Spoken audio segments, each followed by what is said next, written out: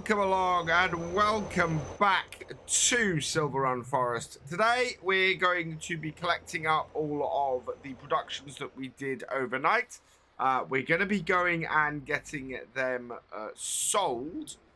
We need to get a fair amount of money back in. So yeah, we've got quite a bit of metal actually.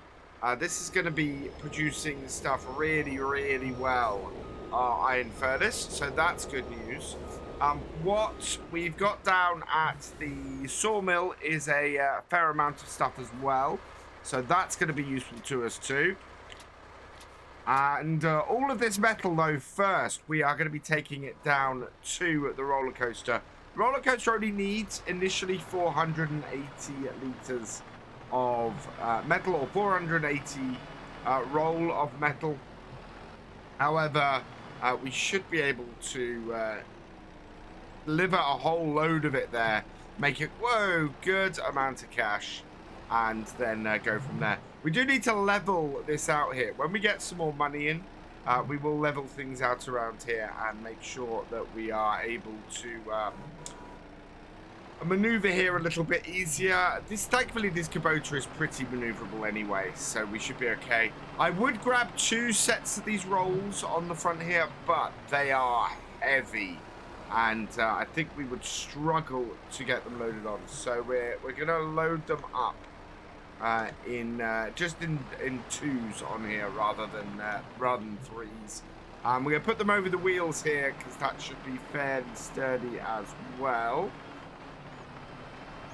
Shouldn't take me too long to get them loaded up, as I said, but we do have this little disadvantage of being on this ridge, and we are going to just roll back off it all the time. Definitely need to increase where this is. Now, part of the problem with that is the fact that we do have trees and things down the side there, and that, I think, is why we were having trouble last time getting this to expand out.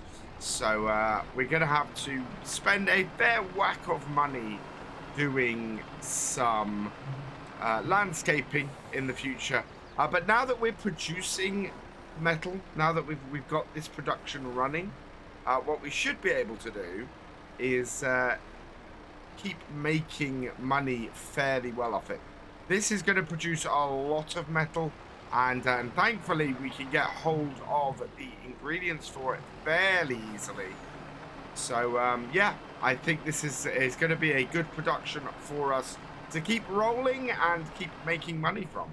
Last pallet to get on here. Hopefully, it's going to fit on here fairly easily. Yeah, I did have to pick up 2 pallets at once because I had to remaneuver everything to kind of get it in the right place. Can we? Oh, I have no idea where that is actually. Yeah, there we go. That's actually nicely in the middle. Let's put that down there. I think though we could get it a little bit closer. Oh, that's right on the tip. Don't want to put that there. Let's. There we go. Nicely onto there, nice and safe, and all at the front. Perfect. Strap that all down. And now we can take this all to be sold down at our roller coaster, get ourselves some more money in, and that will then allow us to start producing some more of this, which is perfect. Before we head down to our sawmill and go and get that all sold as well, we might load up the train again. We're not got a huge amount of stuff. So I might just save it until we got some more wood and instead see where we can sell that stuff elsewhere. So like many of the ingredients for the roller coaster, we're delivering more at the moment than we actually need for this stage. This should give us a good jump start on the second stage. So before I pull up, let's just pop out here and look at what we've got. So we have in storage here at the roller coaster 4,967 litres of planks, 2,983 litres of staircase railings, 1,503 litres of long planks, and 1,000 litres of prefab walls, all of which currently are not needed. However, We still need 480 litres of metal, of which just one of these pallets would do that.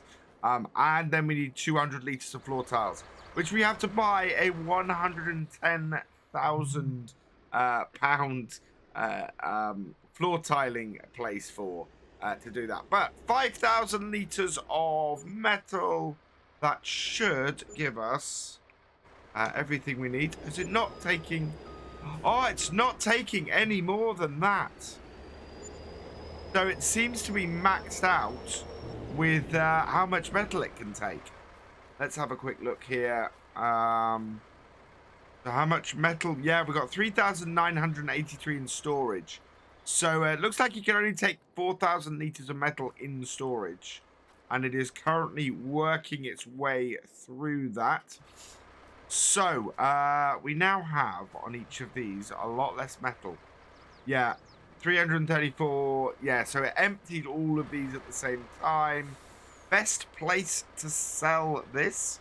Let's have a look. So, best price for metal at the moment is 3,514 at Elm Creek per 1,000 litres, and we've got just over 1,000 litres here. I think it's actually worth hiring the train if we're going to be putting these on it. Then 1,000 litres is going to be 3,000. It costs 1,000 an hour to hire the train, but it's £500 more per 1,000 litres. If we sell these... Whoa. Well, that's a small accident. If we sell these on the train. So, I think what we'll do is we'll head up there. We will call the train and we'll start looking to load up some of what we've got up at the... some of what we've got up at our sawmill. And bring some more money in, because we only have... just under £9,000, and well, that would actually get us through the day. So I want to get a little bit more money in. I think our biggest struggle right now is keeping enough money in our account to keep the productions running, especially the metal production. If we can do that, then we're going to make quite a bit of money on a regular basis. The metal especially, we did 5 full pallets of metal just overnight, and selling those to the to our Elm Creek on the train, that would net us about what, 3,500 per roll is going to be 714. 21,000 a day that we can make from the metal. On top of that, we've got whatever we can make from the wood here as well. So yeah, the metal is going to be a really, really good income for us.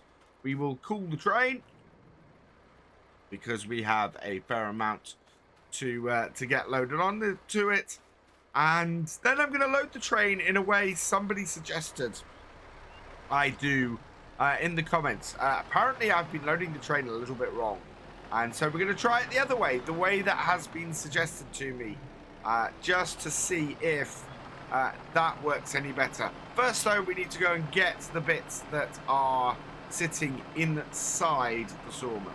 These two bits that sit here in the sawmill and get produced here, I've only ever seen long planks produced on this side, and wooden bars produced on the other. So I'm guessing that we never get any of the other items produced out of these two. So if you turn these two productions off, I'm willing to bet that neither of them, neither of these two spots here, either produce the prefabs or produce the short planks. I'm guessing it's always these two. Which is really interesting. Means that I don't have to go and do this journey if I'm not producing these two items, which is quite good to know. In fact, very useful to know, because it means I can more easily control what we have. Don't know how far away our train is, but it shouldn't be too long before it arrives. I think what I'm going to do is, right, we want these first. Line this up here. I don't need a lot of short planks left in order to produce our floor tiles. So, as we've done before, we're going to do all but two of the floor tiles. In fact, our train has arrived. So, yeah, let's start getting this loaded up. And to do that, the thing somebody suggested was I was doing it backwards.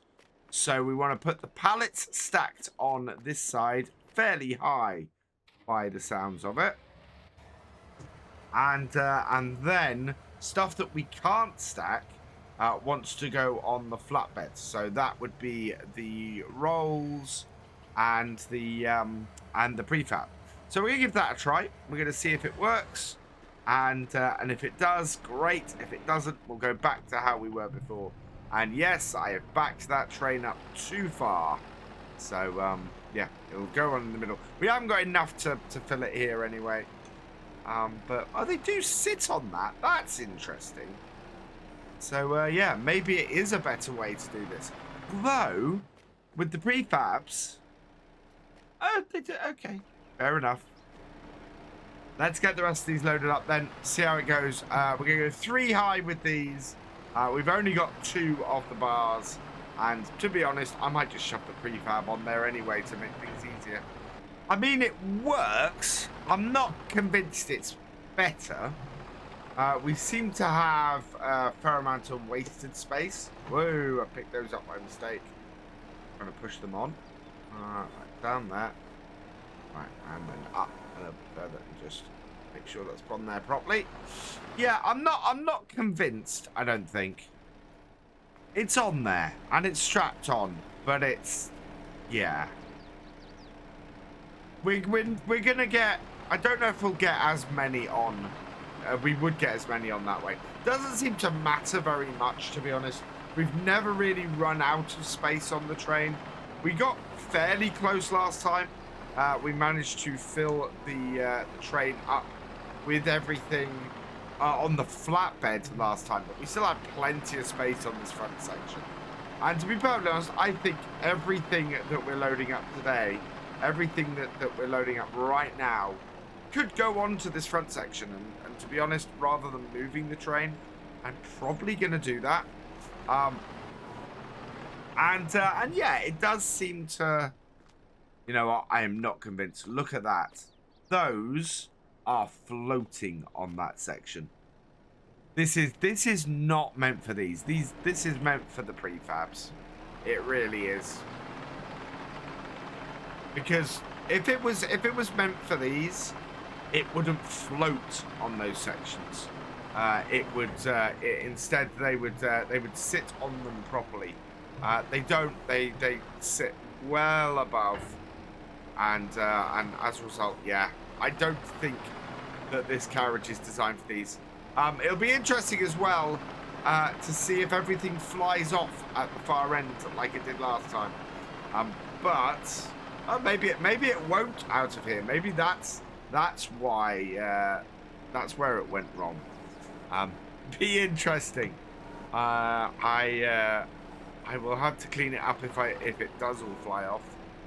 Oh, same thing again, slightly higher, and just very carefully nudge that on. Don't want to damage the wood. I mean, it looks good. I like it. It works. Don't think there's a right or a wrong way to load this train, to be honest. Yeah, definitely not designed for small pallets. Look at that. That is much more larger stuff like that. Because that just does not sit on there properly. Right. So, knowing that the smaller pallets don't really fit on here properly, I'm going to pull the train forwards. And we'll load these and the metal onto the flatbed.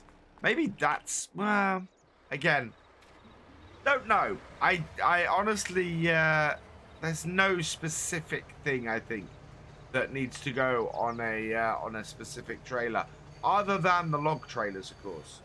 The log trailers themselves really are there for logs, whereas the flatbeds and our specialty container here. Okay, so this is an interesting thing. So this here doesn't have a name on it. This does. This is called a planks wagon. So yeah, maybe it is designed to take those. Let me know in the comments, because now I'm just really confused. All the planks I want to load up are loaded up, so now we're going to try and take these rolls. Actually, these rolls are a lot lighter now. They've not got 1,000 on each. It's 1,000 basically between all 5 of them. So these will be a lot lighter coming off of here. We should be able to take, 2 at a time. Should be able to. Can't. Don't understand why that's suddenly an issue. Let's take this one and take the end one there. Yeah, these were not an issue when I was loading them up.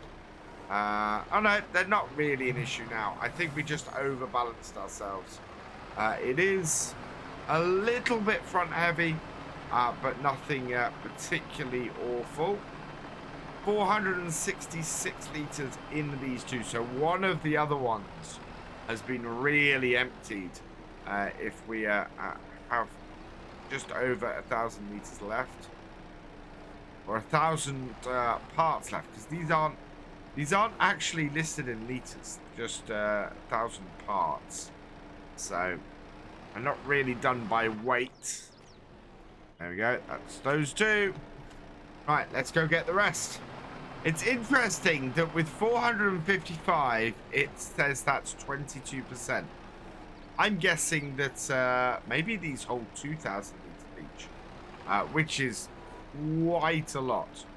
Although we didn't get anywhere near that much when we sold them to the... That is not well strapped. Sold them to the roller coaster. So, yeah, not quite sure what's going on there, why it's only saying 22%. What we'll find out actually is when we unload this last one, this will give us an idea of exactly how much should be on this pallet. And 94 is just 9%. So yes, that is 1,000 litres that should be available on this. And actually, why it's saying 400 is because I had 2 of them. So 2 of them would be 2,000 litres, and that's why it's reporting that is only being 20%, because 20% of 2,000 litres for 2 pallets is indeed about 400. Right, there we go. Get that there, that here. Right, let's go and get this sold. And I think rather than going full pelt, we will slowly approach the sell point this time and see if it makes stuff fly off still. So 3,000 litres of long planks, 2,000 litres of wooden beams, 1,000 litres of prefab, 1,016 litres of metal, and 4,000 litres of short planks, or just planks. And yeah, we'll see how much this goes for. We are coming up to the sell point, so we're going to just reduce the speed as it comes, and it should just drop me out here. Okay, and it all managed to sell successfully. 1,928 in leasing costs. However, that wasn't for the train. The train cost us a lot less than that. We have gone over the second hour with the Kubota, so that is what that is. I think we spent a lot less on the train. Will it actually tell? Yeah, it doesn't break it down, unfortunately. we've sold, wow, we sold 41,000 worth of items. In fact, yeah, we're up to 36,000 on our balance now, which is fantastic. But you can see our vehicle leasing costs are sitting at around 4,500 a month if we don't go over the hour on anything. We have gone over the hour this month, so we're going to be closer to sort of 6,000, which is okay. What is in the shop today? The Prinorth is in there, but that is the one that goes. Yeah, that's the one that goes on a tractor. So we don't have anything to attach that to, so not gonna worry about that. And yes, I'm kind of glad we went and sold all that stuff, because we do have quite an expense today with this Kubota. Eventually, we will be able to buy it. Right now, though, well, how much? So somebody put a comment. Why don't you use, or do you know that there's a mod called the lease to buy mod? And my response was yes, we're already using it. So yeah, leased in here. To purchase that would currently cost us 65,681. So it's out of our out of the amount that we can afford. What we do have now is enough money for our productions to keep running. I think what we're going to end up doing is let the metal run for a little while, and then we will get a big batch of that and get that sold. That will then give us enough to go and buy the next thing we want, which of course is the flooring factory, and get stage one of the stage one of our roller coaster done. And if we can get stage one done by the end of the year, so we've got like 1 more month, I think, before that is due to happen, that would be great. Stage one done in the first year, that would be absolutely fantastic.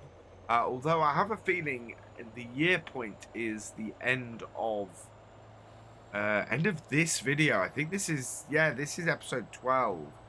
So yeah, we're not quite gonna hit that, but we should have the flooring by probably the end of next month or the month after, which would be great, because then we can get some floor tiles done and complete that first stage on the roller coaster. And it looks like we've got enough stuff stored to get well into the second stage. Although, again, we're going to buy more productions to complete that second stage as well.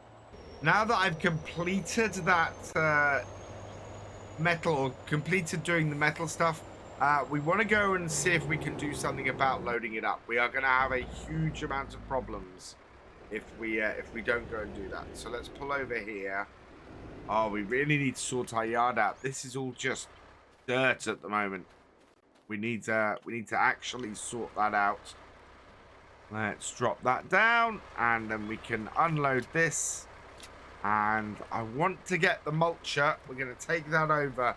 See if we can clear some bushes and things over there, and smooth things out so it's easier for us to work.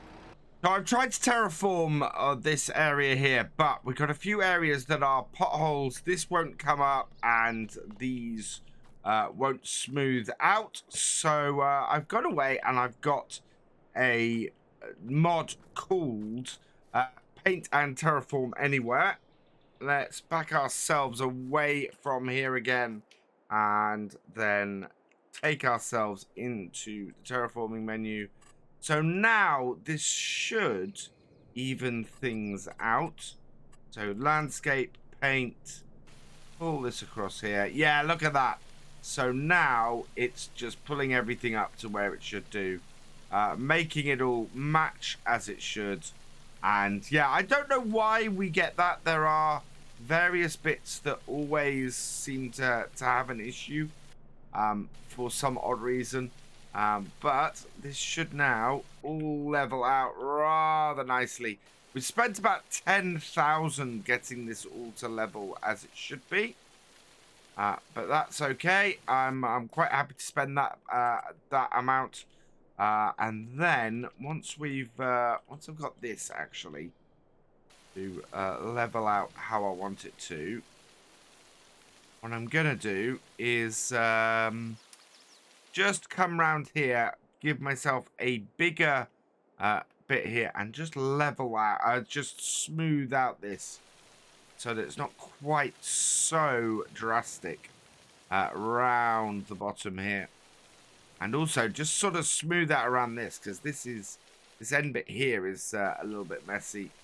And we can then just smooth all of this and get rid of this weird sort of shape that we had around the front of this to start with. Then I want to paint, and we want to match that. We want to make it circular, and we just want to bring this, like the rest, to the edge. And it's interesting that it's leaving some of that that there, but or some of the plants there. Maybe if we go a bit smaller, yeah, we just clear them up a bit as well. Perfect. So yeah, I'm happy with that. That is looking much nicer. And then just across the front there. And across the front here as well. I don't want the shingle all the way up to there. Just want it to there. And then I'm just going to put a bit of shingle across the front here. Because we found out that it's easy to get the truck to turn around at this point here. So we'll just bring that across there like so.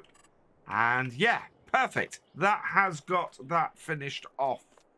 And everything now is nice and flat-ish. We've still got some bumps there, so I'm going to level those out as well. And that'll just prevent things from being too nasty. So back into here. Turn it around. And landscape. Level it. We'll take it from here. And just come here. And yeah. That then just clears that up very nicely. Perfect. So now we have a nice big concrete slab to come around here, load up anything that we have on here, and that will work nicely. Perfect. I'm saying perfect an awful lot at this stage. Let's activate the metal again, because we've still got 39,000 here, and we're looking at loading up and having a good amount coming out of here. We've got no wood left in there and no wood left in there. So I think next time we're going to be selling off an awful lot of metal from in here. I think we might go and cut a bit more wood from our area. But we are in a good place overall with this. We are back up here at our iron furnace because I want to show you guys this.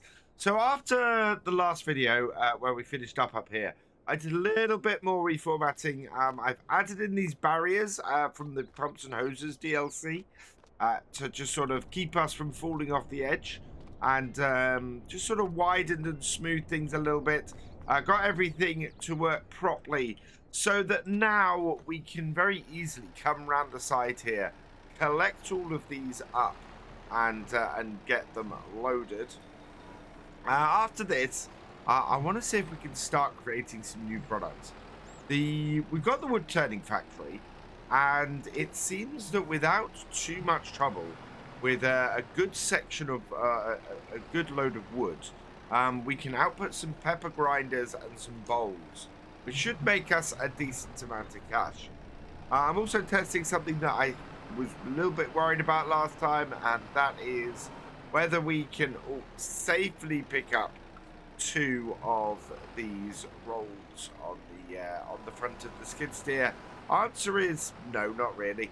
That was a little bit harrowing then, but we do have quite a few of them to get ready to sell now, which is great news.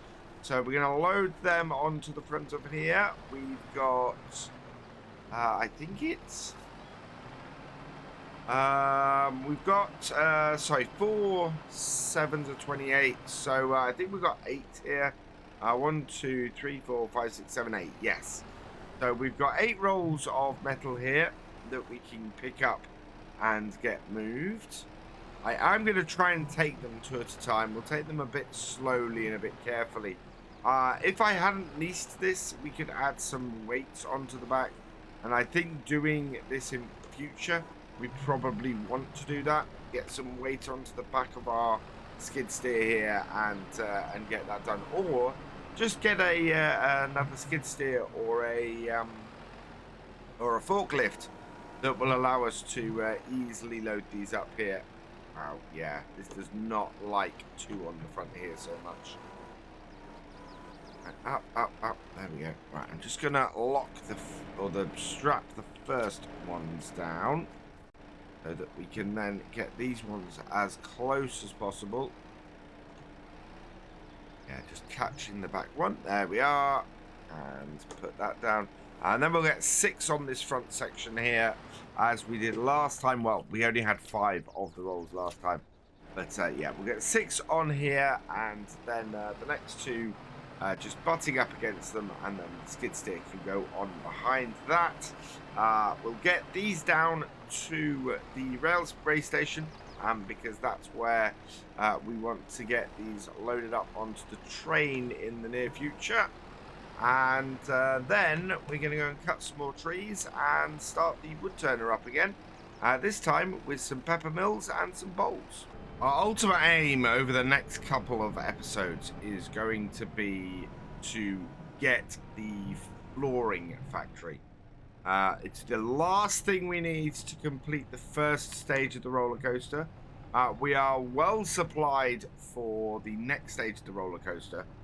It's then furniture is what we need at that point, because it requires tables and chairs, and that should be not too difficult. But if we can plan ahead, make sure that we got enough money not just for the flooring, but to get the furniture factory up and running as well, that would be good. Let's pull this forwards a little bit. I think we're going to leave these on the flatbed, actually, until we go and load up for the floor tiles and oh, actually no, for the pepper mills and the bowls. Might as well leave all this on here, and then we can just bring it all together at a later stage. There we are, down with that. And off. Perfect. Just want to strap down our skid steer. Fold up the back. Right. And now that this is all loaded up and ready, we can pop back to our logging camp and get started on some more trees. I'm going to park this just down near our camp here. I do really want to start on getting this place set up properly. What we will probably do is set ourselves up so that we have, I'm going to need that off there. No, I'm not. So that we have a good area to work with, really. A nice sort of rough forest, probably a rough forest ground set up, and some sheds to put our stuff in. We need a house. There's a lot of stuff I need to sort on here. Right, that should do it for this. Get this up here. So we're going to do 6-meter logs today. I've got a lot to talk about what we've been doing before, and the dragging logs and things. And actually, there's something else we need to cover today as well. This is a nice straight bit of road to park this on. The dead trees. Apparently, people have been telling me a lot that the dead trees, so these ones over here, do little other than create wood chips. They don't go into any processing or anything like that, which is really interesting. because I've been grabbing them when I can because they're easy ones to sort.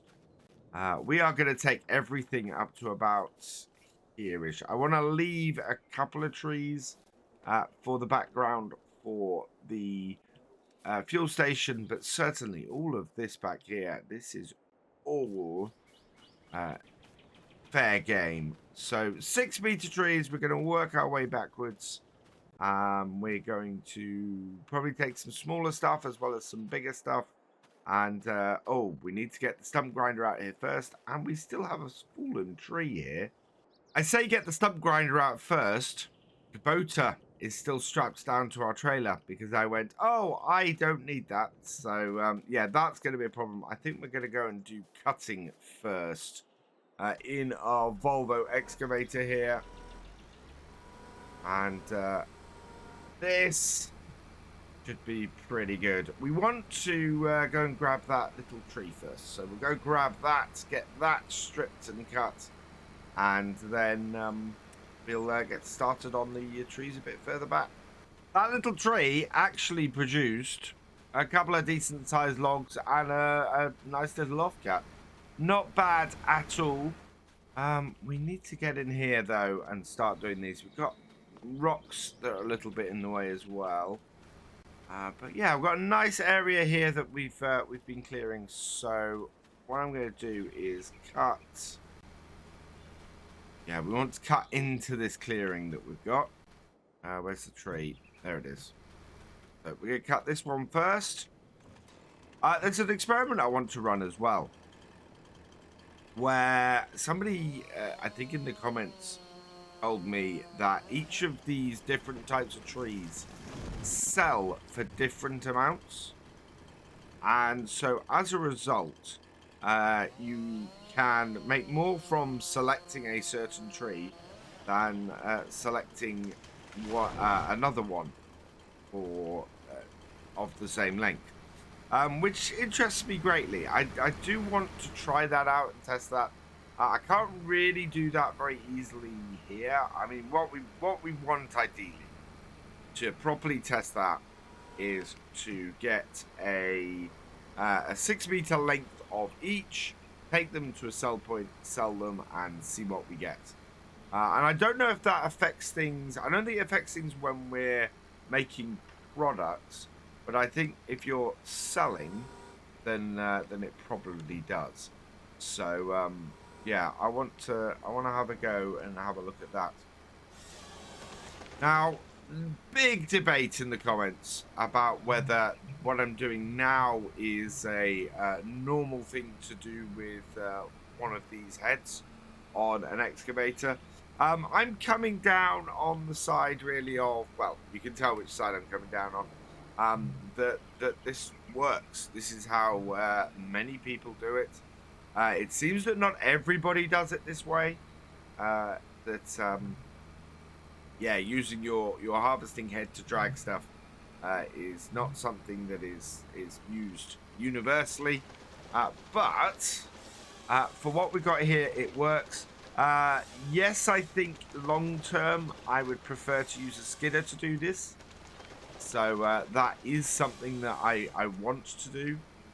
But at the moment, while we've got limited funds and we're trying to build our way up, I think what we're going to do is just keep on using our excavator and our heads to pull these out of here, and then in future we'll look to do something that's a little bit more, puts a little bit less strain, on our excavator here and the harvester head on it, so that we can do it both ways.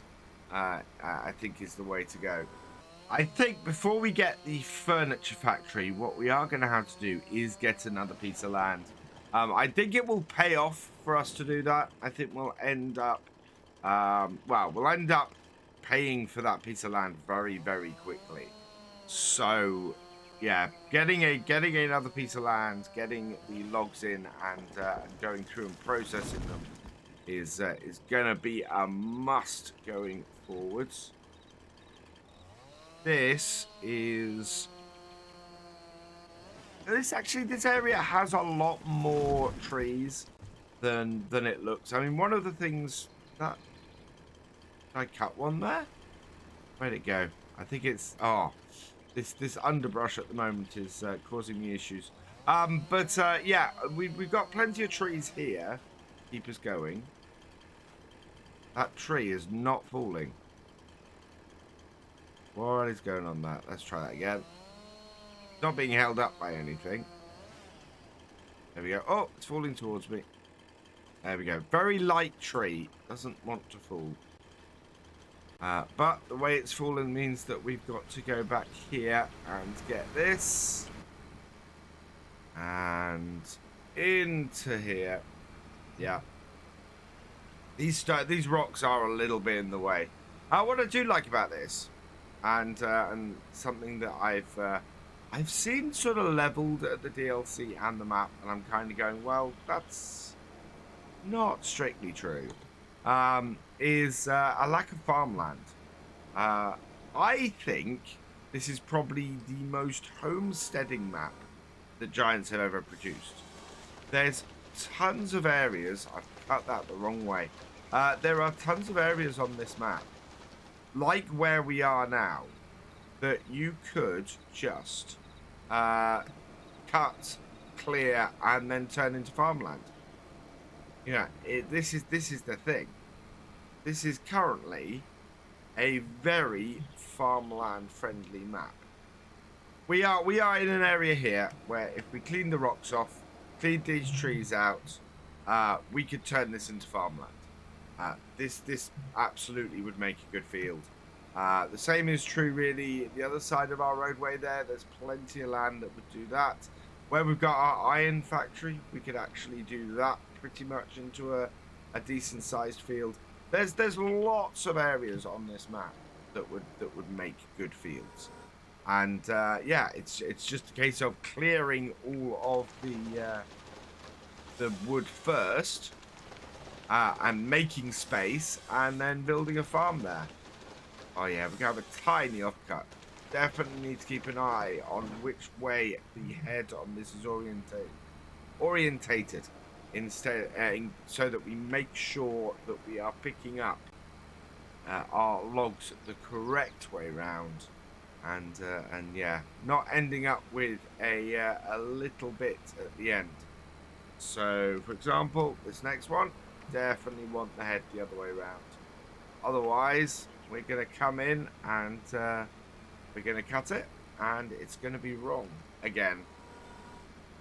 Out, up, down, in, down, and cut. And look, yep, that's gone to the end. Perfect. Now I just need to get it back out of here. I think that once we've got these trees cleared out of here today, what we're going to have to do is clear up the rest. So clear up the various stumps we've got in here, clear up the various bushes and things that are preventing us from seeing stuff. Just generally making sure that this is a better area for us to work in, and be able to get everything to work properly. That is not how to treat the head, scraping it across the ground like that. But we should then have a decent position as far as all of our stuff goes. We do have a fair amount of deadwood in this batch, so we'll see how that goes. But deadwood logs I don't think are worth a huge amount. I don't know if they'll easily turn into the bowls and pepper grinders, which is what we're trying to do here. But you never know, they might do. I think I'm not going to worry too much about these smaller trees here. I think we'll get rid of those with the mulcher. They're not overly useful, and we're having to come in and drag them out quite a long way to clear them, whereas the long ones are a much more efficient use of our time. In here for this one, and a little bit more. There we go. Back us out again. think it would help if I was cutting them in the other direction, so that I could just pull them straight back out rather than having to twist and turn around as I'm backing them out. But they're sliding easily enough, and we are able to get out of here.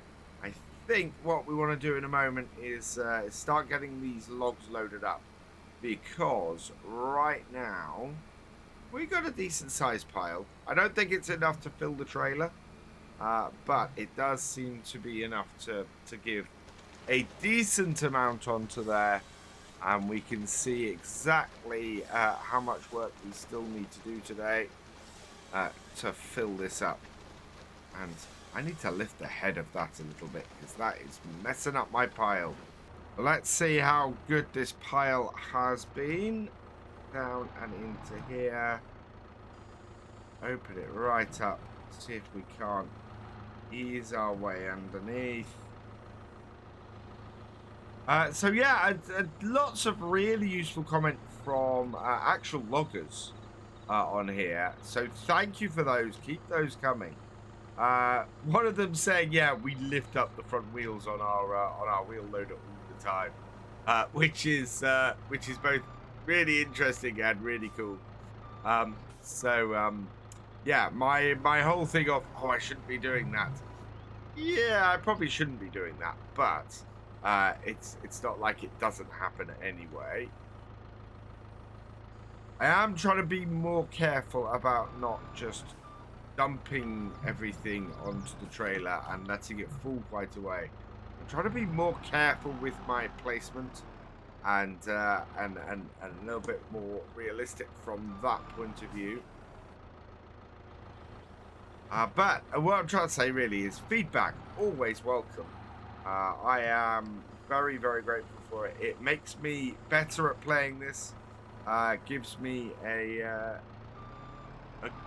it gives me good information to go on and learn from, and hopefully makes for a more interesting series. So yeah, keep it coming. I love having that kind of feedback, and I try to reply to as many people as I can who are leaving comments. So yeah, please do keep those coming. And wow, that is a horribly stacked trailer. I wonder if there's some way I can just sort of sort that out. After a lot of jiggling and moving about, I think I've got that settled down pretty well. Good.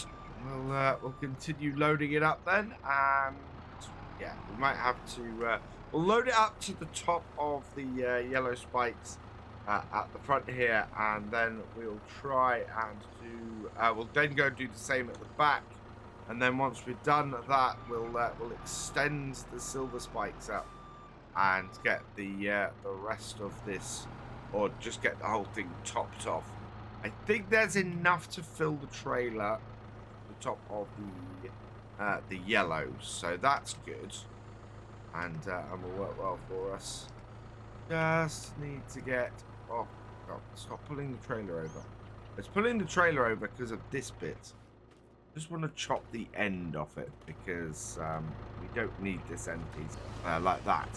So that now should just drop straight off, and I've knocked a load of stuff off the back. That is, yeah, that is why you don't cut those bits like that. You want them to be long enough to actually sit on the trailer properly. I think we're just about full on that front section of the trailer, which is pretty good. Very happy with that. So we want now to get the rest of this onto the back section.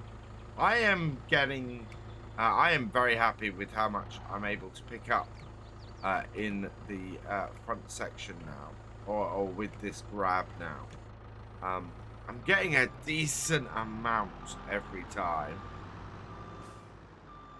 Although this is a little bit shiftier, but then this is where we did a bit of a weird thing with the way I cut it. And I get it on here without it causing all sorts of problems. Oh, no, not that way, I can't. Right, yeah, into here like so. That one's going to fall off the back. Rest are going to shift onto there like that. I think that's going to need repositioning, but that's okay. Yeah, we've got some in the front section that are a little too far back. There's always the trouble with picking these up and not having them all exactly where you want them. It tends to end up a little bit further back, and then it makes it a little bit harder when you're doing the rest. I did grab a mod that would work. If I had one of the other bits, it would work really well. If I had a one of the little grabs, it would work perfectly, but I don't. So I can't use it on here. But it's just sort of a little metal plate you can use to knock stuff in and reposition things, which is very, very useful when you're loading up lots of stuff like this. The last 2 logs from this batch to go on to the back, and yeah, then I think we want to go and grab maybe 3 more trees, get them out here and get them cut. There we go. And that will probably finish this off. It is not sitting the prettiest, so I'm going to spend a little bit of time rearranging this and trying to get it to sit properly.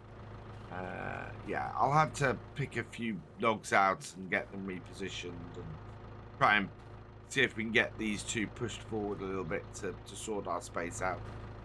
But yeah, then we'll go and cut 3 more trees and get them loaded on here. If I can get 3 pretty big trees for our last cuts today, that will speed things up a bit. So, oh, we've still got a tree here actually, laying on the ground. That needs taking. This one here I want to take as well. So we'll cut that. So actually we'll cut this. We'll cut the other really tall one. So this one here, I think. And take that one. And then I'm going to take the one in between them as well, because we've got this one laying on the ground too. So that will then work out pretty well for us with 4 more trees. That should finish off what we need today.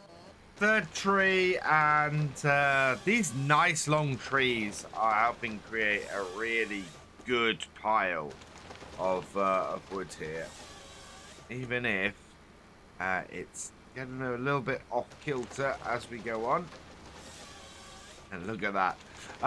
But it is working out really well for us. There is going to be plenty of wood here to finish off the trailer. We've got just 1 more tree to grab to clear out, and then yeah, we can load this up and we can go and make some bowls and some pepper mills.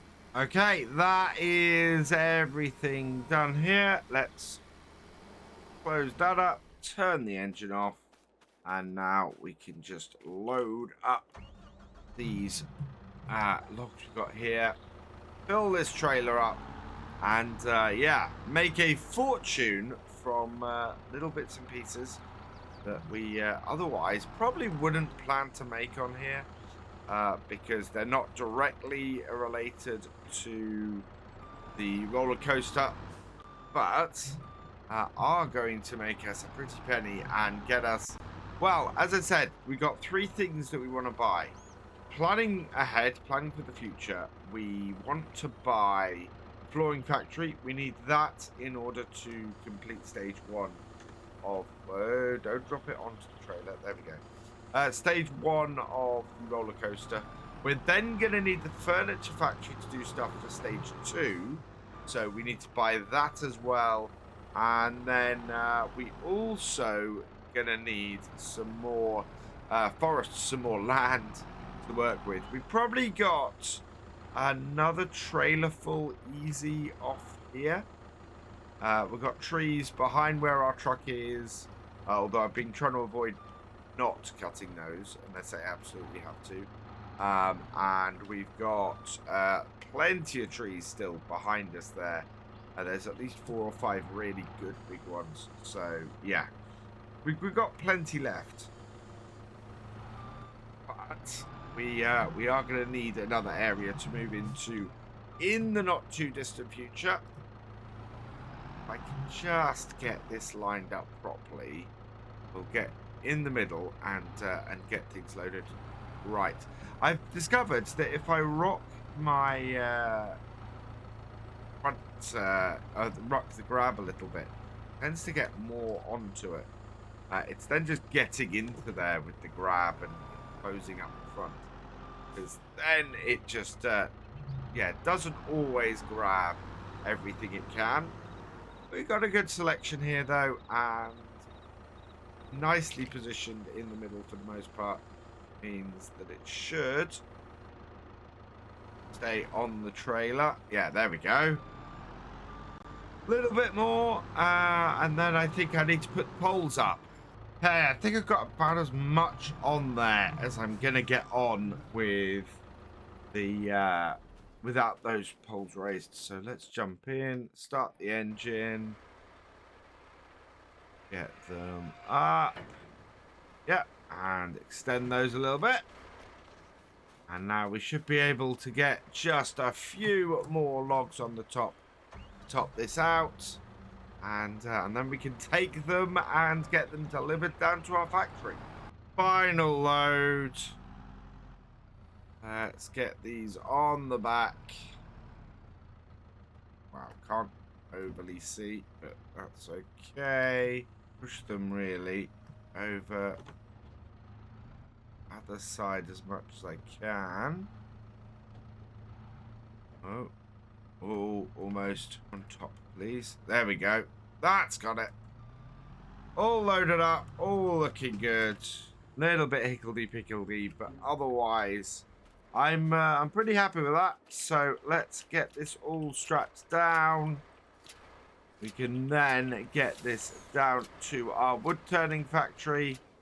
And yeah, get them making a fair whack of products for us to well, to hopefully buy the flooring factory, maybe an extra area, and maybe the furniture factory, or we just buy the flooring factory and a new logging area, and that way we then have enough wood to go and get ourselves the furniture factory.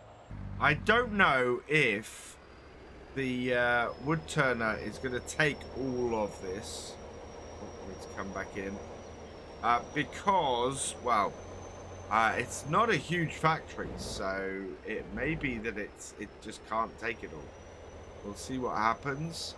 It is up the end of this street here. Just here. Yeah, here's our wood turner.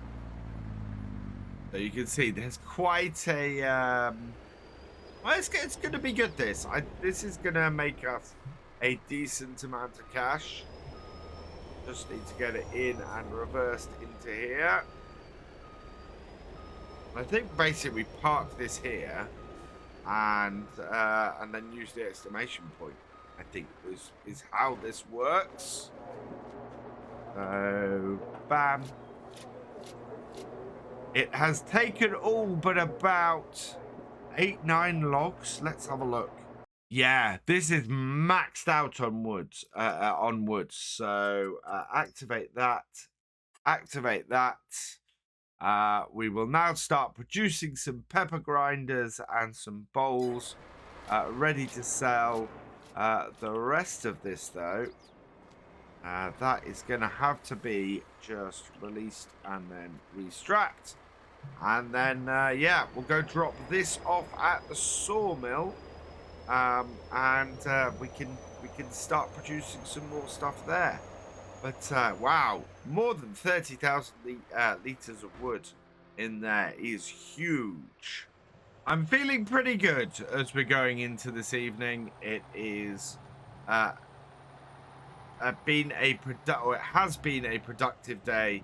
We are gonna put a little bit more wood into our sawmill, which is always good. Means we can produce a few more of our own products as well here, which often makes us a decent amount of cash. I think we're probably just going to produce some planks. I'm not going to do much else than that. Yeah, already this is loading stuff up.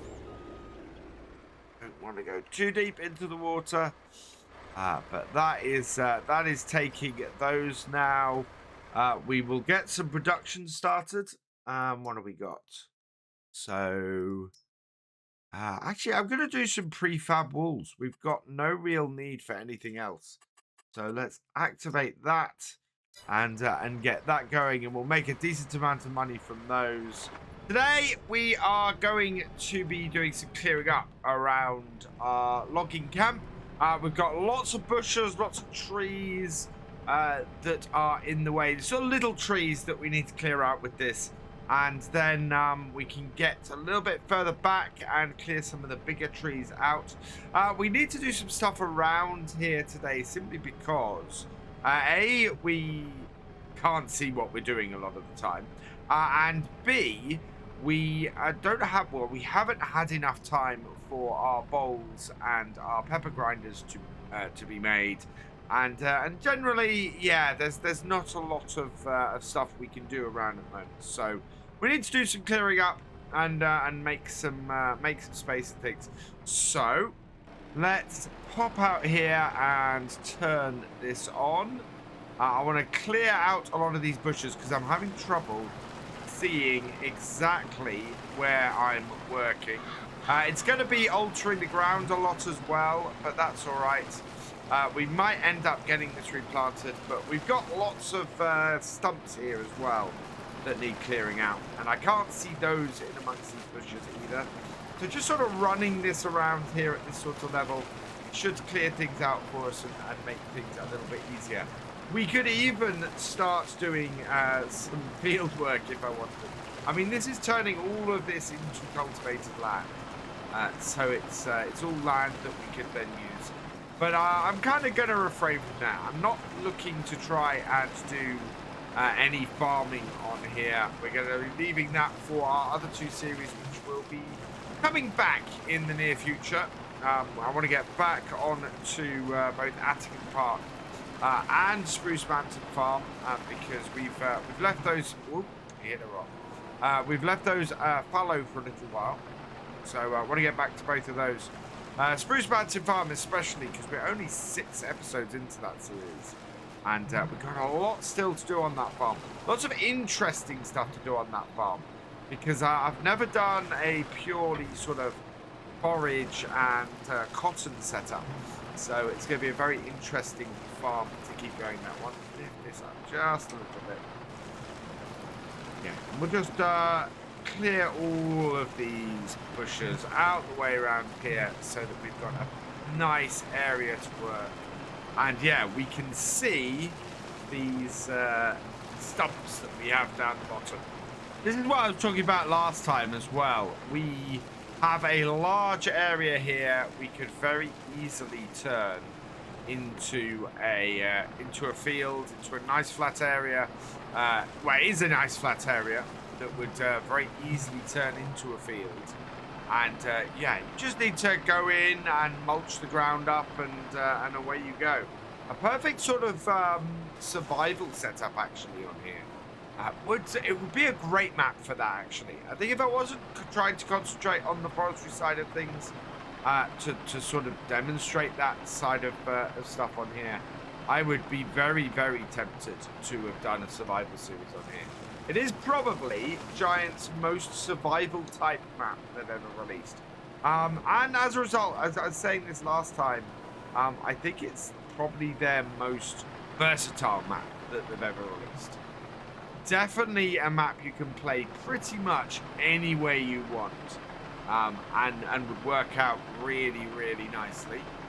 Right, having cleared out most of the bushes and everything from there, so we can see where we're working, I'm just going to go and switch to the rock breaker, and we'll get rid of those 2 rocks as well. And then I can come back and we can get rid of these with this. Perfect. This is gonna make getting actually into this area much easier. We do still have a few little trees and things kicking around here, but I want to kind of just get rid of those in a bit, I think. Let's turn this on. Right, and attack the rocks.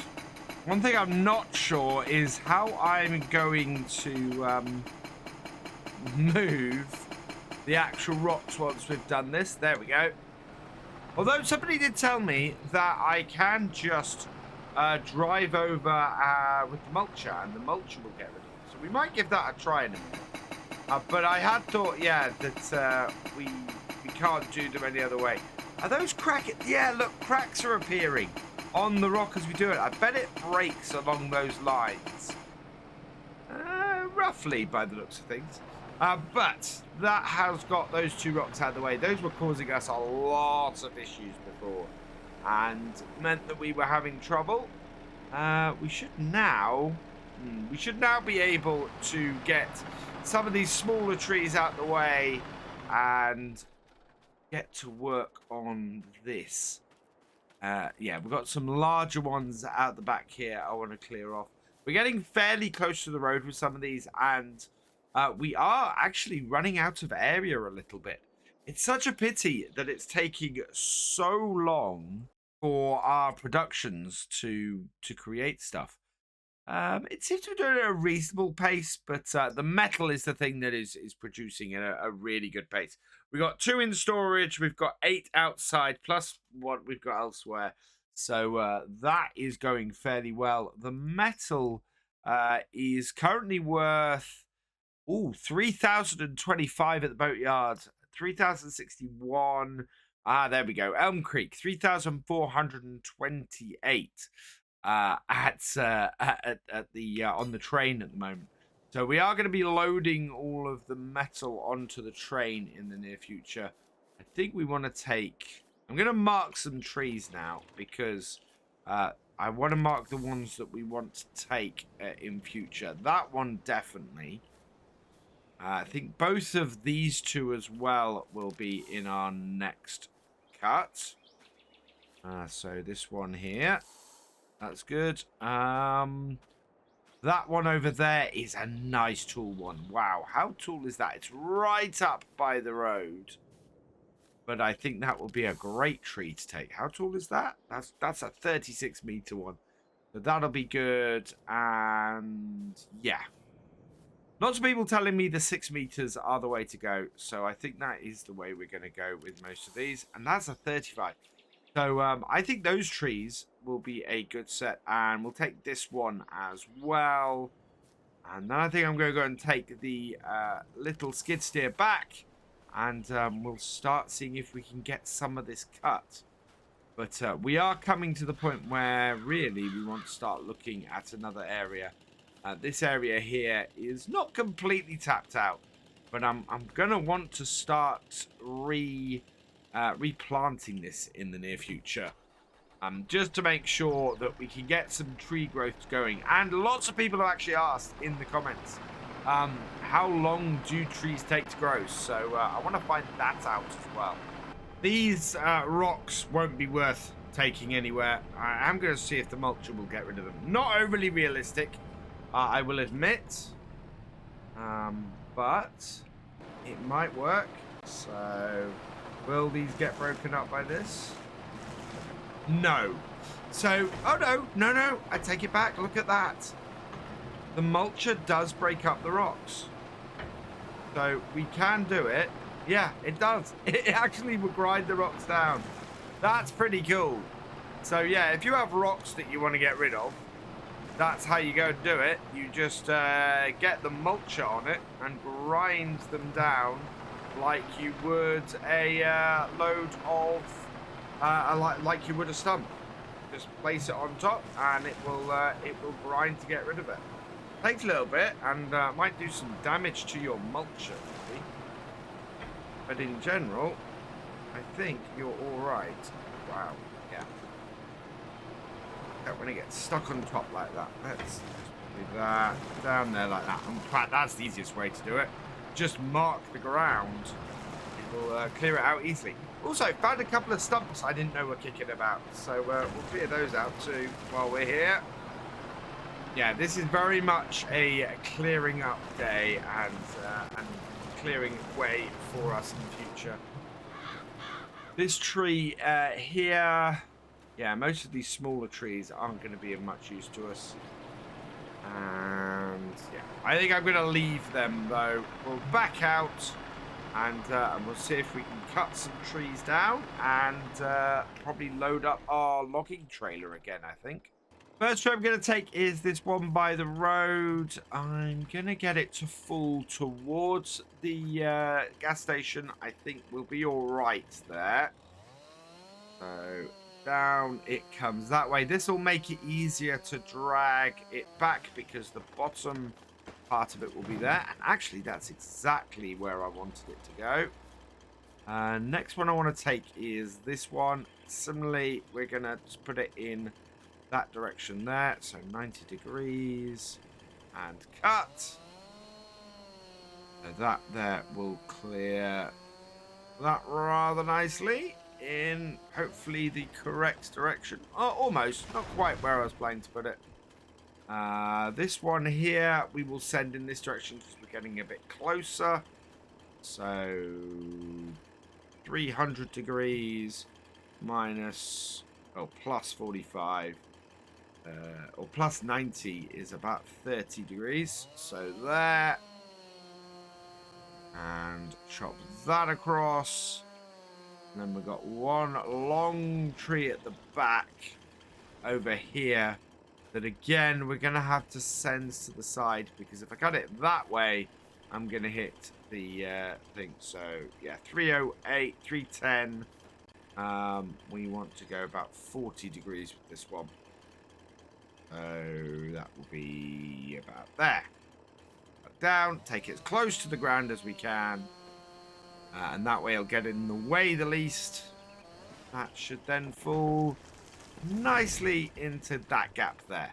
Okay, I'm going to go and get my my processor and we'll get these collected up. I missed a tree. I missed one of my trees I'd marked. Right, that wants to go that way. So 230 plus 90 is 320. There. And we'll send that one. Wow, an extra tree I missed. And this is why I mark the trees. That way, if I'm coming back later, I know exactly where I should be cutting. Turn the head of my processor around the right way.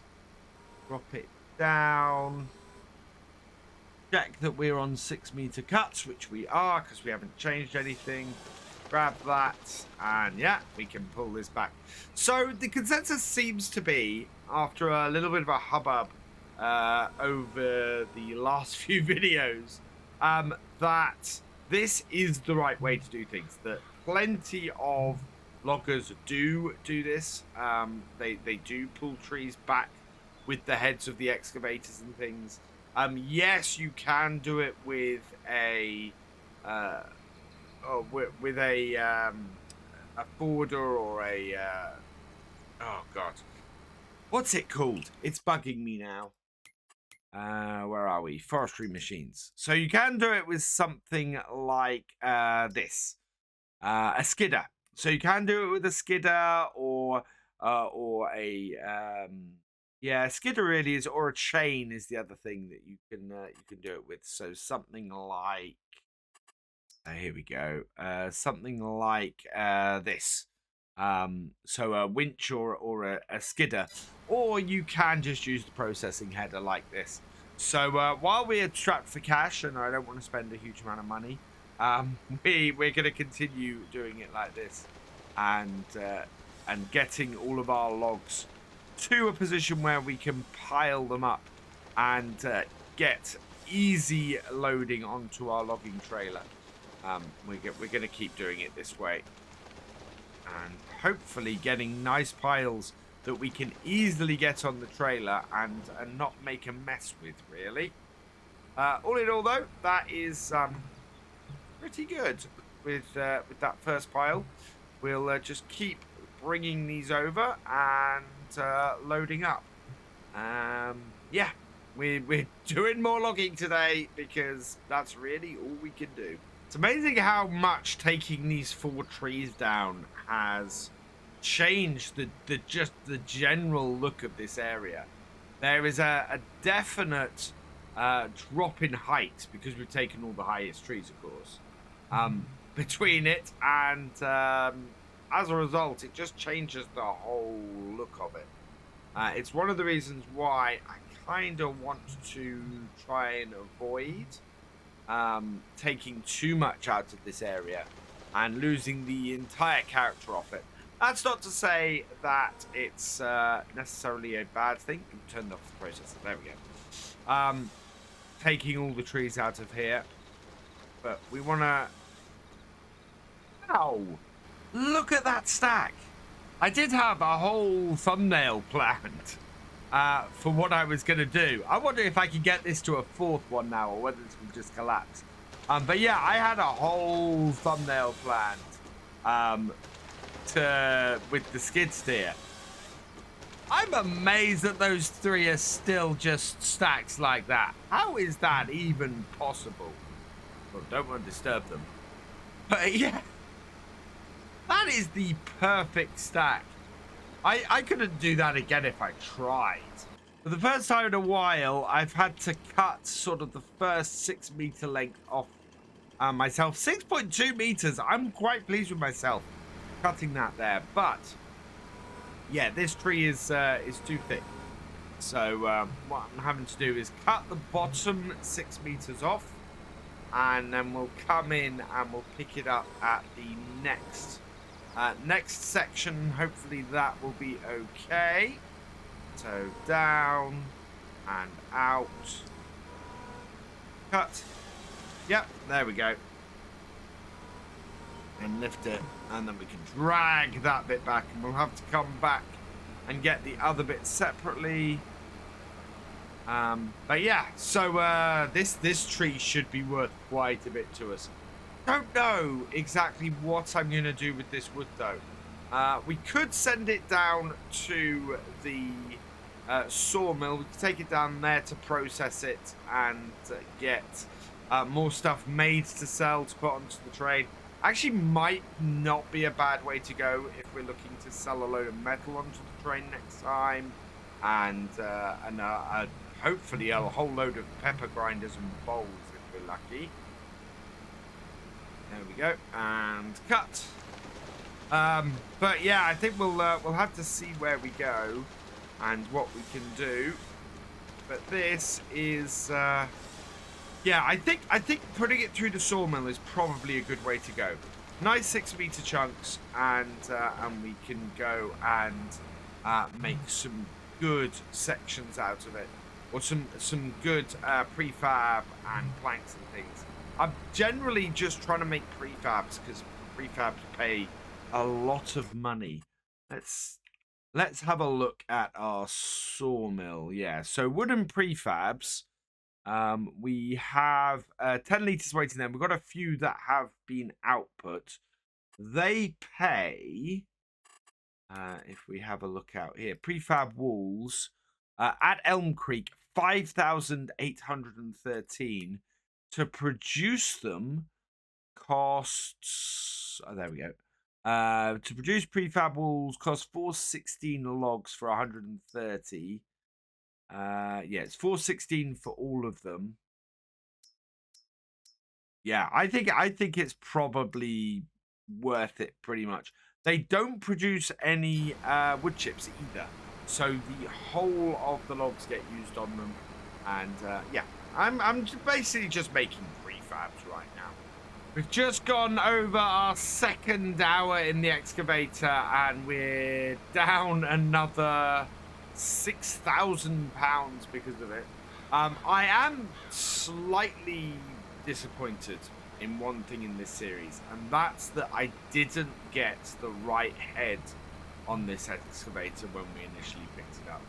I thought I was getting a harvester head and not just a processor head. I think the processor head on this is brilliant. and has been great, and it actually made me play a little bit differently to how I would have otherwise. However, it does mean that we have a much less versatile piece of kit here than I probably would have liked. It would have been good to have been able to put, for example, the planting head on here. And so when I kind of dismissed that changeable head early on, I think that was a big mistake. I think I should have gone for something a little bit more interchangeable with this, and not just this head on it that we now can't change because, of course, it is a leased piece of equipment. I am keeping my eye out. If we ever get an excavator in here, we will probably grab it. At the moment, we're just tending to get farming stuff, so it's not been massively useful. One thing we might have to do eventually here is oh yeah, we need to switch this over. Is get some sheep. Lots of people mentioning that, yeah, sheep are required for doing the boat, and I think we might, as we get further into the roller coaster, use some of our excess stuff to start building a boat in the boatyard, because I'd like to do that on here as well. You know, those are the two big productions on here, so yeah, it would be good to start a shipbuilding business, I think, from our humble beginnings here at our logging yard. Right, let's put the posts down so that we can easily load up. And then we've got our 5 stacks of wood, which are for once pretty evenly done. They should, with any luck, go onto our trailer without too much difficulty. Yeah, they're not massively outside each other, because I didn't try and stack them on top of each other this time, which I quite often try and do, and it ends up causing me problems. And let's bring this in here, and with any luck, there'll be nice little neat stacks that we can pick up all at once at the same time as well. But how well does that go ever? I don't know. Oh, all but 2. That's all right. Neat stacks, I am quite happy to stick with. And even if it means we don't quite get all of them at once, as long as we can get this in the middle here, and yeah, place the heads down like that, open it up and back out, it just lays them really nicely and really securely. Time to knock my little wall down. My perfectly stacked set of logs here. So we'll try and knock them in such a way that we're able to then grab them all. Whoa, backwards. There we are. Bring that down. See if we can get that first one on. Come on, get on. Almost. Right. Forwards, flick it up. Underneath, flick it up. There we go. Right. So with that on there, should be able to get round to that back one. Loosen it up and in.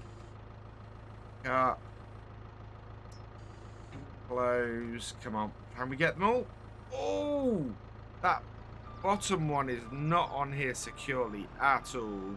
And we are quite a way over to the left. Over to the right, sorry. That won't be too bad. It just means... Oh, we did lose it. And we lost it in a place that's really annoying, because I'm going to have to drive over it and knock more stuff off. Right, nope. We're going to have to restack these. Because at the moment they are a little bit too higgledy-piggledy. And causing me problems. Right, there we are. We're still massively over to the right. And we're still dropping lots of them in. Ah, really? This is when forestry doesn't quite work. Right, let's get ourselves lined up better into the middle of these. And see if we can get a better grab on them. So, yeah, underneath. Pick it up. Come on. Lift our front wheels off. Bring them in. You can do it. Lift up. Right, open it right up. Bring that end one back in. Right, like so. Pile them up a bit. Close it round it. Open it up a bit. Bring that up. Close it round it. Has that got it? That's got most of them. Ah, okay. They're close enough now, I think, that we can get those the ones we have got in our grab in. And then the back two, despite the fact that they're kind of getting in our way and causing us to move about a bit. We want to... Gonna have to lift that up. There we go. That's worked. They're on there. It's still fairly neat. I'll take it. Now I just need to get the last two that we've got here into the grab as well. An interesting grab, this. Sometimes it works really, really well, and sometimes it just creates a total mess. And which one it's going to do today is always a surprise. Well, we have our logs in. And, yeah, we are 2 piles down, 3 to go. A problem we haven't had to worry about so far, but is about to rear its head because I've just heard the first beep, is fuel. We are coming fairly low on fuel in this piece of kit, and we're going to have to refuel up. Thankfully, the fueling station is just there, but I think I'd like something on our area that means I don't have to go and take my huge great wheel loader into the fuel station. That would not be the most realistic things. Let's just knock that out because that's gonna no depth perception in farm sim.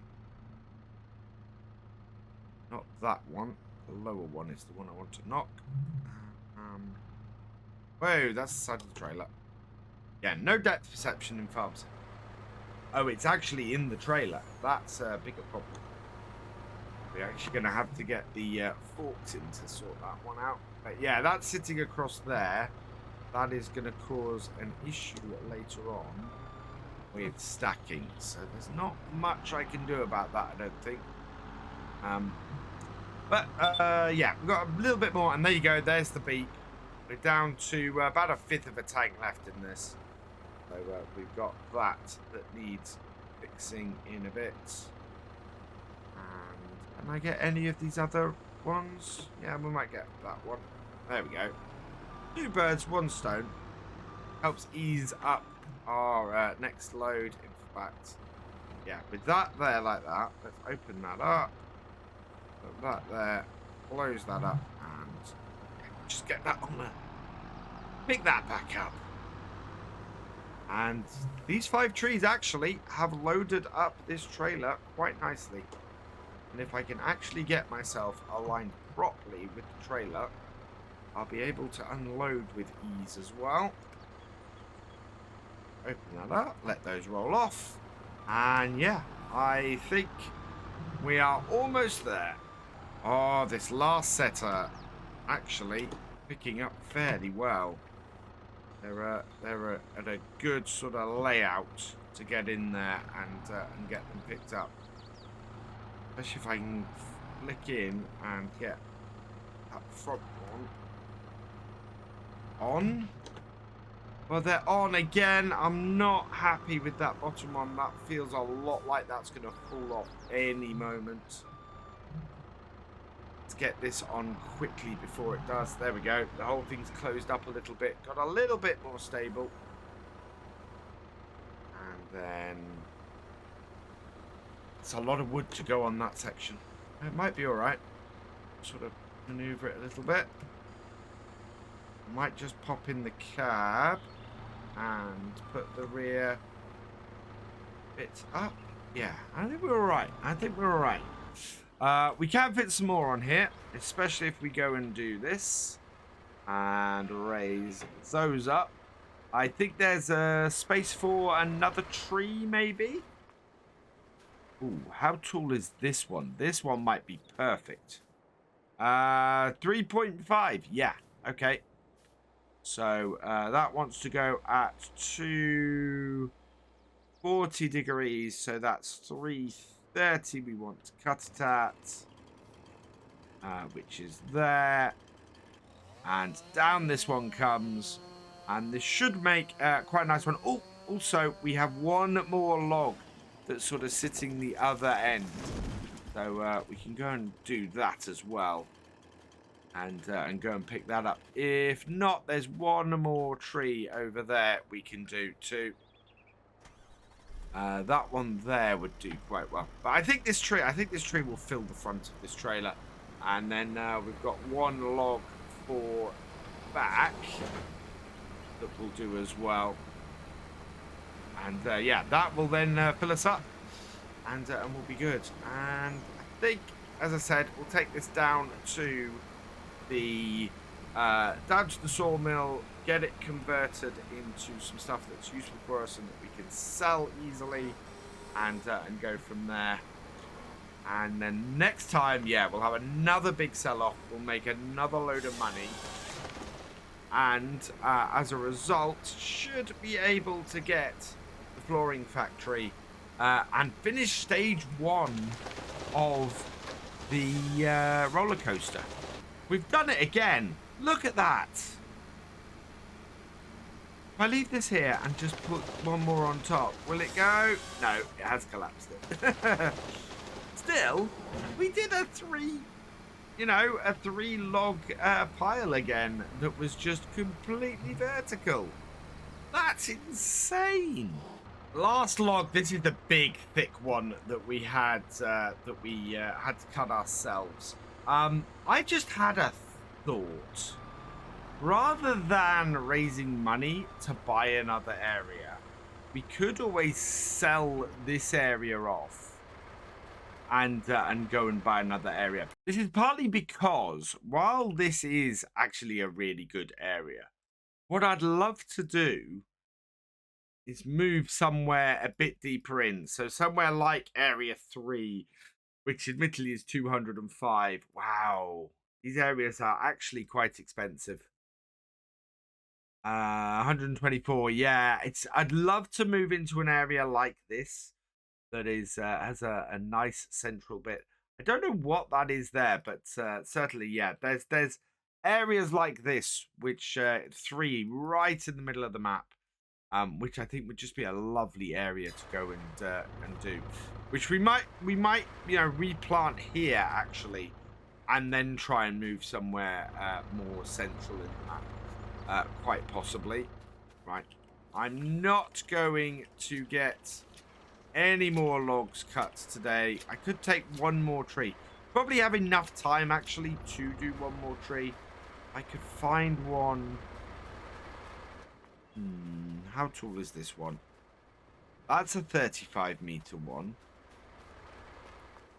That's also a 35-meter one. Just the other side of the river. Oh, that's a 36-meter one. Probably we're getting to the point now where taking these trees out is going to make things a little less interesting to look at, I think. That's a 36. How does that look from here? Yeah. I think we can take that safely.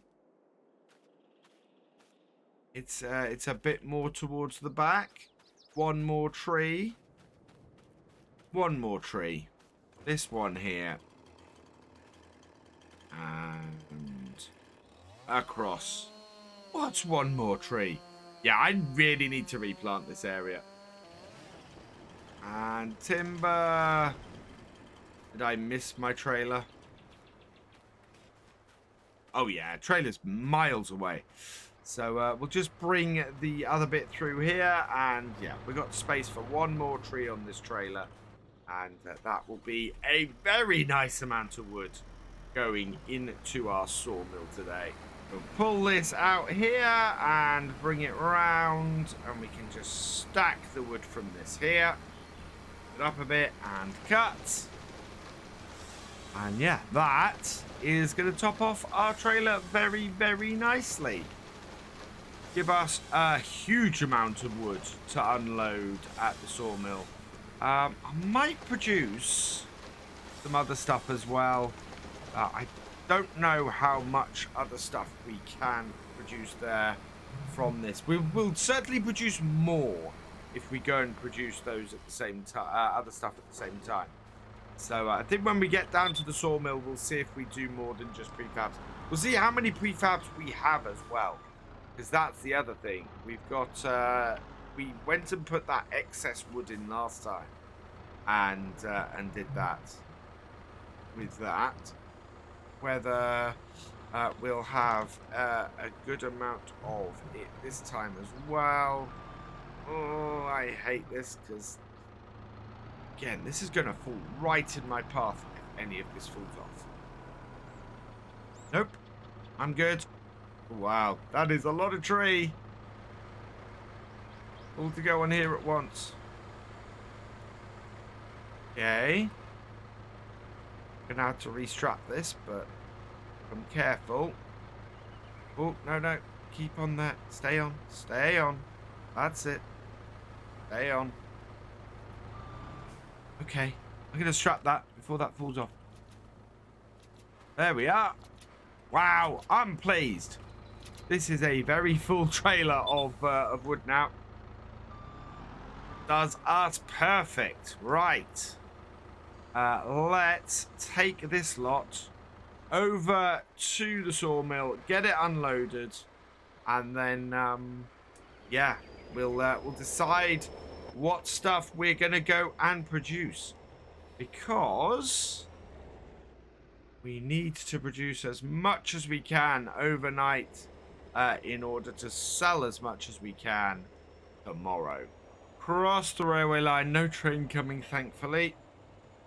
And down here, we actually own all this land around here. I could very much set up myself up a house and set our whole logging operation from here, which is very, very tempting, to be honest. I don't know. Yeah, I could build a house by the lake, and it'd be really nice and really idyllic. So we could do that. And we've also got storage space for our equipment here as well. Reverse this in. Right, before we reverse this in, let's take a look at the sawmill production at the moment. So 416 gives us 560 planks, 376 short planks, long planks, 250 beams, and 130 wooden prefabs. If we just produce everything, it will produce each of those together. And yeah, we've only produced 2 prefabs, so I'm going to turn everything back on. Let's activate all of the, there we go. Oh no, activate the prefabs, and we'll sell all of this next time. This is not getting through this wood very quickly for either of these. 52.8, 33.6. So those are still producing. And then the metal, yeah, so we've got a fair amount of metal. We are going to have a lot of stuff to sell on our train tomorrow, which is great. Let's take all of those straps off. And yeah, we can just start unloading this into the water. So that's good. We are nicely set up for next time. We are actually ending pretty much exactly where we ended last time. But we've got a good amount of wood going in. I'm going to have to sell wood chips at some point as well. So we'll want to get our bucket and our wheel loader down here for that. Today, we are going to be doing a lot of selling off. We have an almost entirely full trailer of metal here. We've got a whole load of stuff that's come through the sawmill. And I'm hoping we've got some stuff also that's come out of the wood turner. We're going to be sending all of it off to Elm Creek via train. But it's quite a wet and horrible start here on Silverrun. Oh, wow. There's so much weight on the back of this trailer. It's ridiculous. I mean, this is a huge amount of steel we've got on the back here. So much so I've had to stack the last bit on the Kubota and get it all, and then strap it down in order to properly get it on here. And we're going to bring this all in here and try and load it up onto the train. I haven't cooled the train yet because obviously it charges by the hour and we want to get all of this onto there and but cost us the least amount. I can feel the whole truck just sort of rolling as I turn corners with this. It's quite a heavy load that we've got on the back here. And yeah, we've got a few bits and pieces that have been produced by our sawmill. I think our sawmill still has a fair amount left. Let's have a look. Yeah, we've got quite a few planks. We've got a few wooden bars. We've got some long planks. And we've only got 3 of the prefab walls. So I'm kind of glad that we did turn everything on here. We've also got these over here that need loading up. So another set of long planks and another set of bars. So all good. Oh no, the train has just passed. No, we're going to have to wait a while for it. Right. I'll cool it and then we'll have to wait for it to come back. The fact that it just passed us when I called it means that it's actually reversing back for us, which is quite good. So we don't have to worry too much about that. Yeah, there we go.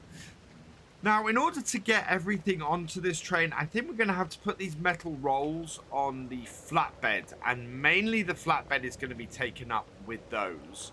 We can then stack pretty much everything else on here. We can only really go one high with these. It's a bit of a pain otherwise. And, oh wow, the rain's stopped. It's going to be quite a nice sunny day by the looks of things, which is good because it's overcast and wet is never good fun. Right, let's pull this forward so we can get all of the metal onto here.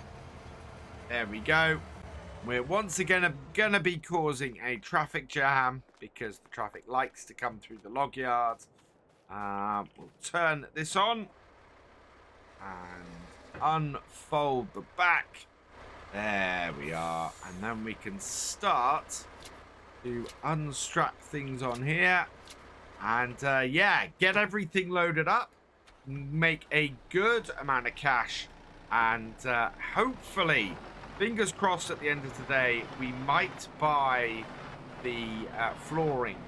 But I'm actually tempted to hold off on that a little bit longer and get ourselves a new area of woodland. So we'll see how much we've got today.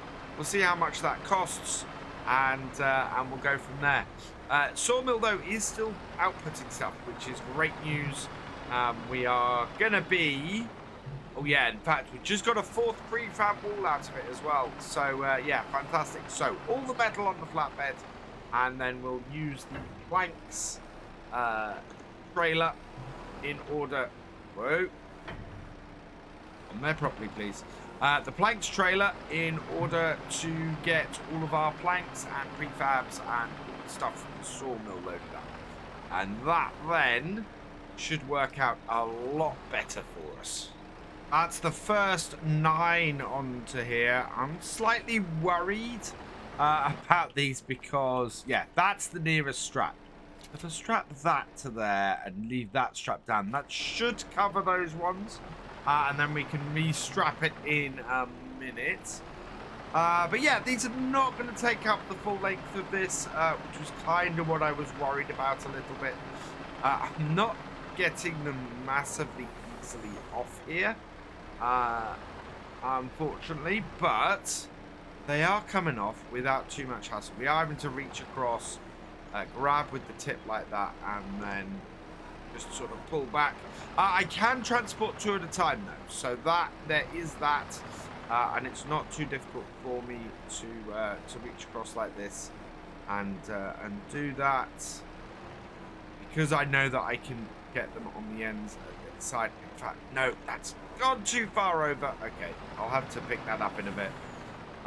But yeah, it's doable. It's just not easy. Push that on and come back here, and then I can go and clean that one up in a moment. I'm trying to pick them off at sort of 2 at a time where I can, but of course we're trying to put them 3 across, and yeah, that's nicely anchored onto there, so I don't have to worry about that. And then with that metal beam just there, what we're doing is we're just slowly and gradually pushing them across, and that way we can get them into position and yeah, nicely stacked along here, and we're gonna have plenty of space on this flatbed for other stuff. So I might put the large our larger bits on there this time, and as I said, stack the planks further forward, because I think that might work out fairly well for us. Considering these rolls tend to have a little bit of a mind of their own, this has not gone too badly so far. We're down to our last 5. Just trying to reposition this one so that I can get these 2 off at once if I'm lucky. Is that going to work? Yes, just. Though we'll get them down on the ground, because I can see already that that's not happy where it is. Right, there we go. But yeah, they do seem to have a little bit of a mind of their own, these rolls. They tend to try and fly a little bit all over the place. We have got them on here without too much hassle. And yeah, we've only got 3 more to go after this. Just disconnect and reconnect the forks so that we can easily push that on. And no, there we go. Lift it up a little bit. We want to get this bit of wood there and just push it on with that a little bit. Be a good point to get it. And there we are. Yeah, that last one's a little bit crooked, so that's not great. But are we gonna fit? I don't think we're gonna fit 4 of those prefabs on there. I think those are gonna take up more space than we've got there. I want to get that single one off at the back ideally, and then take the last 2 together. So yeah, there we go. And then that will make things a little bit easier to grab the last one. Ooh. And what we'll do is we'll pair the last one with some of the planks, and just finish it off that way. Maybe, I think. Use the space efficiently being the idea. Right, and that should then go like that. And yeah, we should be able to do that. Let's go grab what the last 2, get them on there. They're not going to strap down easily, but they should do in a bit. And we'll put just one of the sets of planks with them, just to make sure we're using the space efficiently. And oh god, yeah, this is the trouble. Getting them on here. Don't want to push that back one off. We just need to get it onto our forks enough. Yeah, so then I can do this. Get it on there properly. When we're too high for the weight. Get it down, get it down. There we go. Yeah, as long as you keep it fairly low, you can put 2 on the front of here. But lift it up too high and it just overloads this little skid steer too much. Line her up. Put her on. And yeah, then what we're going to do is just push this on, and as I said, pad it out with one of the boxes, or one of the things of planks, because actually those don't go very easily on that front set, so we might load all of those on here. And yeah, and we'll put the prefabs on that front section, because they will fit well on there. They'll fit on the back, but I think they fit better on that front section. As it is still outputting and processing, it's still processing logs and outputting products from here. What I'm going to do is continue to put all of these standard planks on. That way we will still have some appear for our floorboards when we need them. But we will make maximum amount of money now before we need them in order to actually buy it. And the thing I really want today is if we can raise enough to buy another plot of land. We got to the point where we really need that. We were struggling last time to really pick many trees that are left on our land. I don't want to cut every single tree down, and I want to replant, but I can't do that if we run out of money and therefore need to cut the last few trees on our land down. So yeah, we really have got to the point now where we need another plot of land. Need somewhere else where we can start work and start cutting some more trees down. And I want to find somewhere that has a large number of trees, somewhere that is going to keep us going for a good while. So I think we're going to end up going scouting a few places to see what we can find. Once we've cleared this, though, we are probably going to put... I think I might put the long planks on the back. I know our front trailer or our front carriage is supposed to be a planked carriage, but I find the planks that are sitting on, certainly that are sitting on pallets like this, are better off on this flatbed here.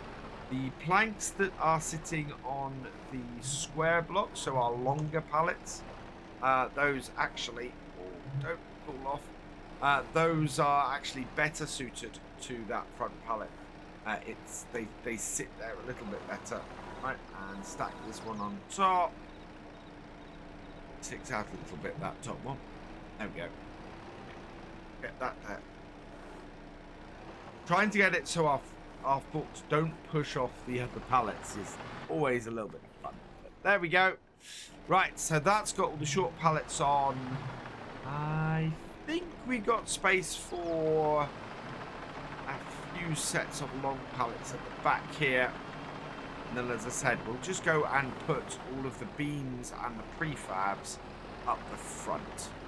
So grab these, and we'll go 2 high with these as well. So that should only be 1 set on here. In fact, I can put the beams on here as well, by the looks of things. That's perfect. We'll get the flatbed full, though. Get the flatbed full then.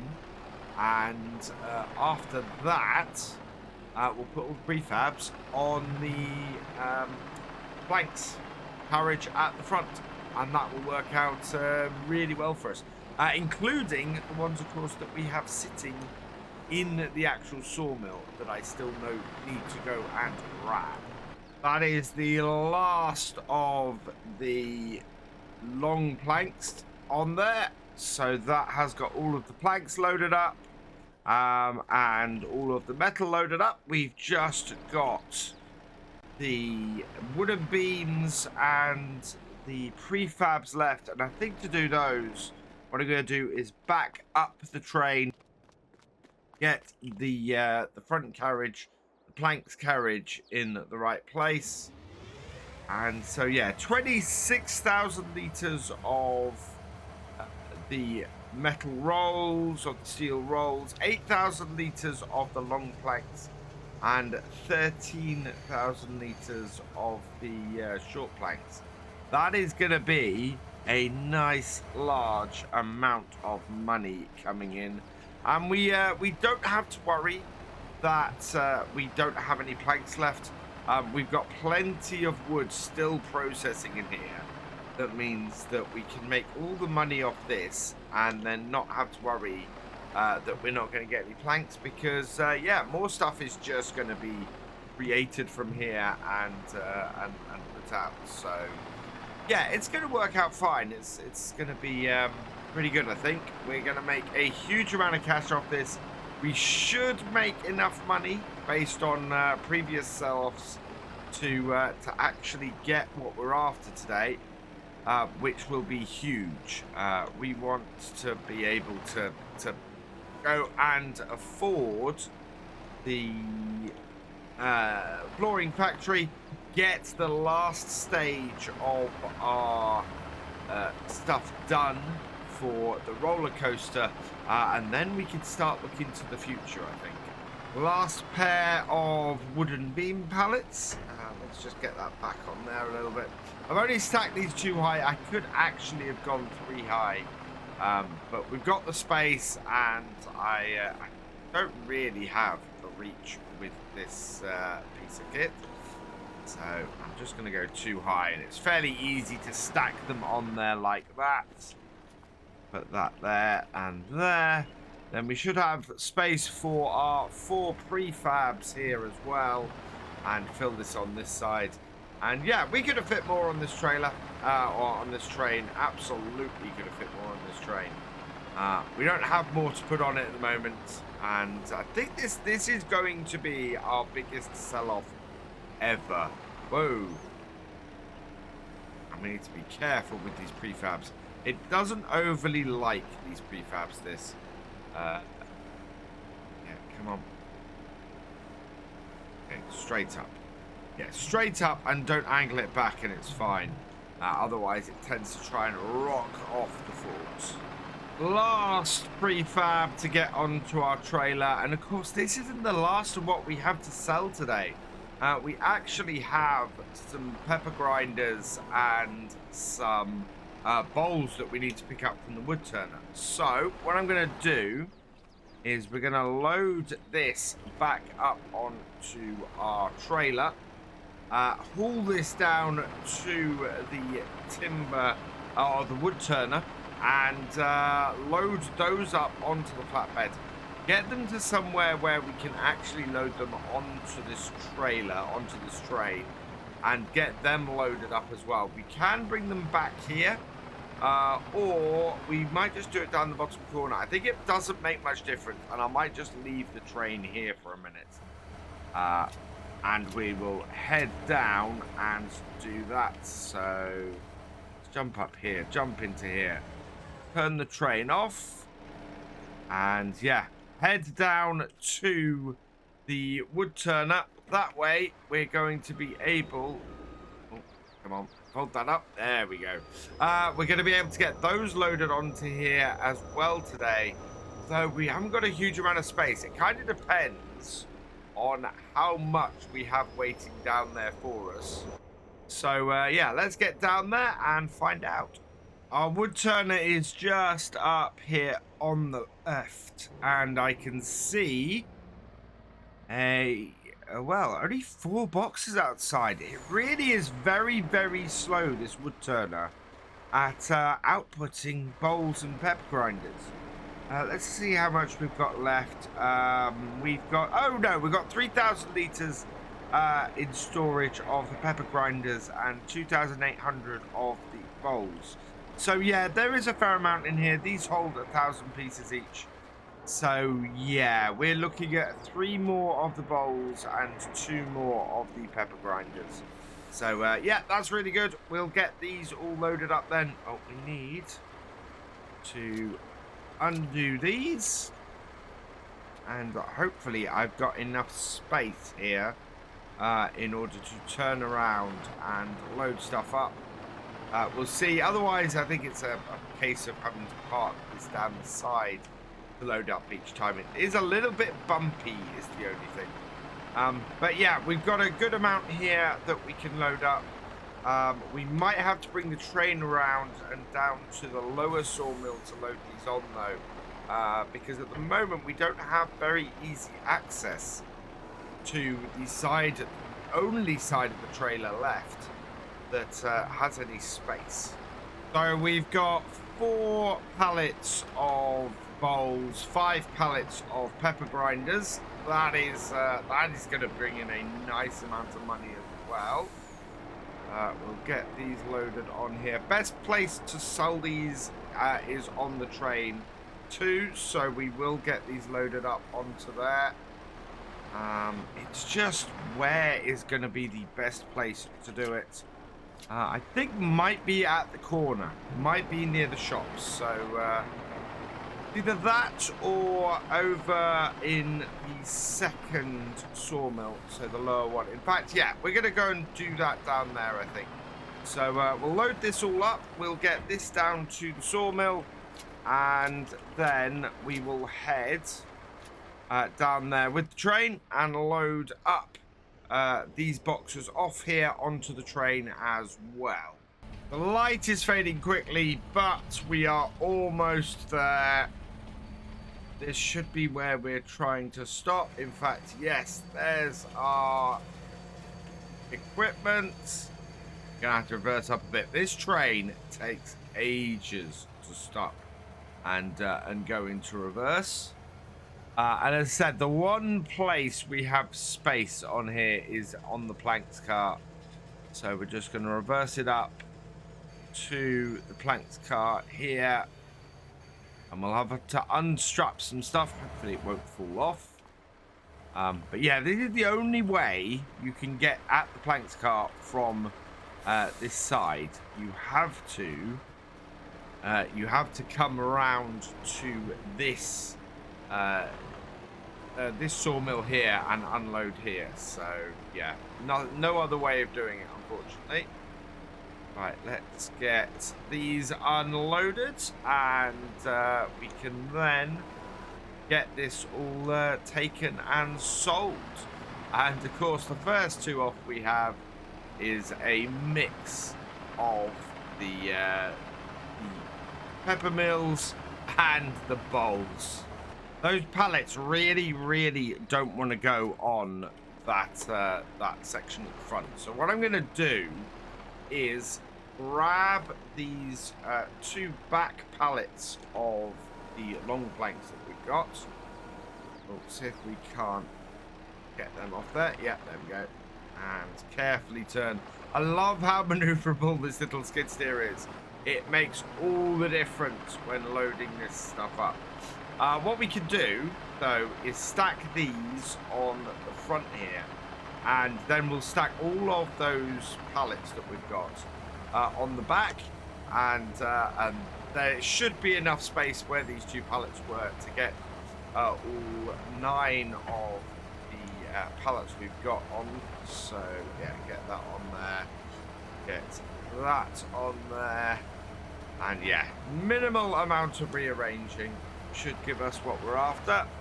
We'll strap that down there, and there isn't one at the front. Right, then I'll just move the train forward a bit, and then we can load up that back section with the pallets we've got on the trailer and take that to get sold. So nicely in the middle. And look at this. Yeah, that should be easy enough to stack those onto there. Our final crate, and there is just enough space on the train to fit this pallet on. We want to carefully come in here, not knock any of these off. Oh, no. A little bit further. There we go. Yeah. Just pick it up on the end of the forks to position it in. Squeeze ourselves forwards. That, I think, will do. It is on there. The train is very full. And, right, let's go see how much money we can make off this. Lights on, and away we go. With as full as this train is, I'm absolutely expecting things to fly off in all directions. We'll have to go and clear it up, which is fine, but we've got 6,000 wooden beams, 4,000 prefab, 8,000 long planks, 26,000 metal, 4,000 bowls, 13,000 planks, and 5,000 peppercorns. Let's see how much money we make. As expected, things flew off in all directions. I think I've found everything and got it all sold now. We are up at 186,000. That was definitely our biggest sell-off yet. How much was it in total? I think we sold... There we go. Sold products. 184,267. That is a huge amount that we've sold today. Wow, that is fantastic. And yes, so next time we're going to be buying the flooring factory. I think we may even have enough money left over to buy a new forestry area as well, which is awesome. We are taking our little skid steer back up to the sawmill this morning because we have £182,000. This means that we can spend a little. We can get the flooring factory, which we need to get. And then I think we're going to look at expanding our logging area.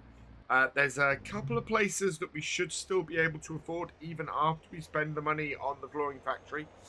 So we're going to buy that and try and get our sawmill restocked, I think. The other thing we need to restock today is our iron furnace. It is very low on iron ore, and so that needs restocking too. Our sawmill, as mentioned a moment ago, that needs restocking because that has actually run out. We've got one new prefab, 4 short planks, which is what we're going to take up to the flooring factory, and then a couple of long planks. I think we've got there's one set here and one set over there in the shed. In fact, I can see over there we also have a set of the wooden beams as well. So yeah, we're producing stuff again, and based on how much we made from the last production, I think that we should be able to make a really decent amount of money again after a couple of days, especially if we can get a new forestry area and restock the wood here. So that should be fairly good.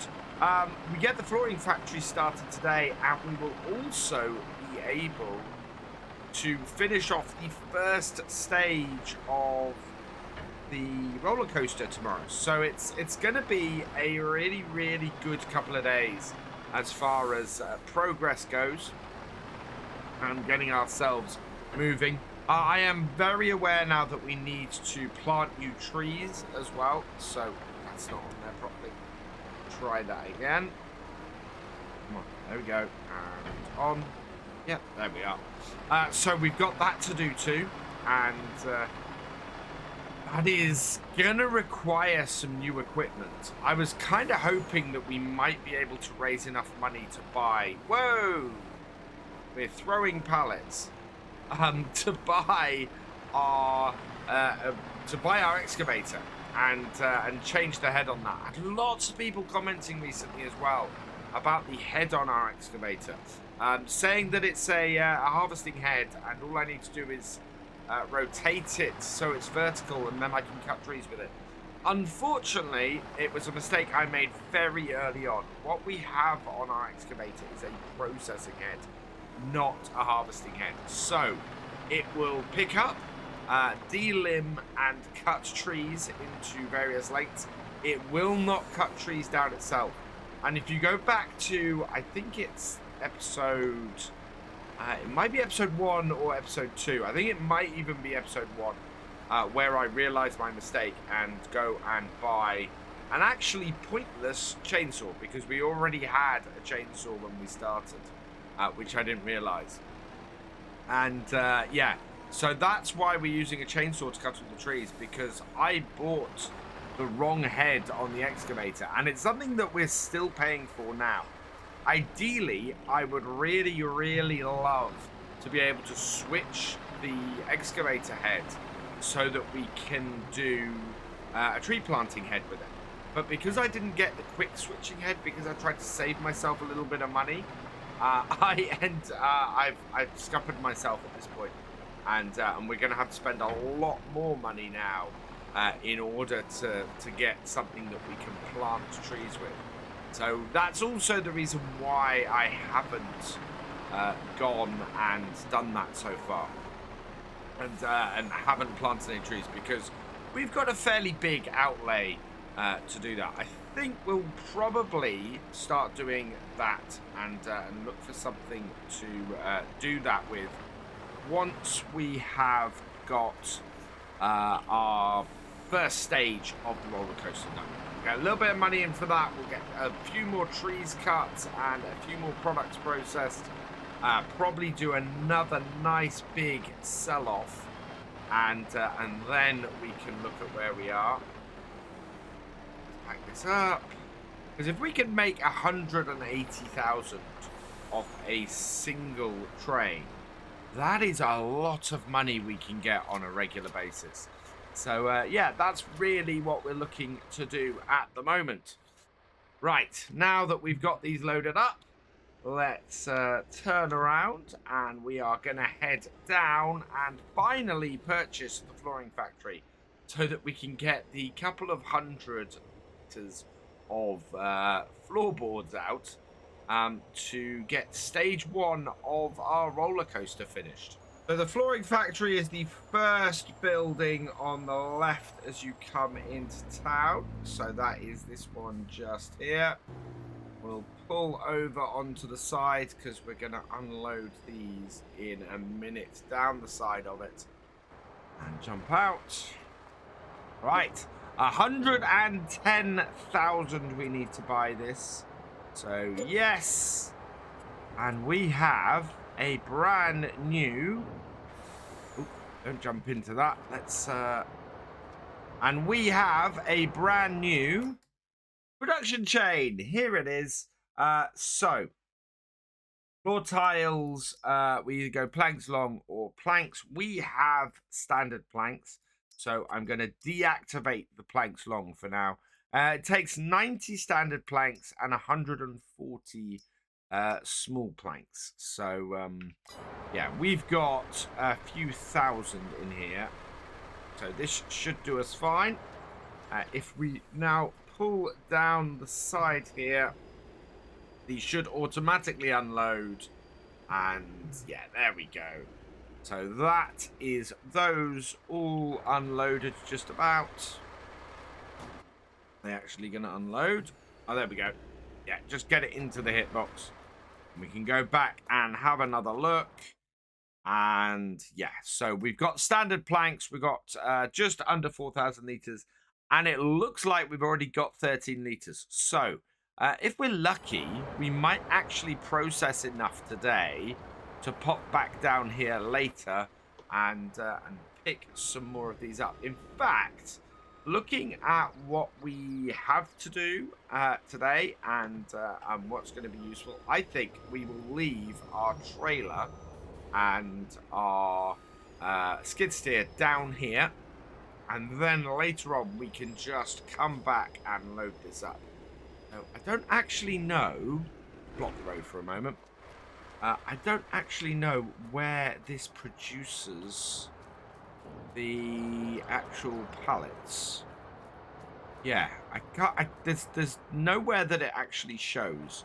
So I'm gonna park this as close to the other building as I can, and we'll see where it eventually outputs these. But yeah, there's nowhere on here I can see that's marked for the actual output. So that's gonna make things a little bit different, or a little bit difficult, I should say. We will get our back runners out, unhook all of our belts, and then we'll disconnect that, and we're going to head back up to our logging camp, because now we need to go and get our dump truck and get our butts up to the mine, because we're nearly out of iron ore.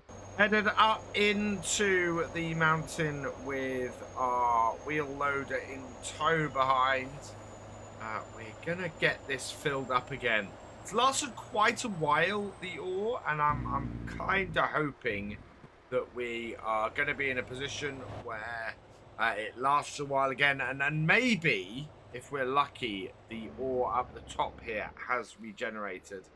Still absolutely love the view from up here.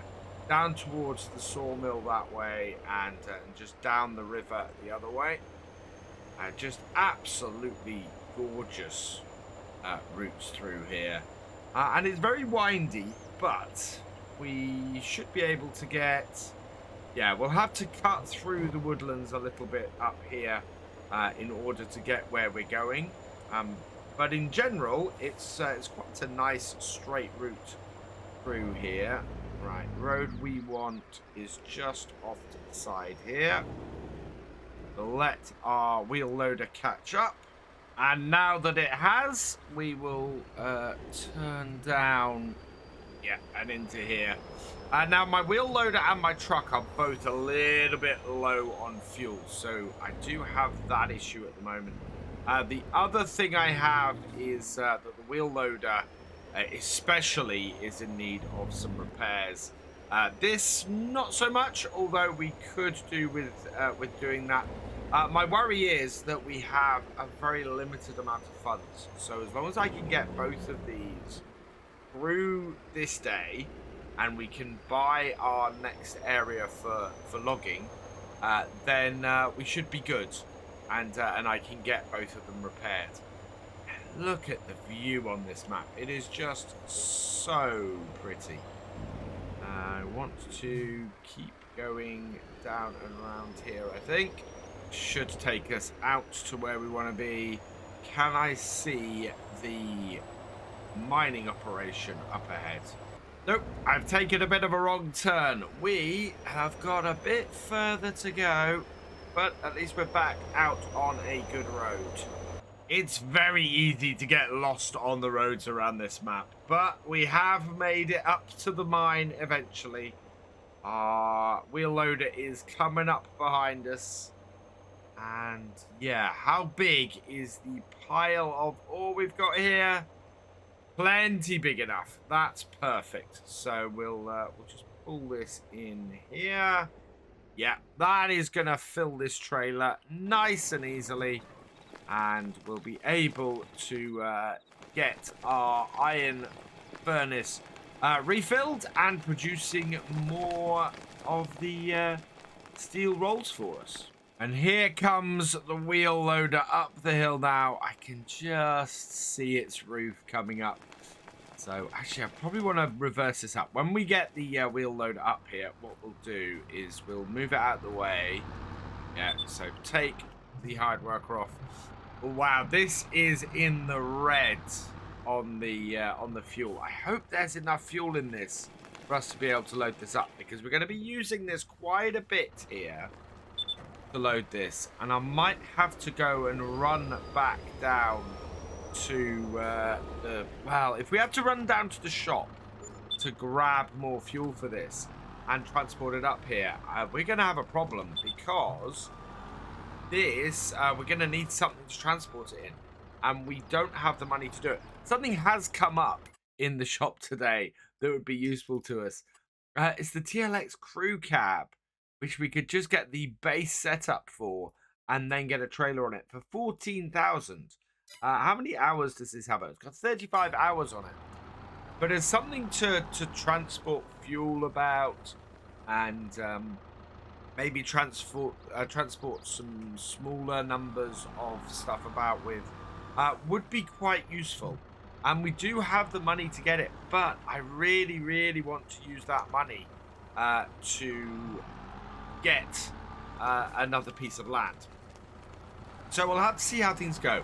If we find we run out of fuel before we can finish this, then yeah, we'll have to go and get that, and we'll have to get something to transport fuel on it with as well. Otherwise, I think we're going to be okay, and we can probably hold off a bit.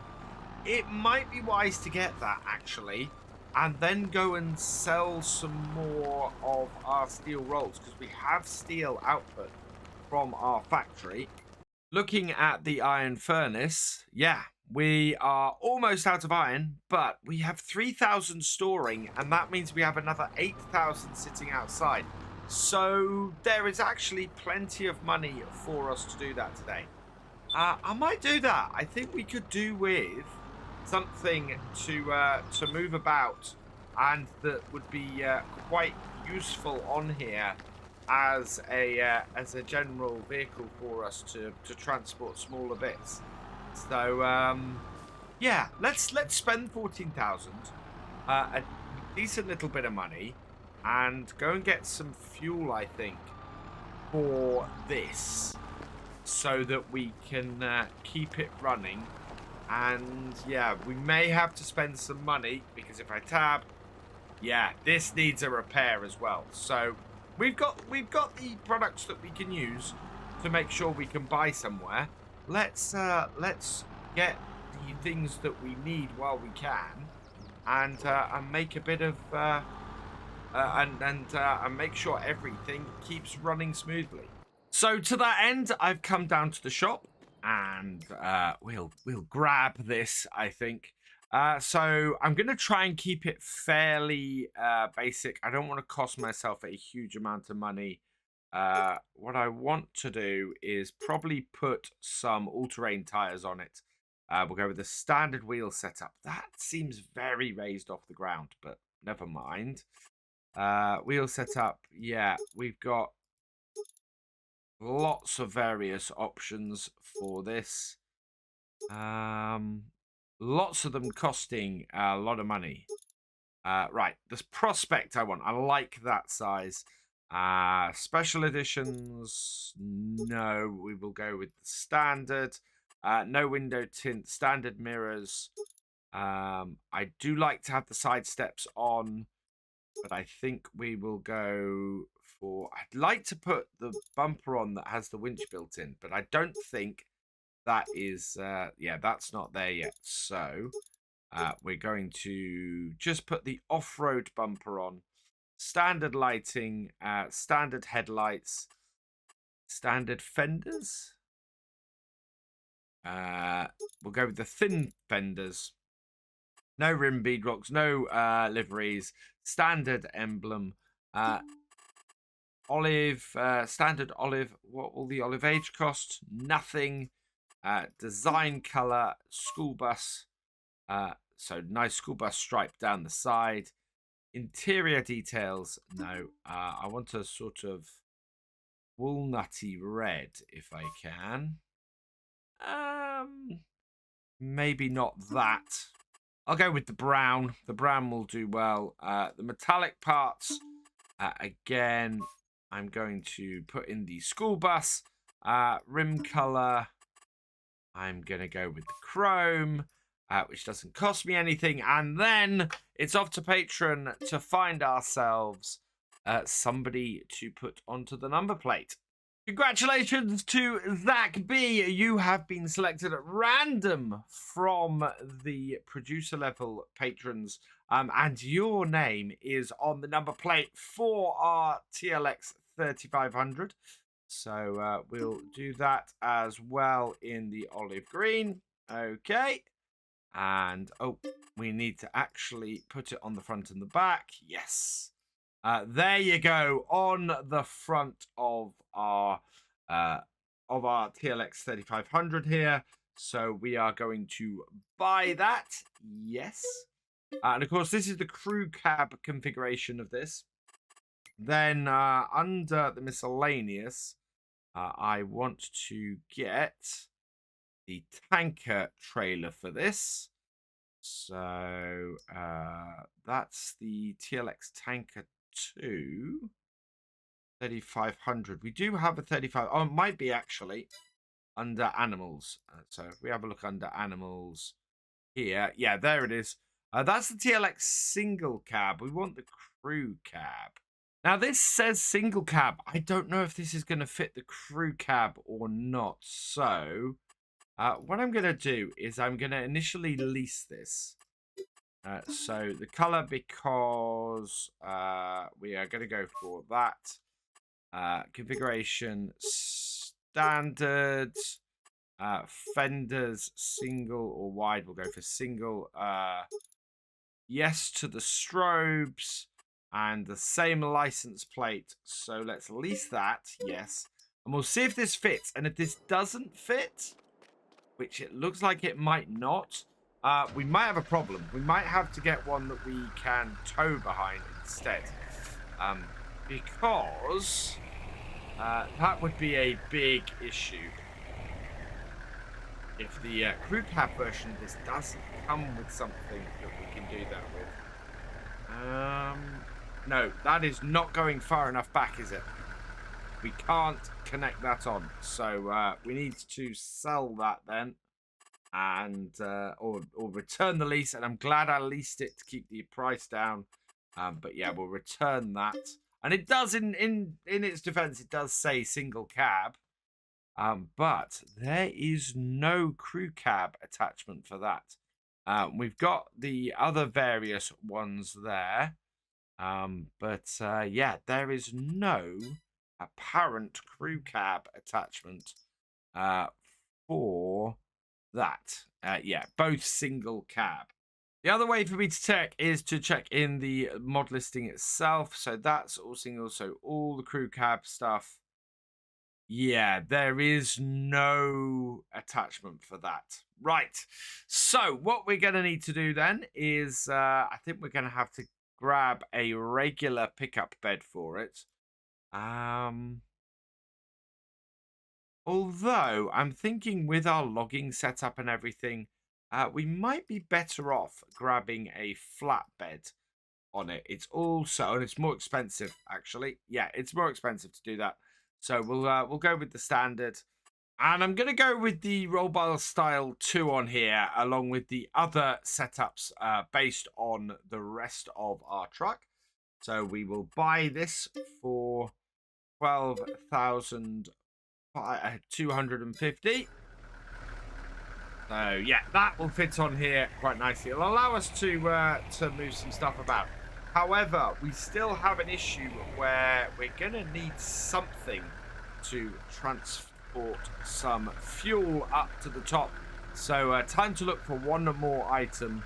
And for that, I am going to go with one of my favorite mods, which is this one.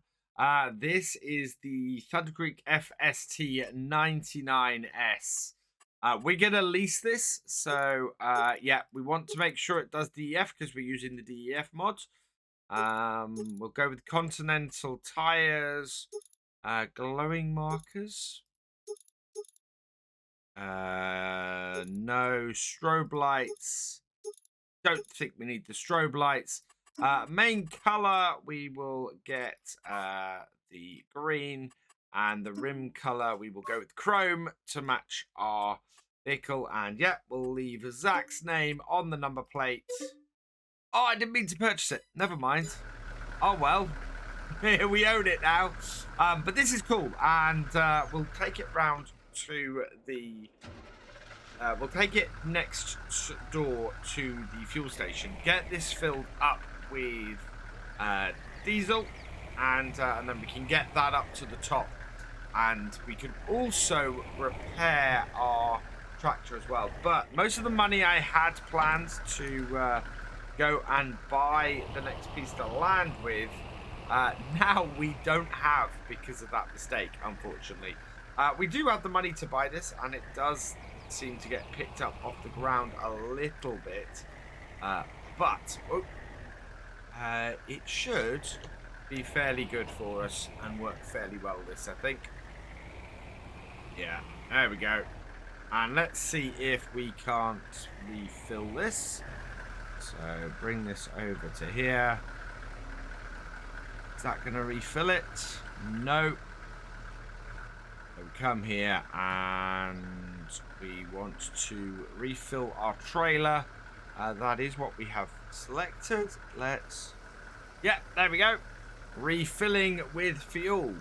And we're going to have about 1,000 litres of fuel in it. Our wheel loader actually only takes 200 litres. So this is going to be more than enough to sort that out. And we'll get this back up to our, or up to the ore mine. And then we can sort it out. 70,000 on new tools is not what I'd planned to spend today. But we are doing okay. At least we bought some really useful stuff. That's the thing, and as a result, we're going to be fine with it. Now, the thing I really love about this is that this has the ability to repair stuff as well as use stuff. Now, we're going to get this repaired first. So let's move this back. And then we can refill after that. So you just place this between the cones. And come in here. And it then appears on the screen, which is really cool.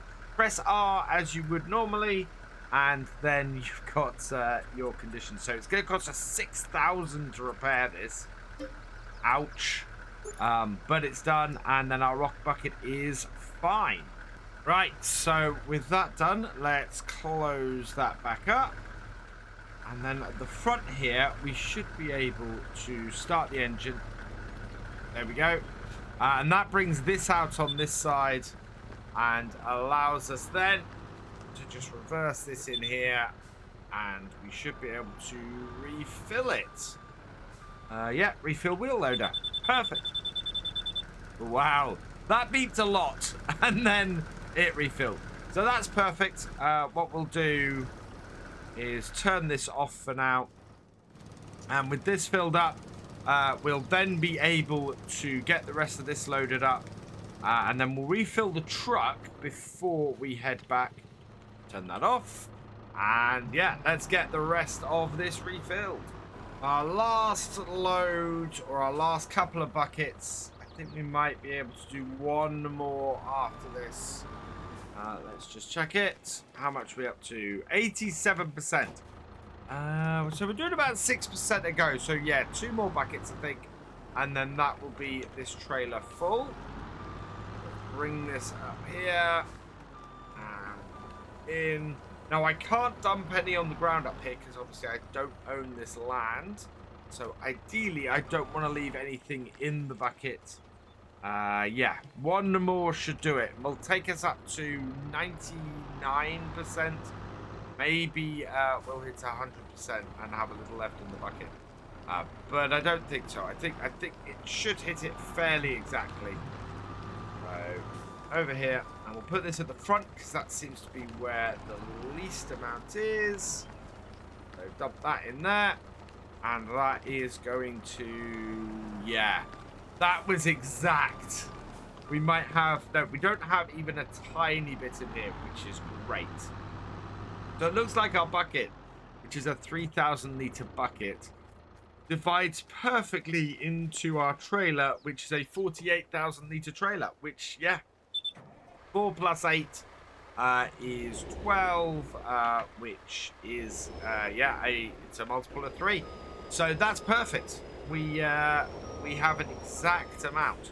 Right, what we do need to do is turn this on again and just refill the truck so that that has plenty of fuel. That's running a little bit low as well. So bring this here and refill. And then that is done. So we can turn that off on here. And we can start to head back to our mining camp. Yeah, and dump this into the iron furnace, which will be absolutely fantastic. That means that we will be starting production on something that can keep us going, and we won't have to worry about things too much going forwards, because we'll have some more money coming in. And despite the fact that I've had to spend a whole load of money today that I wasn't planning to, we'll be back on our feet in no time, and it's just going to delay us getting in the next piece of land and probably planting some more trees. Almost back to camp, and this is actually where our vehicles will diverge. So I'm going to bring my wheel loader in here quickly. This, we want to take the hired worker off and just move forward a little bit. Then this We will also take the hired worker off and just take this round and follow this. I think it will do. Yep. Go on. There it is. Follow that. There we are. And with the lights then full in the back of this, we can drop these off and then go and drop off the iron ore. I think it's safe to say that today has not gone anywhere near how I expected it to. And get the... Oh, okay, I've got another car coming. So what we'll do is we'll pull in over here. I think it's... Yeah, there we go. Get some lights on. And bring us around here. So that we can just reverse this up and tip it in. And yeah, that means that our ore production will continue and our furnace will continue to output steel rolls for us. Good source of income for us, we know this. Lots of people have said, oh yeah, the ore production, absolutely what you want to get going. So we have, and we're good. Right, we just got to get this in the right place. There, and tip. And perfect. So this here, yeah, we are out of metal here. It's used all of it, but now we've got a new load in. And yeah, we've got nearly 5,000 litres waiting for us to sell. So we're going to be selling that off. I think we're going to be completing the first stage of the roller coaster next time as well. So lots of exciting stuff going on. It looks like we might raise enough money with what we have here to buy some land. We'll see how it goes. Today we are going to be trying to make back all the money that we spent last time. We've got a lot of metal to sell. We've got a lot of pepper grinders and a lot of bowls to sell as well. And they're actually going to be going to different places. So it's going to be a lot of running around in the TLX today. First job, though, we need to do is head down to our floor paneling factory and get things loaded up here. We've got 4 pallets sitting outside. And this has run out of planks, so there is that. Hopefully this should be enough for us to get the first stage of the roller coaster finished, which actually is a pretty big milestone for us on here. We've been working towards this for a while. I'm hoping that a lot of the next stage of the roller coaster is going to be done as well, because we have a lot of stuff stored there ready to go. So let's take this round to the other side, and then we'll bring our lorry and our flatbed round as well. And yeah, we're doing a lot of this at the moment. A lot of loading up and transport and that kind of thing. I do want to get back to doing some logging. It's probably going to be a few episodes before we do that, though, because, well, we don't really have much wood left that we can log with. There we go. And I don't want to completely clear out our current area. So if we can make enough money from our floor panels here, from our extra pepper grinders and bowls and metal today, we might be able to actually do what we planned to do previously and buy some land. Alternatively, just having a look in here, what do we have in the shop? Yeah, we've got a John Deere 9RT, but yeah, nothing of any real use to us for our logging operation, our logging setup. We are keeping an eye out for a Volvo excavator if we can. If we're lucky, we will get that. But look at this, we've got snow coming down, so we might end up with a covering of that here as well, by the looks of things, over the next couple of months. So logging is going to be fairly difficult with that anyway. How much do we have? I think we only have 5 of these. So let's get these loaded up. I'm going to try and put these in the middle. It's not so easy with this sidewalk here. There we go. And disconnect and reconnect that, because that is still a thing that happens on a regular basis. Floor tiles on, back out and get out of the way of the pedestrian. And then we've got just 3 more to load up, and then we'll take these down to the roller coaster. Yeah, and get stage 1 done. This is the last of what we need to transport out there. Last pallet of flooring. Just line this up. Not the easiest thing to do from in cab, especially when I'm going up to a height like this. But that should be fairly good. And in fact, I think that is on there. Wow. That's not bad, actually, for first person. So we'll lock that down, and then, yeah, we need to get the sections out at the back again. So out with our ramps, and we can get our Kubota loaded up and head down to the roller coaster. I'm just going by our wood turning factory on our way down to the roller coaster. I just want to have a quick look and see what the status here is. We've got another 3 another 3 pallets of bowls, another 2 pallets of pepper grinders. So that's a decent amount that we've got to sell from here. And surprisingly, the best price for both of those at the moment is not the train. So as I was saying, we are going to have to transport to various different places today in order to get the best prices. The only thing... Wait, cars come out of nowhere here.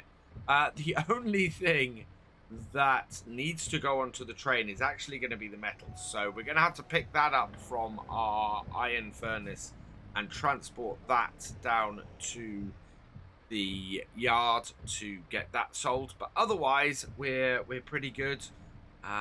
Right, I have no idea what happens when you complete a stage on the roller coaster. So I'm going to bring this into here, and we are going to find out as we unload the first lot. So it looks like we've unloaded as much as we can here. Is that gonna... No, I think it's full.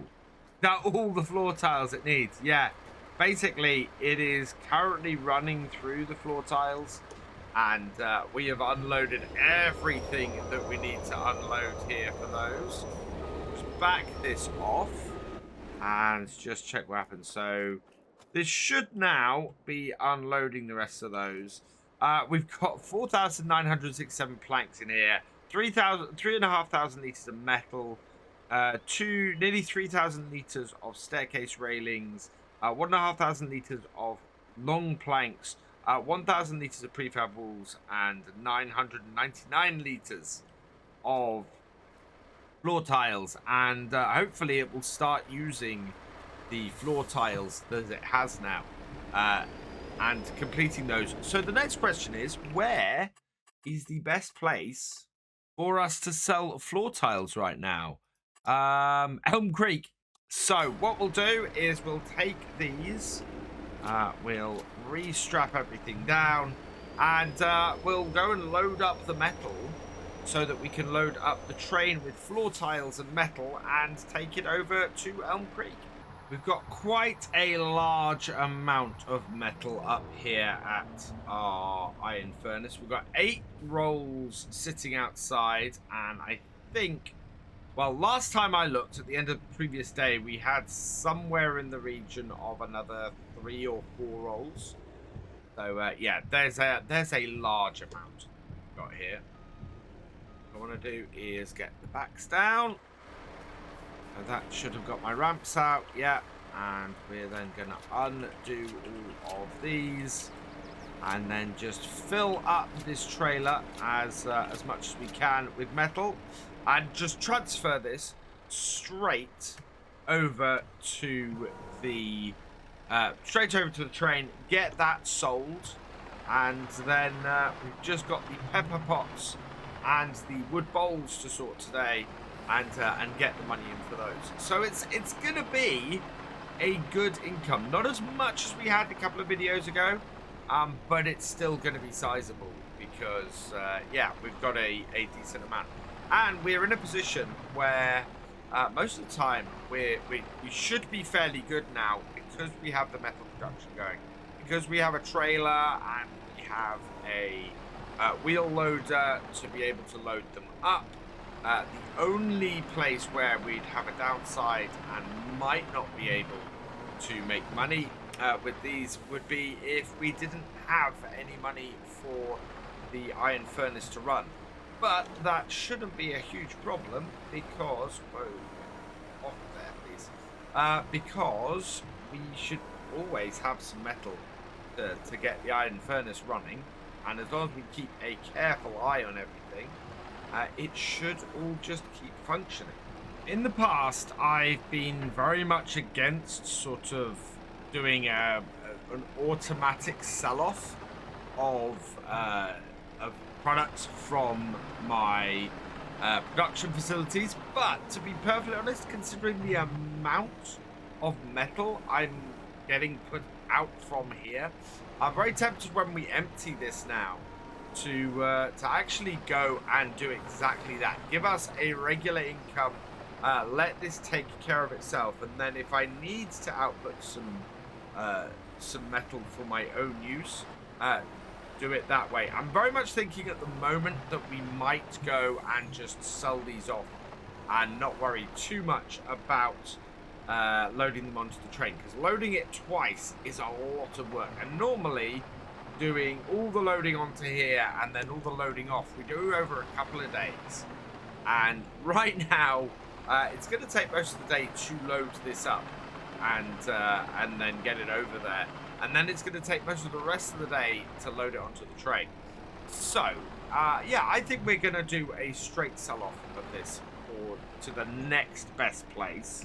And for metal, that is going to mean we get a loss of about £400 per pallet here. But it's still going to bring us in over £3,000. We can't take it to the roller coaster. The roller coaster doesn't have any space. The next best place is the boatyard. And yeah, the boatyard and the barrel factory are both paying over 3,000 as well. So yeah, we might go and take them there. I think for all the amount of time it'll take us, it's gonna be a little bit too time consuming to load it onto the train. As much as I love loading it onto the train and selling it, it is a double tap. It is a case of we have to do it. We have to do the loading of all this metal twice, and yeah, it's not easy. What I'd really like, and somebody brought this up the other day, is can you place products into containers? The answer, unfortunately, is no, but that would be absolutely perfect. I would love it if you could take products from places like this, load it into container, and then put the container on the train. That would be an absolutely perfect way to sell stuff. And yeah, I think I'd really like to see that. I don't know if, well, I don't think it can be modded for this, but I would very much like to see it. To see a container that we can load product into, and then like we can sell containers full of wood, let's sell containers full of iron roll and wool and things like that. I think that would be brilliant. My other reason for wanting to direct sell this today, we have one more of these rolls to go on, and I don't think we have enough space on the back of this trailer to fit, oh wow, to fit our skid steer. I think we're going to be, yeah, that is not going to fit on the back of there. So yeah, we've got no way of unloading it at the other end without driving this skid steer all the way there. And at 7 miles an hour, that is going to be a painful journey. So yeah, we are just going to load this up We're going to find the best prices for the floor tiles and the metal. We'll take them over there. And while we're going to lose about, well, we know we're going to lose about £400 a pallet for the metal. So that's 3, 6, 9, 12, 18, 21, 22 pallets. So quite a lot of money. It's about 11,000. It's yeah, it's about £10,000 that we will lose from not selling on the train. That's a lot of money. That is an awful lot of money, actually. That could be the difference between us owning land and not. So yeah, I can't leave that on the. I can't leave that. We're gonna have to use the train. So wow. That was a big turnaround. Off to the wood, off to our sawmill it is. Somewhere along that calculation then, my math went awry because we actually only have 16 pallets, not 22. So I counted 6 pallets that weren't. I must have done my 6 times table at some point in there. I think I went 12. I went 12, 18, 21, which, yeah, that doesn't work. So there's not quite as much here, but we're still going to be leaving about 8 or 9,000. And considering the loss overall of me miscounting is actually going to be very important again. There was no way to strap these 3, as it were, down. So I've lost a pallet and I'm gonna have to go and find it and bring it down here. In the meantime, let's call the train and get that here as well. Yep, it's on its way. Yep, we lost it when we turned the first corner.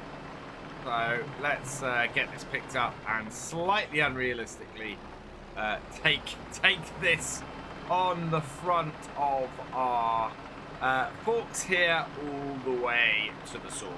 Back at the sawmill, and the train is here waiting for us. Perfect. We can get this all loaded up now. There's nothing on here that will go on that pallet area. Actually, there is. We have a prefab we can sell. So, yeah, we'll get the prefab on here as well and make some money from that. But overall, this should now be fairly easy to get loaded up with our rolls of steel.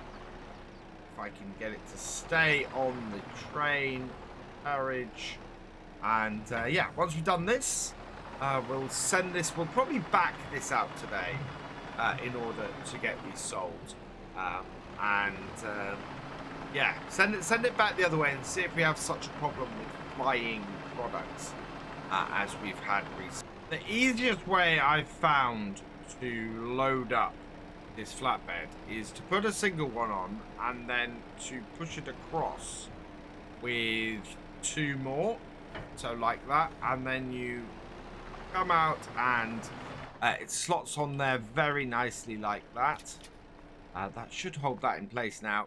And just means that it slides it all across, and it then all sits there nice and neatly and nice and easily. We do have a bit of a covering of snow now on the ground, though, as you can see.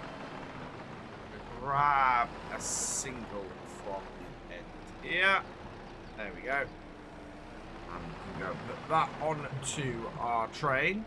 And I love how beautiful this map is in the snow and in the cold. It is just utterly gorgeous. And of course it doesn't put a stop to us doing anything, but a day full of snow like this just really offsets things and makes it really beautiful, and a really lovely place to be working. As I said earlier, this is so very time consuming, but it is going to be worth it. We are going to make an absolute killing from this. with the extra cash. And yeah, that does make it worth doing it this way. What I need to do now is undo that, so that what we can do is take 2 off there. The biggest problem with this is access. Taking a single one off here means that you kind of get the edges in the way. So I'm just trying to continually make space and make it easier. I've only got a couple more runs to go here. So, yeah, we should be done, I would have thought, maybe by 4 p.m. And then we can go and make some cash. And if we're lucky from this lot, we'll be able to make enough today to go and sell, to go and buy a new piece of land. If not, we know that we've got our bowls and our pepper grinders that are still available for us to make some cash from. So we should have enough today, which I really want to move forward going into January and the new year. And if we're able to go forward like that, it's going to work out really, really well for us. Last roll of steel to go on the trailer, and it's just gone 4 o'clock. It's 10 past 4. Wow. This is, as I suspected, you know, taking us all day just to load from our truck to our train. And, yeah, we're going to make a decent amount of money from it. It's still another day where we're just selling stuff off and not getting on with doing logging and stuff around there, which is a little bit frustrating. I would quite like to have got back into that, you know, done some selling today and then been into getting back on the logging. But it is snowy. There's a lot of snow on the ground. There's not a lot we can do. We'd end up missing the various stumps and things that we'd leave, so it'd be difficult for us to do that. And yeah, it's not the best day for us to be logging anyway. So I'm not too fussed about that, and we are going to make a decent amount of cash from this lot. Ah, there we go. Right. And there we are. Now what we might start doing is putting the planks that we get from here to distribution. So distributing them to our various factories, making sure that we keep those running and keep income coming from those, rather than us having to load up with planks all the time from here and do that. It won't cost us anything to distribute, and what it will do is it'll actually turn our planks into more money. So we'll be able to then make extra cash from them, which is perfect. You know, exactly what we want to be able to do. Making flooring will be perfect, and well, when we get the furniture factory, we want to have that automatically making furniture as well. And of course, that now is our next target. We're going to need the furniture factory in order to do stuff for the next stage of the roller coaster. So we'll be checking that out next time and making sure that we can get the money together for that. But we need to secure a new supply of wood first, and we probably need to start securing a new securing stuff to replenish the wood that we have in our own land, because it's gonna take a while for that to regrow. Ideally, that's something that I'd have done very early on, is starting to replant, but we didn't get the equipment at the time that would have allowed us to do it easily.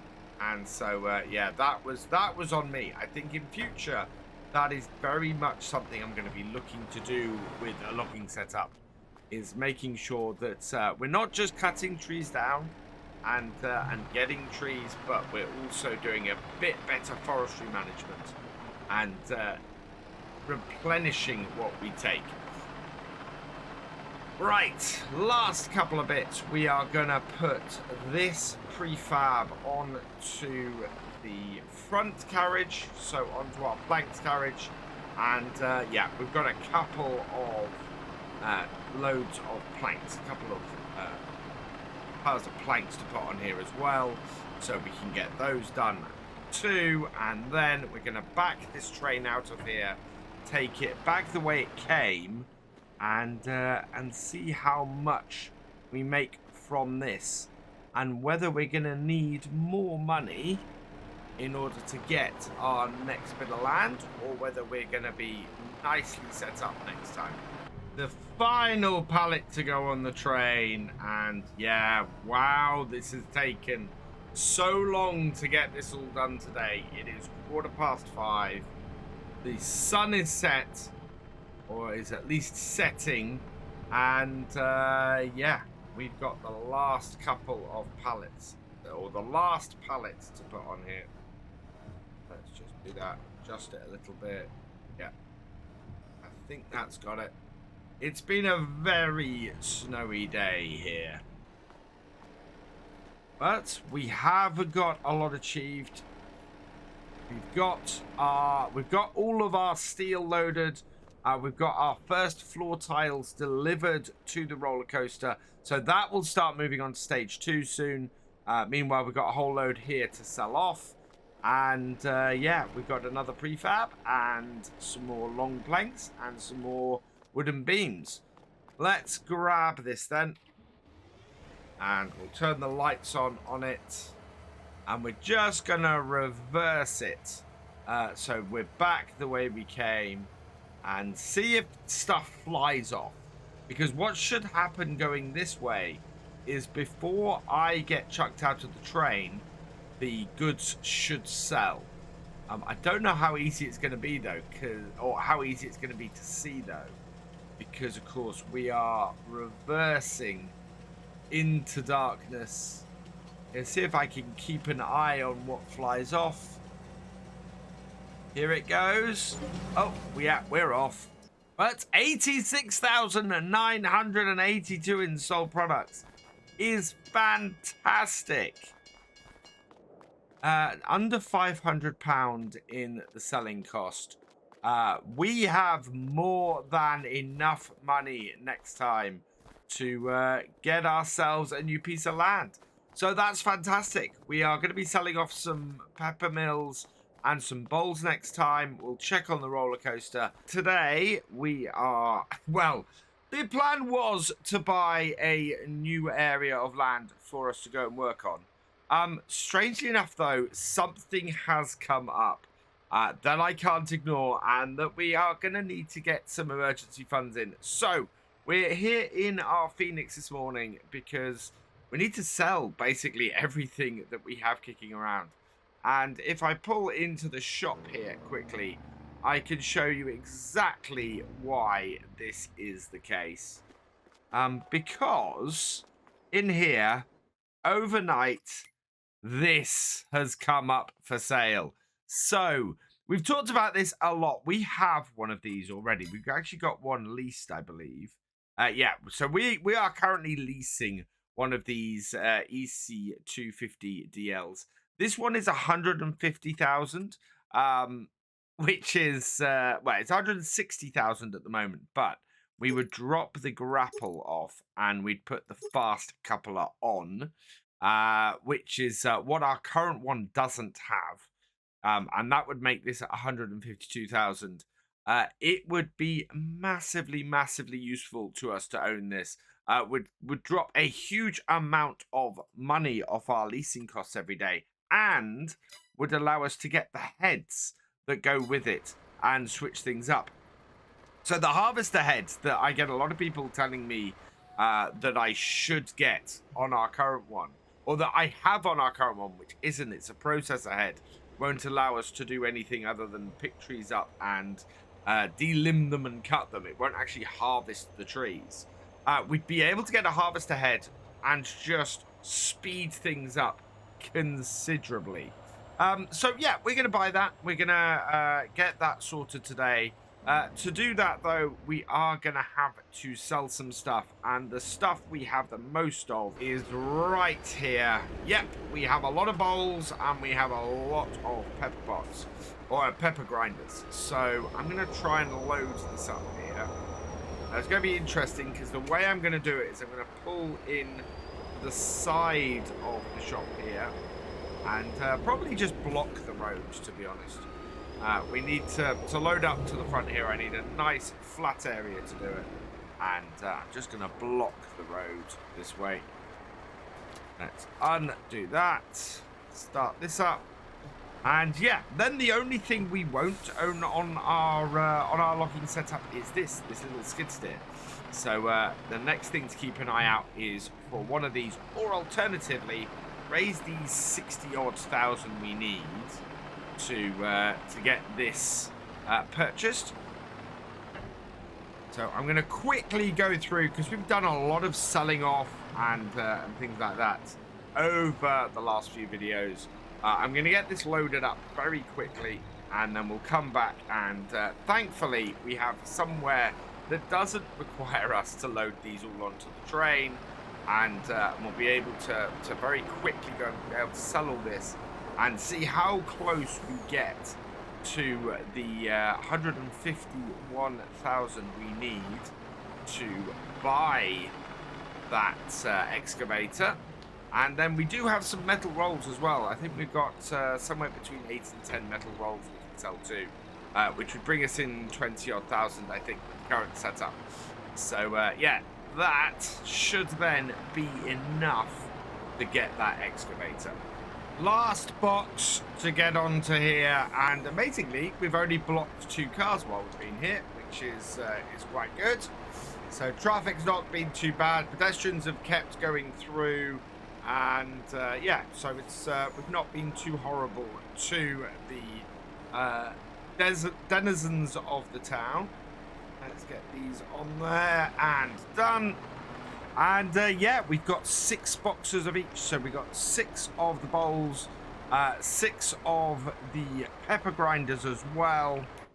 And if we go and have a look at the best price for these, the bowls are going for 1,945 at Elm Creek. But Sunnyside Cafe is, oh no, actually Silverrun Market is 1,597. So that's a really good price for them. Oh no, sorry, 1,922, 900, not 500. So Sunnyside Cafe, not far off, only losing a few pounds by not spending all the time loading onto the train.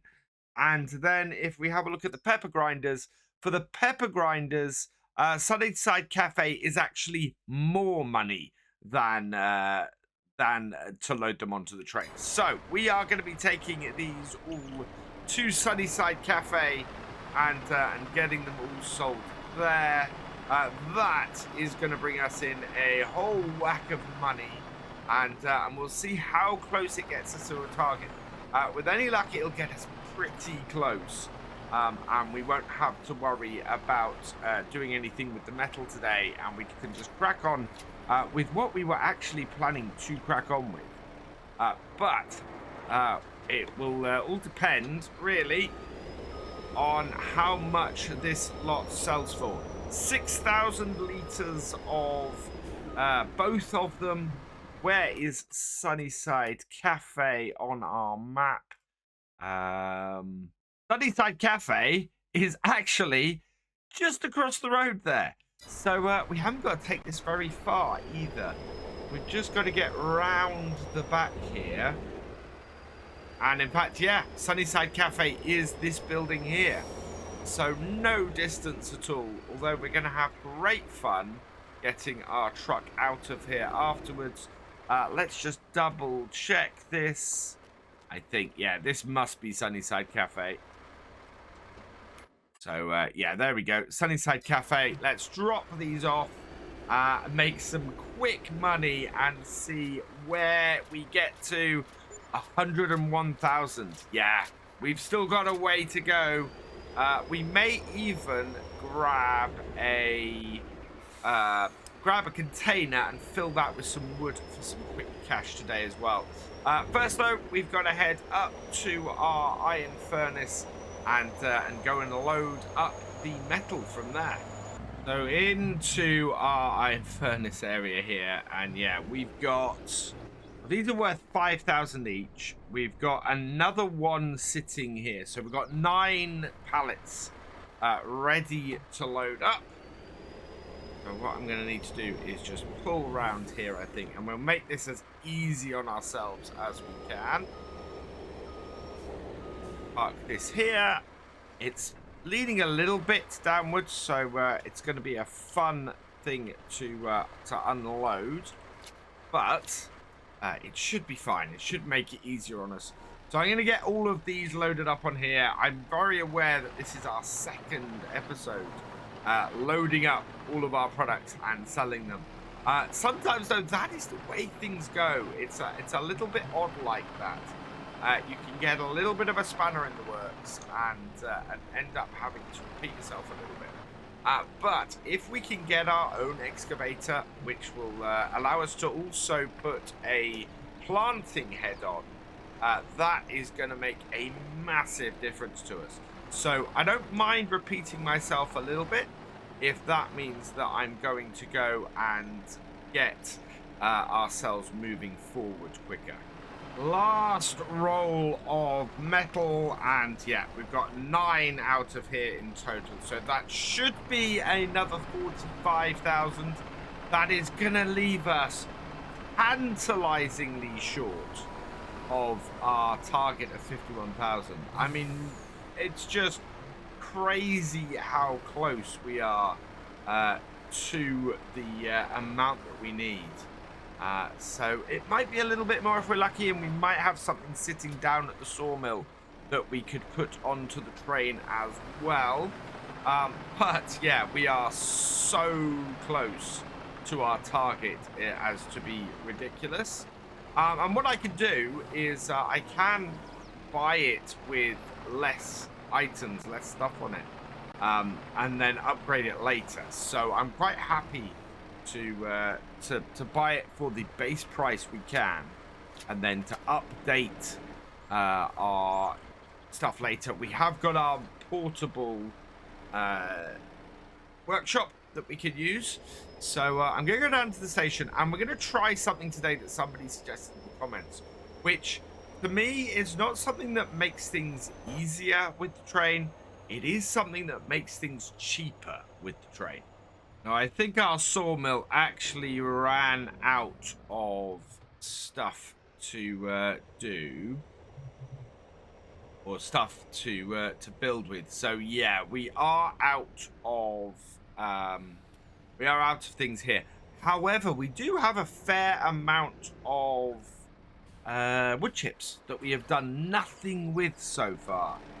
So I think what we might end up doing is getting loading up the wood chips and getting that last little bit of cash we need today from those. Now what I'm going to do with these is we're going to line them up on the platform and only then call the train. So that way all of these rolls are in position, and all we have to do is pick them up and put them on the carriage, and then it's done, and off it can go, which I think is a great idea. You know, you're not spending all the time while the train's sitting here costing you money, going round, grabbing everything off the trailer, and then putting it onto the train. You're doing that bit all here, and just getting things in position before you even go. The downside is if you're putting stuff or sort of multiple rows across, just drop that off there. That's not helpful. Oh wow, that is not a light pallet. Yeah, the problem is if you are trying to stack stuff multiple across, you can only really go 2 across this way, because otherwise stuff gets in your way. But it will still reduce the amount of time that you need to spend getting stuff off your truck or getting stuff onto the train while the train is there should make for a very quick turnaround and a very quick sell-off. So I'm going to get this slot arranged onto the platform, and once we've got that done, we can then start to look at getting the train and getting this stuff loaded. Last pair of rolls down. Come on, back off, back off. There we go. Oh, that was a chore. These are not overly easy to maneuver, these. Right, we need to go and grab the train, and then when it turns up, we can get it loaded up pretty quickly. Here it comes. It's had to back halfway across the map. It hadn't quite left for Elm Creek at the other end yet, so it's been working its way back. And once we have it into the station, what we need to do is... Is it going to stop just in the right place for me? No, it's going to overshoot slightly, so we want to move it forward ever so slightly, just to get it so that it's easy to load up. We are not loading it with quite so much stuff at this time, so we are going to be just putting this on here a little bit higgledy-piggledy and a little bit fast. Somebody really liked that that saying, higgledy-piggledy, in one of my recent videos. It's a saying that I used to use a lot, and I don't think I use quite so much anymore. But yeah, I quite like it. I think it's a neat little saying. Right, let's just push these onto here so they're nicely in the middle, and then we'll get the rest of these rolls onto the train. And yeah, we're just gonna back it out of the station to the closest sell point for these, and get the money in and see how much we get. At the moment, the metal in Elm Creek is going for 3,400. So yeah, it's I thought these were going for 5,000 a set. So we're going to be a lot further short of the money we need than I thought.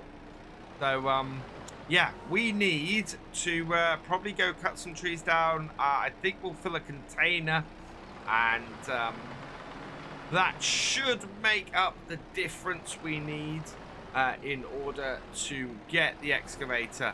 But it is January, and it is getting into the afternoon. So yeah, we are running out of time to raise the money for this excavator today. I'm hoping that these are not about to fly off my thoughts, because that would not be helpful. Not the prettiest bit of loading I've ever done, but they are on there, and they should be able to be strapped down. I've tried to place them all, so we'll get a strap across them each. Yeah, there we go.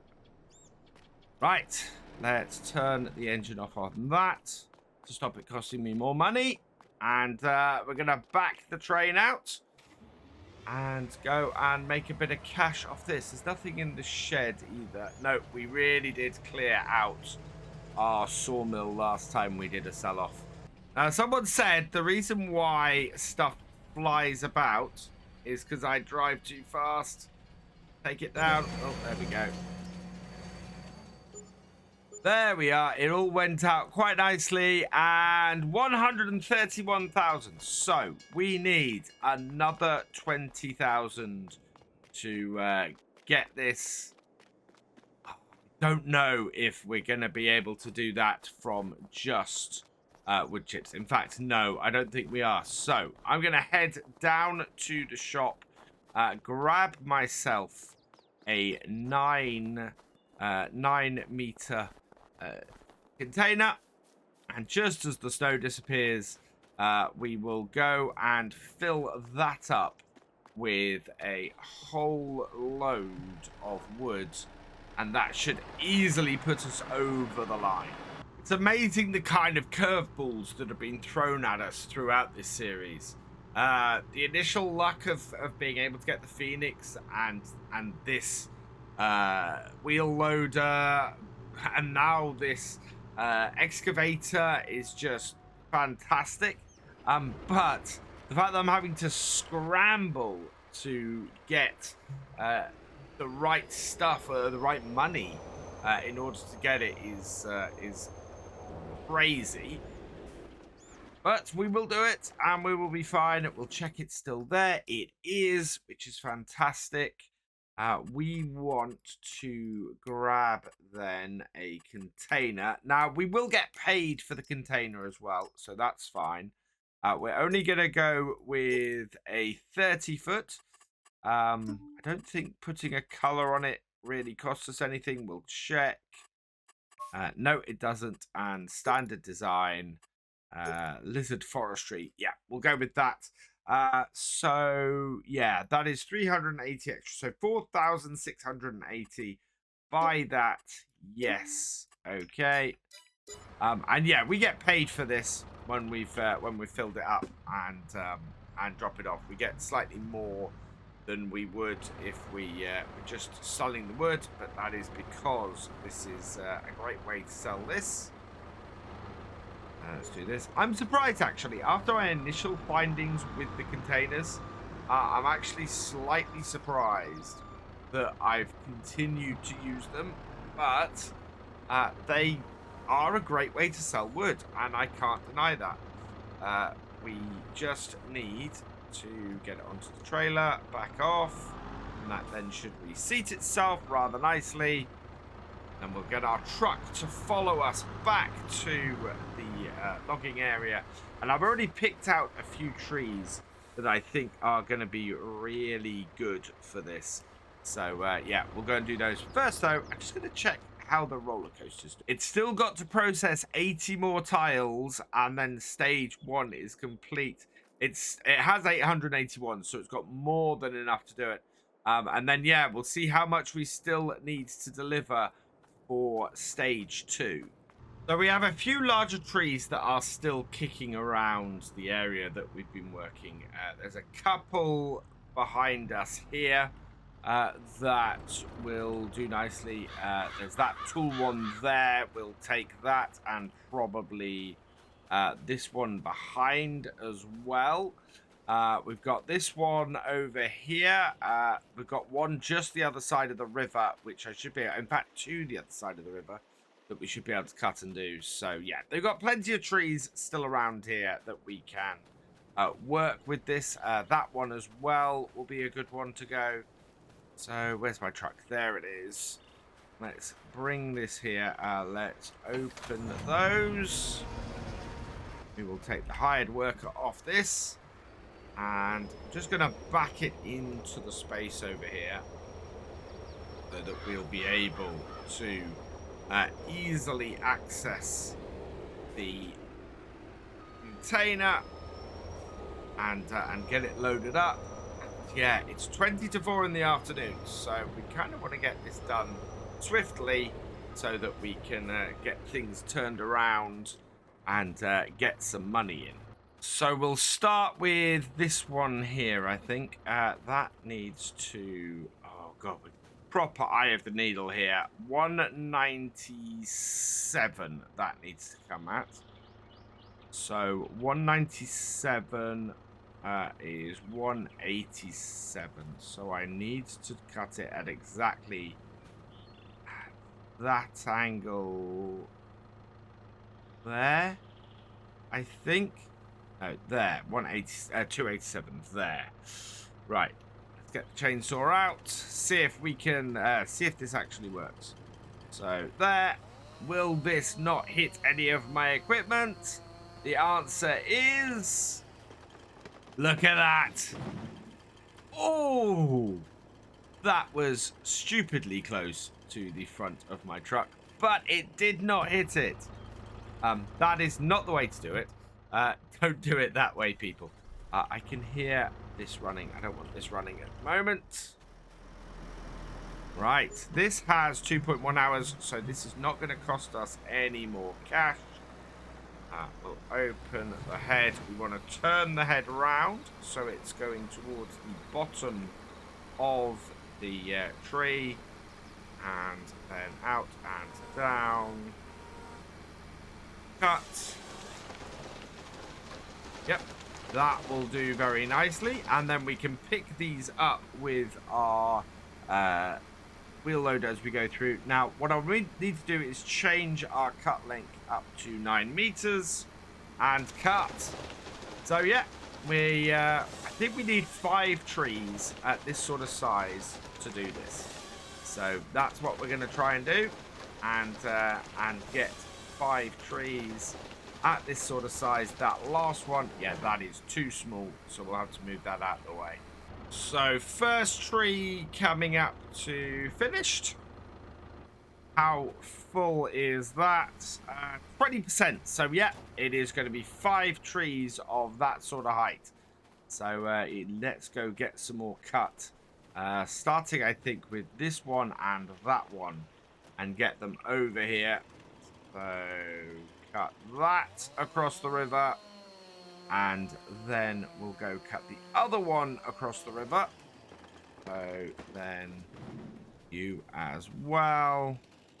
So you cut across the river, and we should be able to pick both of them up and drag them across and get both of them cut as well.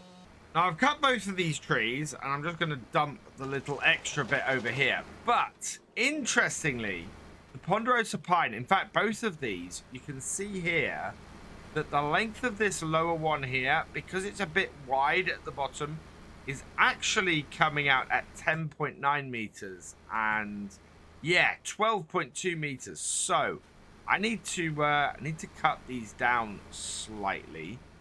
And otherwise we're gonna not make quite as much. Not that that's a huge issue, but we need to at least acknowledge that a little bit. So we'll cut this here, and this should be 2.3, 8.6. So this one here, I want to cut about here-ish, I think, and that will then give me a 3 and an 8.7. That is close enough. Those 2 end bits, though, we will be hard pressed for. And I'm going to turn the time down a little bit because we still need to get quite a bit done today. So I think as long as you're within a meter, it's fine. It's taken the first set of logs, well, the logs from the ponderosa with no issues. And yeah, it's taken those with no issues as well. So as long as you're within sort of a meter of the length, I think you're okay. This here is now 55% full, though. So we've not quite hit 60% with those. Next tree I want to take, I think, is going to be this one. What is the length of this? 35.9. Again, it's another ponderosa pine. So it's going to take... well, it might be okay at the bottom. We'll see what happens. And there's another one over here. This one actually is 29, so this will be fine as well. This should... We basically want to get 3 logs out of each. And so, yeah, a 29 is going to give us what we need as well. Something I do need to do, we have a lot of little end pieces kicking around here. I need to go through and I need to collect them all up. And probably put them in the back of our truck, I think. And get them over to the woodyard. Our sawmill will definitely take them. And we can turn them into wood chips, which will be very useful to us. That last tree was only just long enough. I don't know whether that will go in fine. I am going to say this is going to be enough. It's not going to be a completely full container, but it will be enough for us to get the money we need. We only need about 25,000, and we're going to get more than that from this. At least I hope we are. I would be mightily disappointed if we didn't. And then, with any luck, we'll be able to take our old excavator down to the shop and replace it with a brand spanking new one. Well, new to us anyway. I think it's got about 15 hours on it, which is not bad. Actually, a nice low number of hours. Not like our wheel loader here, which has got 45 hours on it at this point. And yeah, this is going to get us fairly close to full, this second stack. So I'm quite happy with that. Let's grab this. Then last set of logs for today. And yeah, this is going to earn us enough money. Going to earn us 25,000. Before, in the past, it's earned us a lot more than that. It's earned us more like 40-odd thousand. So I'm hoping this is going to allow us to get ahead on the new excavator as well. Right, let's turn this off. We'll go and have a look at how full this is. 86%. So that should be enough. We could fit one more tree in here, but the light is fading. And I want to get this all finished and done and dusted. So where's the best place to sell wood? Container warehouse. It is. So yeah, like normal, container warehouse. Best place for us to sell our wood, which is why we put them into the containers to do it. And this should give us plenty to do it. And that has got very dark. Right, up the gears, and away we go. So how much is this going to net us? Is this going to put us over the top to afford that new excavator? In we come. 39,973. Absolutely perfect. Time to load up our existing excavator and get it down to the shop. All in all, I think this has been a pretty successful day. We have had, well, we've been able to buy this, or we will be able to buy a replacement for this. So this is our old one. We got 2.2 hours on it overall. So just looking in the shop before we buy the new one. For us to go and purchase our existing one here, to purchase this would cost us 227,000. So yeah, whereas the new one is going to cost us 151. We're not going to put the grapple on it. We're going to put the fast coupler on it. That'll give us more options. Also gets us started with a base setup. We are putting a beacon on it because I think that's useful. We'll put the safety beacon on it as well. And yeah, we've just got the standard windows. So 152,538. We'll buy that. And the other thing we can do now, because we've got a little bit of extra cash, more than just the initial purchase, is we can come into forestry equipment, which is down here, and then we've got the various heads that we can put on it. So this goes on, on our Volvo. So we want to get that. That's 67,000. So this is where we're going to be leasing stuff. I want to lease this. It's not customizable at all. So yes, for 3,000 for that. And then the other thing we want is the harvesting head. Now, where is that on here? Interestingly, I've looked all over the Platinum Edition, and there doesn't seem to be a harvesting head for this excavator, which is a little bit weird. I had expected that would be an option for it, but yeah, there's nothing in here for this Volvo. We got the processor head, which is the one we had before. Then we got the fast coupler, and that's it. So that's a bit weird. We do want to be planting trees before we're processing more trees. But it looks like we're going to have to save up a little and get the processor head, because this here is just, that is just for for doing the stump grinding. There is this buncher head, but this doesn't process stuff. This just bunches or harvests and then bunches them for us, which is going to be really useful. But we're then going to have to put the processor head on it as well. This here is just for grabbing logs. So yeah, I can't see the actual harvesting head. And there doesn't seem to be anything under forestry equipment for a harvesting head. So it's a little bit odd that, and I'm slightly surprised that that doesn't exist for this. I really thought it did. So as that's the case, what we're going to do is, I think, leave it for now, and we'll be fine later. But yeah. Everybody telling me there's a harvester head for this, and there's not. There's only the processor head, which we're going to need to get another 20,000 and get this with. We need to uncouple all this, and now we can back it off. And yeah, I'm actually tempted to hold on to our hired one until we can get actually a new processor head. We might get all of this back up to our plot, because until I can afford the processor head on this, I don't really want to get rid of this, because that would be a problem. So yeah, that I think is going to be the slightly surprising place that we leave it.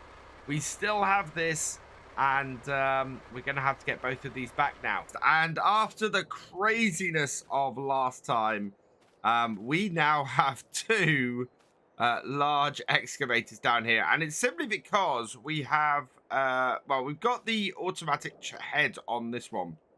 Or the ability to change the head on this one really easily. But there is no harvesting head for this Volvo. So we've had to keep the other old one to keep the processing head and make sure we can still process our trees until we can afford to start switching over to this one. We need about £32,000 in order to do that. So yeah, this one is going to be around with us for a little longer yet. We do have quite a lot of mess to clean up around here. We've got a few longer logs and things like that. So I think that's what we're going to do today. We're going to have a bit of a cleanup around our logging camp. See if we can find all of these random bits of wood that we've got kicking around everywhere. Load them up into the pickup and get them gone. What I'd also like to do, because otherwise we are going to be forever trying to sell this stuff off, is at least for a little while, we are going to be selling stuff automatically. So I'm going to change this to selling for now. So that'll be good, and we'll have some good money coming in from that. It's going to be the same with what we've got here. So both the pepper grinders, I'm going to change those to selling, and the bowls, we'll change those to selling as well. We will get a nice, steady little income from those three things.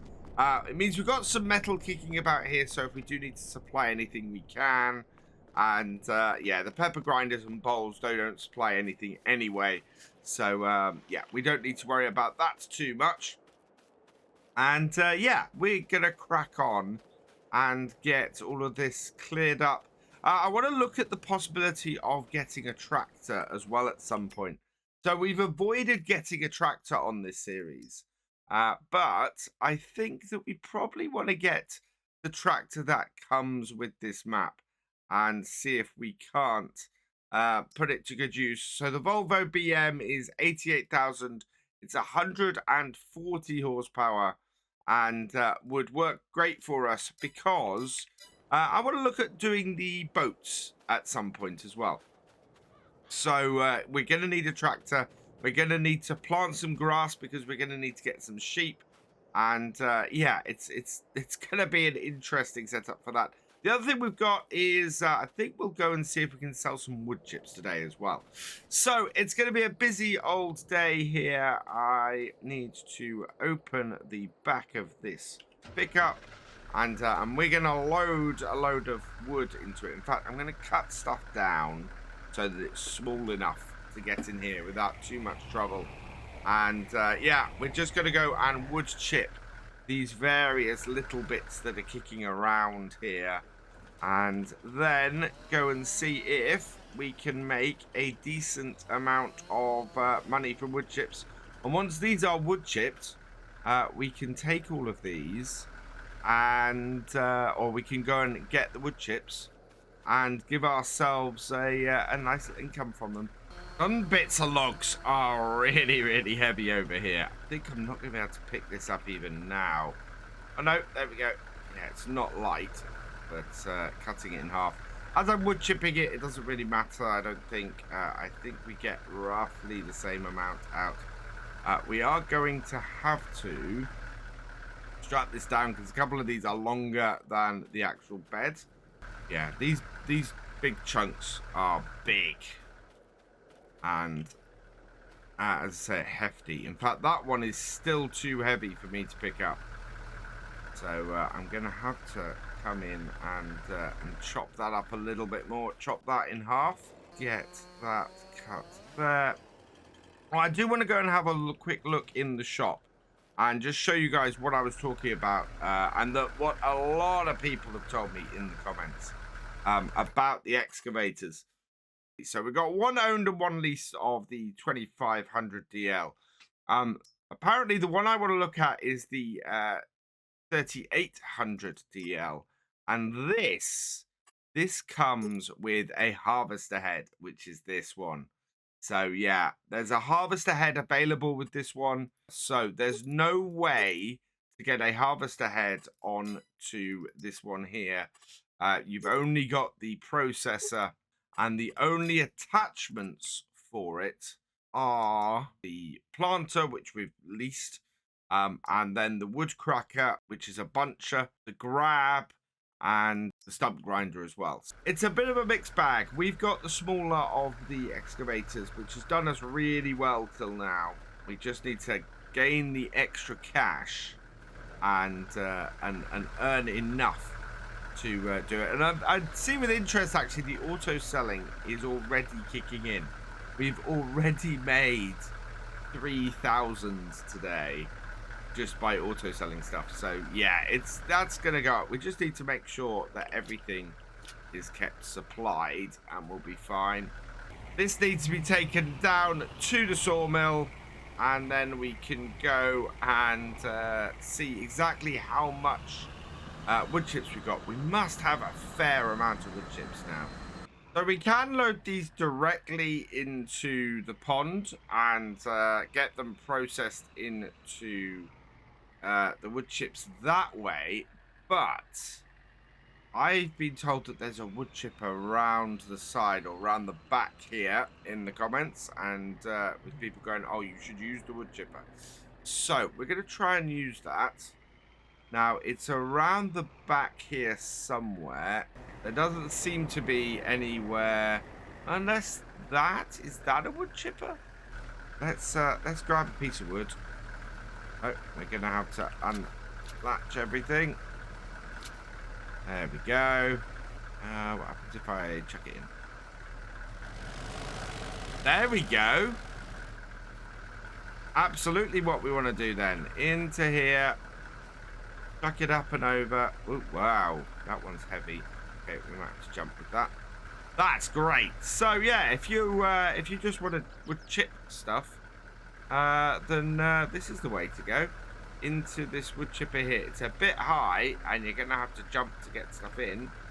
But in goes the stuff, and away it chips. I've got a better idea actually. Let's bring this round here and use the height of our truck to get these loaded in. Grab a bit and in it goes. Nice and easy. Oh, this is so much better. We'll get these chipped in no time. Last one. Up and over. Come on.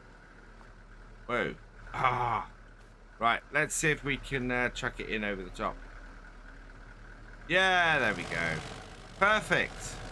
So that's it all done. I think we got some more though up at the up at our place, up at our logging camp. So we'll go and clean the rest of that out and get that over here to chip as well. And yeah, so this is our wood chip pile over this way. So any wood chips that happen and are created through here come over to this pile here. Now that pile does not seem to have increased in size, so no, we don't have any wood chips stored, so it is a fairly large pile. We'll come and we'll load that up later. We'll go and see how much we can make for it. The extra money would be very, very welcome. Although with our whole metal thing now doing the automatic selling, we are up to nearly 10 grand today. I'm quite pleased to have this TLX 3500 on here.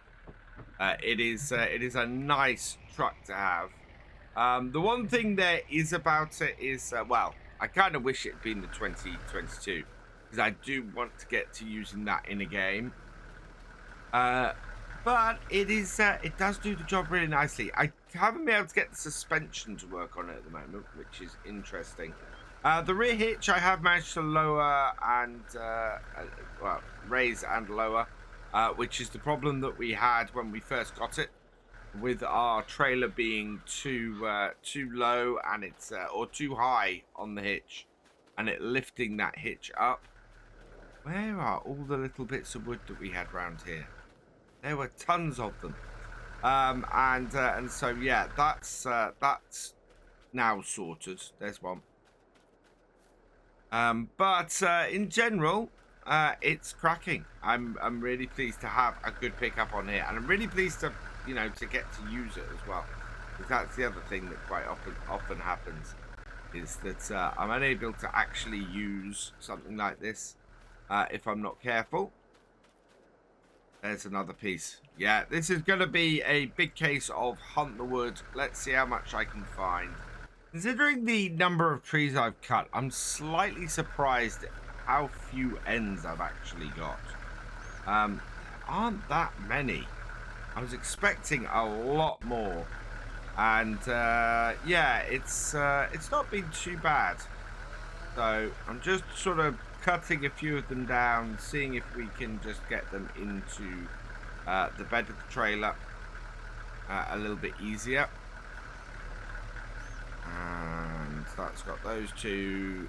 It's not a huge, I mean, this is a much smaller load than our last one, but then we had some fairly big logs in our last load. This is the whole top end of a tree, this one. We did move, we did cut a few of these before and just get them to the right length and everything. I just cut the ends off that. So yeah, this is just really clearing them out, getting rid of this little bit of excess wood that we've got, trying to make a little bit more money out of it. Of course, if we can, then that is always good. But yeah, if I'd have put these little logs into the sawmill, they would have just got wood chipped anyway. So yeah, putting them straight into the wood chipper saved us a little bit. And wow, there was nothing in the top end of that log. Let's grab that and into there. Anything else over here? Yeah, a tiny little nub. How that has anything in it, I don't know. But yeah, I think we've got all of the logs that were kicking around. That should clear things up. And hopefully, oh no, here's one. Hopefully that means that we won't come across any when we try and sort our land out. And as I said, I think we're probably ultimately going to plant some grass along with planting some trees. Have a new tree area, have a grazing area. There is a lot of possibility with this area that we're in for our logging camp at the moment. And so, yeah, I think that would be a very good way to go. Right, I'm going to have a quick run around here. I'm going to try and see and find if there are any more logs around for us to go and dump into the chipper. Otherwise, we're looking good to go. So a quick run around, and I've found just a single log, so I'm going to cut this in half and load this onto the trailer. Alright, so switch over to that. There we go. And grab that into my trailer. That goes, and then one more. I'm hoping this is going to be enough to be able to get these down like that, because if not, we're going to have logs fly out the back, and we'll take these and we'll head over to the sawmill again, and yeah, we'll get these gone, and then we can just come back and I don't know what we're going to do next. Oh yeah, we're going to see if we can go and make some money from wood chips. Back around to the wood chipper. Again, we're going to just park our truck here underneath. Jump out, jump on the roof, or jump on the bed. And just grab stuff out the back. Like so. We've got much longer stuff this time. I'm going to have to stand on the roof to do this. So, grab that. And in. Yeah, that works. Oh, if I don't throw it off the back, it works. Yeah, throw it in, not off. And then should be alright. Though that one has got jammed. There we go. Right, let's get these all in here, and then we will look at getting our wheel loader and our trailer up here, and loading up some wood chips, see how much we end up with. And last one. Right, go in, go on. There we are. There we are, all loaded up. Right, close up the back of our bed, and we'll go and get our big TLX, our Phoenix, along with our wheel loader, get those down here, and go and see if we can make some money from some wood chips. Before I do that, though, I've just taken a quick ride into town because I want to have a look at our roller coaster and see if it's processed those last few floor tiles. Because if it has, we should be able to see. Yep, we're into the next step. So it requires 6,000 liters of wooden beams. We don't have any of those here. Planks, it requires 3,900. We've got 4,800, so that's good. Planks long, it requires 2,400. We've got 1,400, so we're going to need some more planks long. Metal requires 470. It has 3,400, so that's fine. Floor tiles, it requires 196. It's got 796, so that's good. And staircase railing, it requires 1,976 and has 2,900. So we need to get some wooden beams down here, and we need to get some long planks down here in order for stage 2 of the roller coaster to complete without us doing much. So yeah, that's really good. We are making great progress on the roller coaster.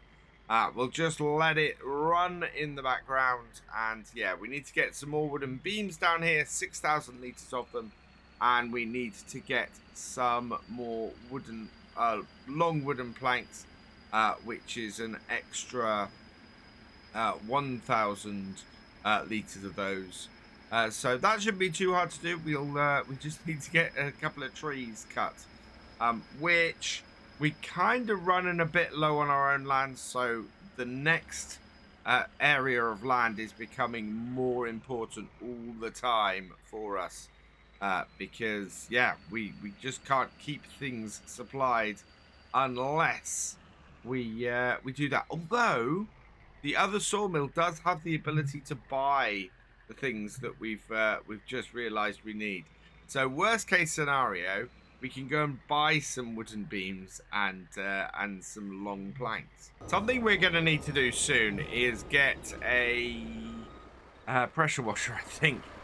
We've still got snow on this, which looks a bit like lime, but yeah, we've still got snow all over our truck, despite the fact that it melted a little while ago. So it's very, very dirty, our TLX.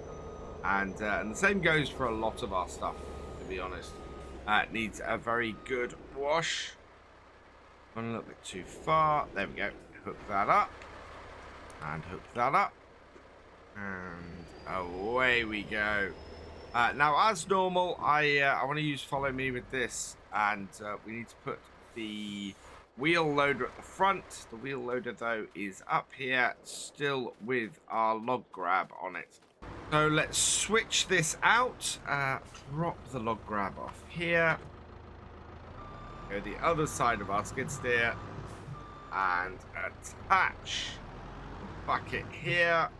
And yeah, then this can lead us up to there. Oh, we've still got snow in the bucket. Surprised that hasn't melted, actually. Let's just dump this under the tree here. There we go.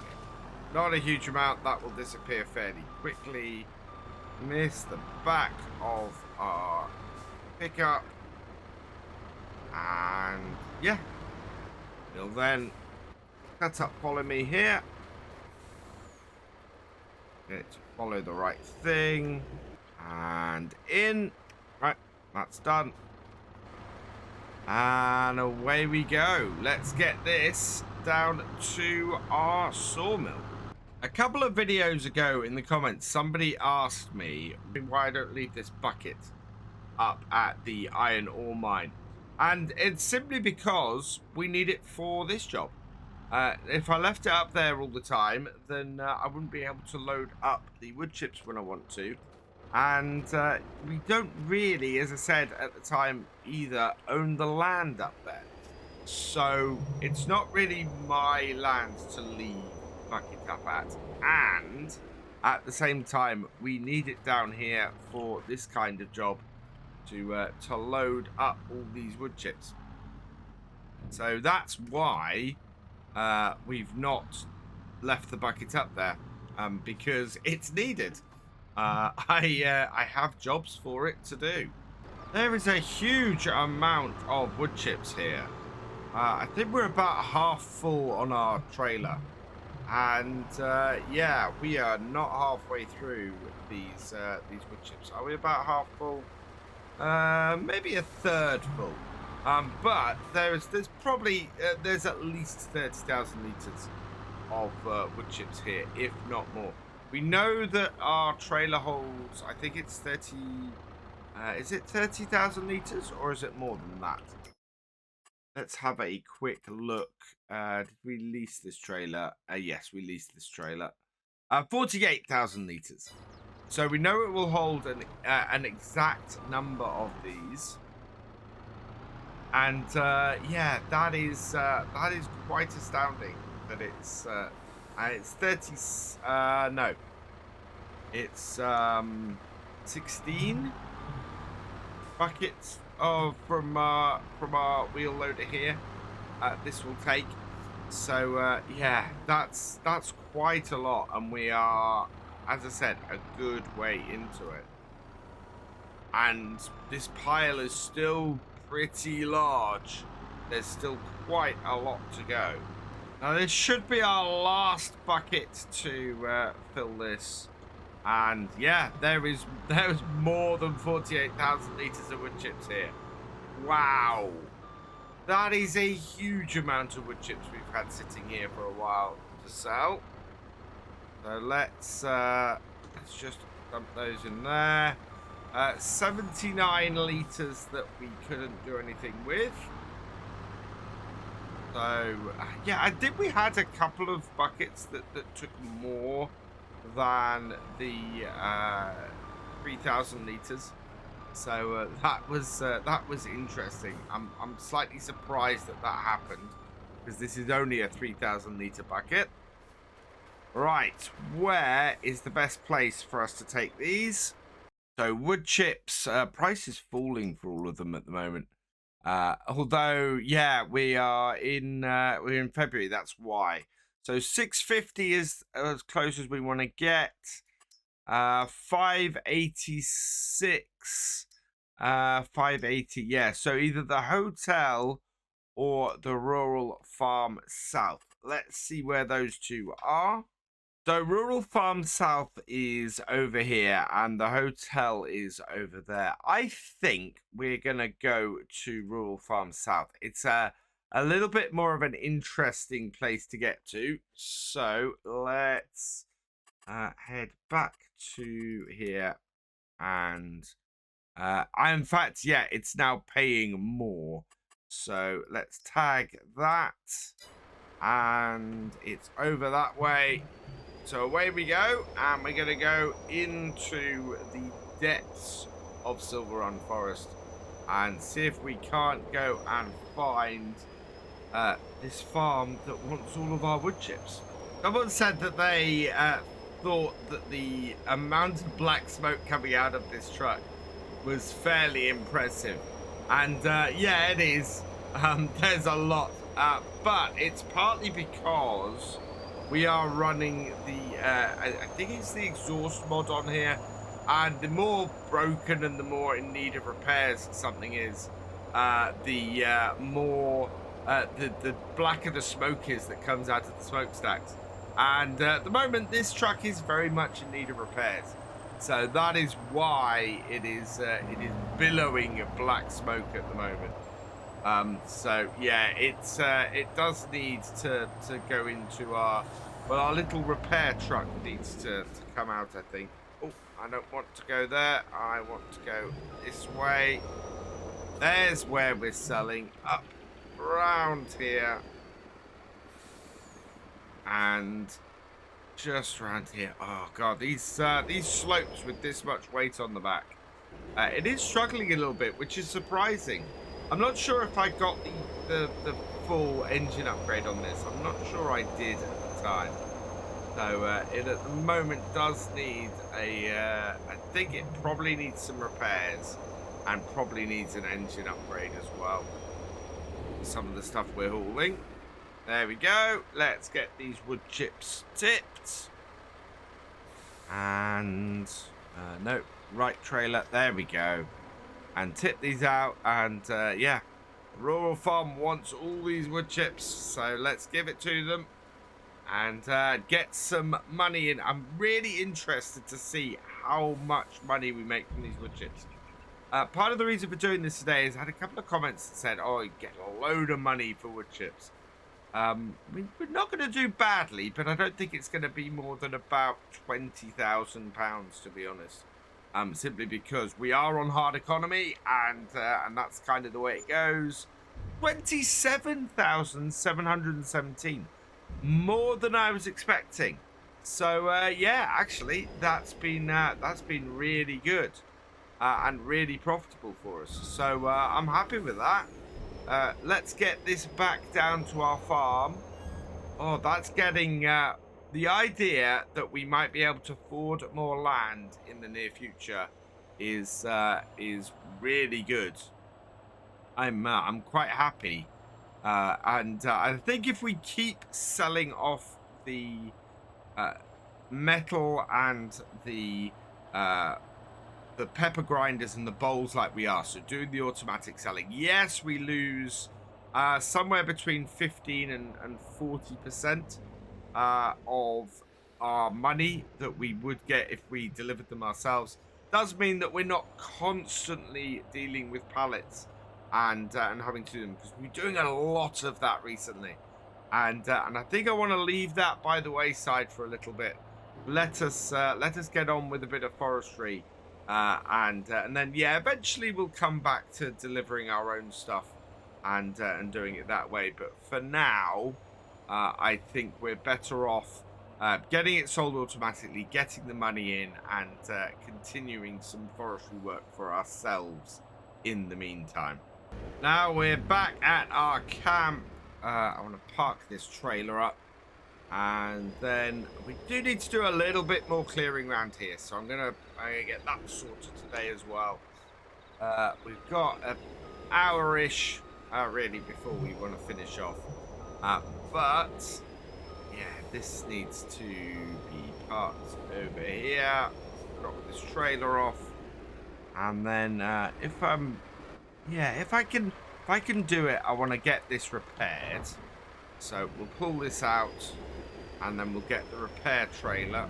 So pull that to there and stop it. As I said, we need to have everything really tip top. How's this? This isn't too bad, because this course we bought second hand. It's got 36 hours on it. It's still looking fairly shiny, which is good. Cars tend not to get chipped quite so much. Yeah, and you can see now I can raise and lower that rear hitch. So if I lower it right down to the bottom, it's perfect for this trailer, and works so much better on it as a result. Let's open this up, like so, and yeah, our truck is nicely in it. So repairs 2,680. Yes, please. And hopefully now this should billow less smoke. Nope, it's still black as soot. I think that's just the way the Phoenix is.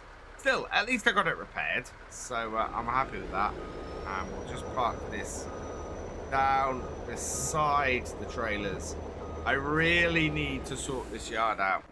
I really want to get things set up around here, because well, we want things to look as good as, well, make this look like a proper woodland, proper locking camp, rather than just a little bit of land that's been cleared. There we go. Let's get that out of the way. And of course, it's been over a year. We shouldn't be sleeping in a tent anymore. We want to get a nice little log cabin built by the river here. So we've got to do that as well. The last thing I want to do is, I came across a load of stumps today. So we're going to get the stump grinder out and our little Kubota here, and just clear those and get that done. So yeah, switch this out, switch into our stump grinder, and I think I'm going to have to plan out what I'm doing in our yard and everything very carefully, because we want to go around with this mulcher and get everything, get all the land that we want to work done, and we're going to keep our eye out for a tractor. As I said, if I can get the Volvo BM, great, but ideally I want to get any tractor that's of a smaller size, that also has the horsepower, and is able to really run a very small farming operation. I'm not looking to run anything big here, just enough to get some sheep looked after. I think that might have got them. Yeah, it was just a little area of stumps that were kicking around this bit here. Just go a bit aerial, see if we can see anything else. No, I can see a bit of wood I've missed though. Otherwise, yeah, I think we're good. Did we grind the stumps from last time? Let's head over here. We know we've got one in here. I'm not sure I did. No, we do have some more stumps to grind. We've got this one here. So we'll come over and we'll get rid of that. It doesn't want to grind that way, so we'll grind it head on. That tends to be normally the better way to do it. Wow, this one really doesn't want to go. There we go. We'll mark the earth getting rid of it. And yeah, one or two more, and the snow is beginning to fall again. Don't know if we'll have that going into next month, or whether in March we're going to be a little bit clearer. But certainly in March we're going to be looking to get this area cleared, to sort these out. I think we'll clear these stones as well, and we will then be able to go and get some grass down, and yeah, I think next month we're going to be looking to sort our locking camp out. That definitely seems to be the way to go, and we can move on from there and expand ourselves into the boats, which my understanding is they can be worth a lot of money. think this might be my last stump, and not a moment too soon. It's getting rather dark around here. So with the snow falling, it's all a little bit dark. And look at that. Debris Crusher has a great demand, but not much use to us, I don't think. So all in all, that's a pretty good day's work. I think what we'll do is leave this here for now, though. Today, we are heading down to the shop because, as seemed to be the thing over the last few videos, we've had a little bit of a spanner in the works. Something has come up that has surprised me and is actually going to be massively useful for our future plans for expansion around here.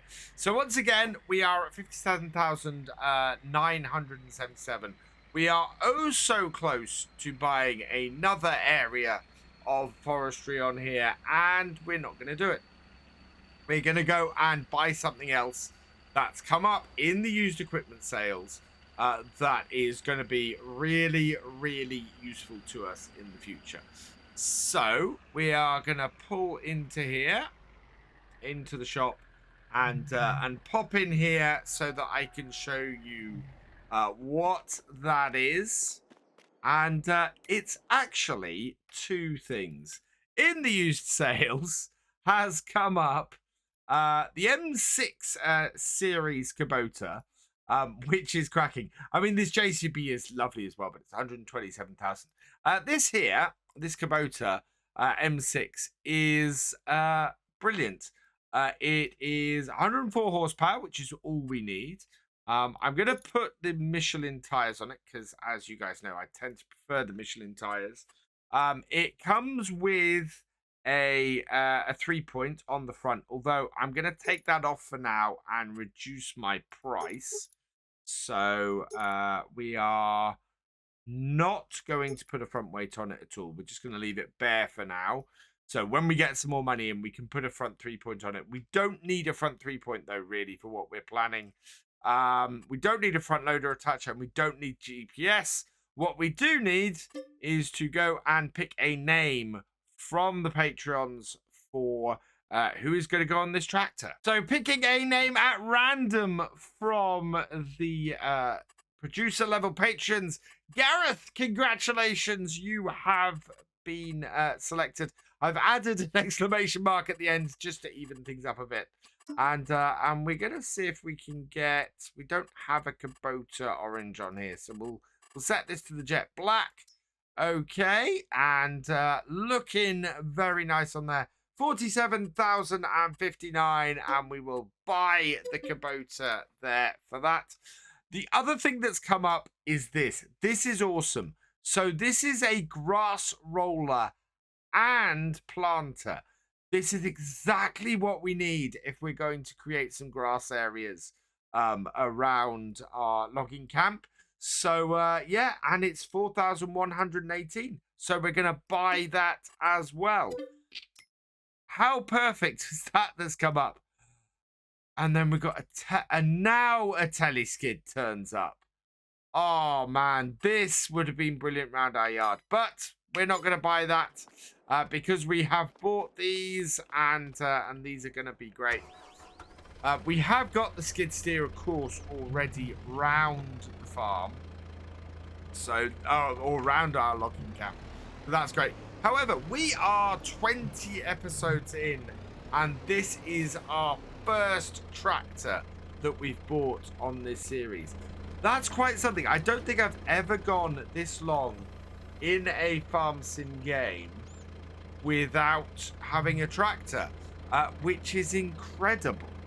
So what we're going to do is we're going to get this, and we're going to get our truck following behind and get this back up to our logging camp. If we're lucky, we will get to a point and an amount of money in to get that teleskid as well, if we can. Right, follow the M6. We have a driver in there. Let's get this back up to our logging camp. We're not going to be using it immediately.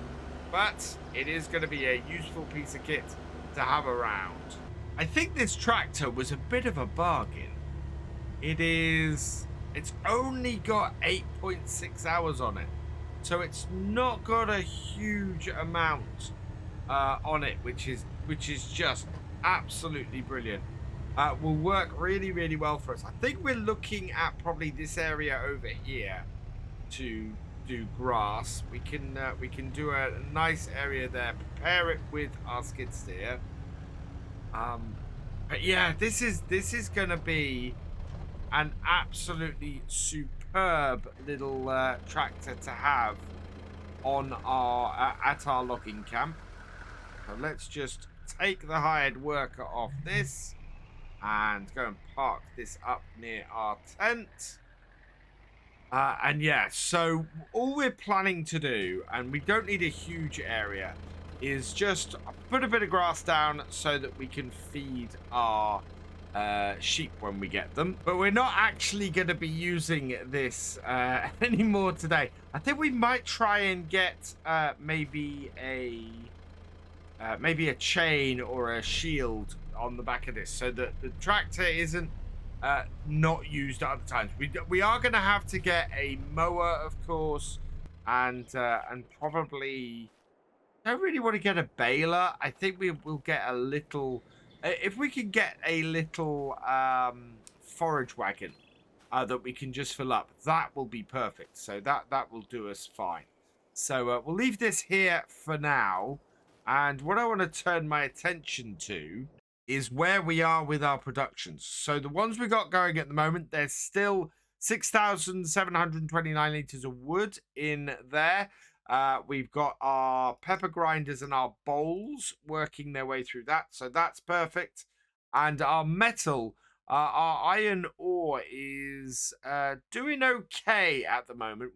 We're going to need to fill that again in a couple of days. So those are all good.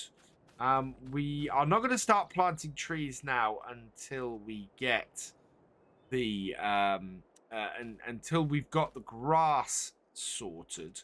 So yeah, let's go and have a look over here and see what we've got. So the area I want to clear and I want to get set up really is this area up here. I think that means that I want to get this tree marked and taken down. So we'll take down that one. We want to take down this tree. And we want to take down this tree as well. The rest of these is that that is a tree that can be marked. Yeah, all of these want to come down.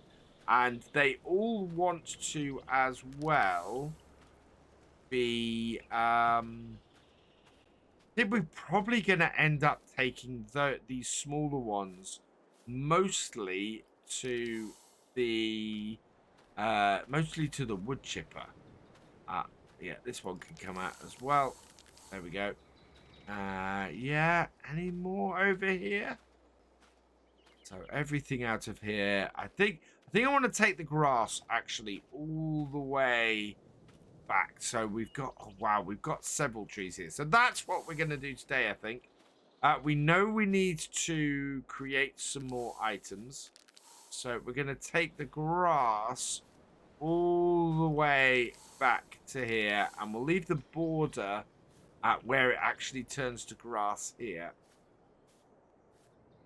Got a couple of, yeah, that's a dead tree. That's not going to do much for us. Yeah, that'll be good. And then we don't need to worry about stuff over this way too much. We'll take the edge up to here, and this will be a very nice area for us to do. So let's start getting these cut, I think. I know I've immediately marked and then started cutting, but that is the best way for us to go, I think. So I've been told I need to get, even with a really big angle, get as close to the bottom as I can, and that way we will be able to get the maximum we can out of these.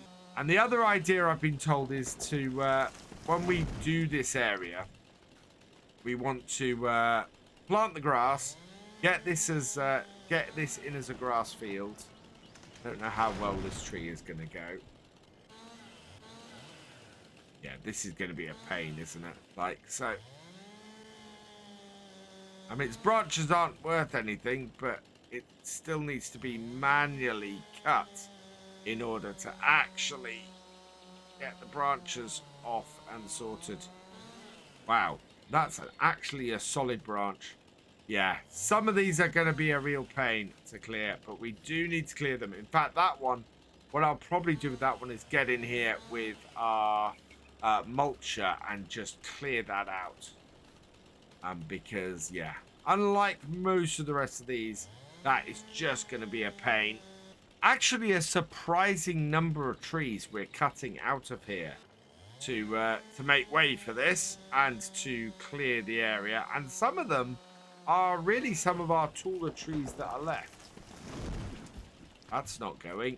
Wow, I did so well on that cut that I managed to not topple it. This is where you have to cut a few times, make it slip on what's there. Yeah, that's going. That's going. Not quite the direction I'd planned, but it is going. Right, this one needs to go as well, and then the deadwood one too. The deadwood will only give us about, I think it only gives us wood chips, from what I hear. About 20 litres of wood chips. So it's not great, but we need to clear it out. So there we are. Right, and that then is, yeah, a decent sized area. We'll take this. Yeah, these smaller ones, for the most part, we're going to take out with the mulcher because they don't cut very well. And, yeah, you can see like that. So we'll take that out with the mulcher. We've still got a stump over here. But that should give us a nice big area to then sort with grass. And give us some space to cut grass for sheep when we eventually get there. Oh, somebody was mentioning that there's no spinnery on this map, so nowhere to actually work wool. Let's have a look. Pet accessories factory, Silverrun market, and vintage clothes. Yeah, none of those I think actually are a spinnery. So yeah, we can't actually process wool. Although I don't know what the ship requires, so we might go and have a look down at the boat. The boat may just require wool and not actually fabric, but we'll have a look. I've got my excavator here. This is of course the least one because we've not been able to get this head onto our new one yet. Take that to the end of the tree and drag this out of here. Yeah, it's a good sized area that we are working with here. That we should get a nice little bit of grass out of. I think that tree behind the excavator now, we will probably cut that with the mulcher as well. Just clear that out and means we've got a nice area up to here that we'll be able to work with. We're doing 6-meter lengths because those go onto our logging trailer the best. So cut that and pile this up here. And yeah, we won't worry about the little offcuts. Those can go onto these piles as well. And we'll just clear this out. And that should work out fairly well for it. You can tell deadwood has no weight and no wood in it really, because it is very difficult to get it to turn with the head here. It's just not wanting to go anywhere that I'm trying to twist it, and as a result, it's going to be difficult to get onto the pile. But I'm getting better at this, and I know how to get it into the final location where I need to, like that. So yeah, it's not too bad, but it's yeah, deadwood is, as it suggests, dead. not great to add to our pile and to sell. And I probably would just mulch it these days, except for the fact that, every little bit is nice to go into on here. I don't think the smaller trees are going to give us much, to be honest. And we could cut these down. I was considering cutting these ones here. I think I'm going to leave them. And we'll just go for the stuff in the middle here. And yeah, we've got 3 more trees to clear. And then we'll come in here with our mulcher and get the ground ready for doing some seeding. Because, yeah, it is that time of year. In hindsight, I probably should have cut all these to fall the other way. It would have made it much easier to transport them back. Because at the moment, I'm having to reverse and hope that they turn around for me to cut. Which is not ideal, really. I would prefer that they... that I just dragged them backwards and it worked. But that's not always the way it goes. So let's bring this over here, twist that there, and then bring this round. And yeah, with the small trees, it can be a little bit fiddly. With the bigger ones, it's not quite so bad. And I've managed to collect up most of the trees so far. We've got 2 more left out here. And then the rest we'll just take down with the mulcher. It'll be fairly quick as a result of that. Then they're not processing. The other ones don't process very well or into much. So that's down. No, I've got that the wrong side of that again. No, and that way a little bit. There we go. Grab it, pull it back, and yeah, there's a little bit of wood here, but it's not a massive amount. Nowhere near going to fill the trailer at all. We normally get that with, you know, sort of 5-6 trees will fill the trailer. That is not going to happen here today. These are just not big enough trees to do that with, and that's my my little bit of worry at the moment. We do have money coming in from our iron furnace, of course, and from our pepper grinders and bowls. But the pepper grinders and bowls, that will run out. We don't have a lot for there, and for our iron ore, we can go and refill that. So we do at least have a steady income from to keep the iron furnace going, but it's not ideal for everything to be coming off that, so I want to kind of avoid that if I can. Let's turn this, there we go, cut, and you can see now with a really light tree, it's just not turning as I would like it to, although actually this one doing better than most. We've previously had a bit more issue with the turning, but it gets to this stage here actually, and it becomes a little too light. So, yeah, we have to watch it. There we go. So nice little pile of trees there. I think that will probably do it. Let's get the truck over here, get these loaded up and out the way. And then we can start marking out our area where we want to plant some grass. Truck in position, and we've got our wheel loader all set up. I'd actually left this up at the sawmill. I went looking for it and went, oh, where's my wheel loader? And then realised, oh yeah, we were doing a whole load of stuff with it up at the sawmill last time, and left it up there. So yeah. Got that back here. We're not going to get much from the deadwood, as I said, but we should get plenty from everything else on here. We can load this up and just take what little wood we've got here down to the sawmill. Process through, and particularly I'm looking to process this into, I think we said we need wooden beams and we need, or wooden bars, and I think it was some planks maybe.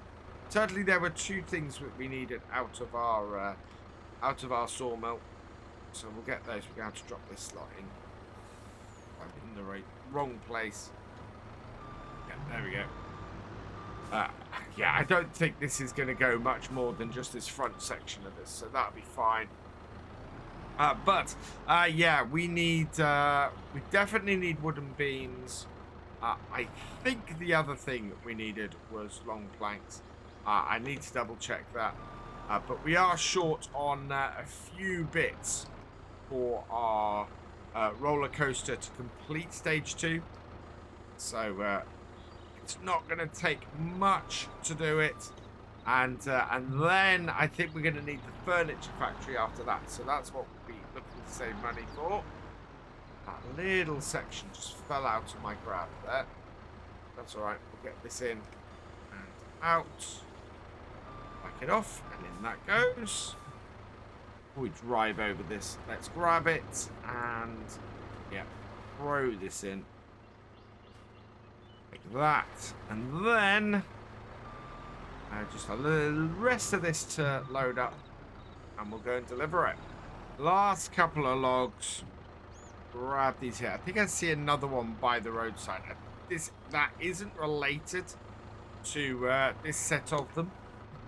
But it is one of the bits that I meant to clean up previously. So anything from here that goes in that's too small will just get turned into wood chips, which is fine.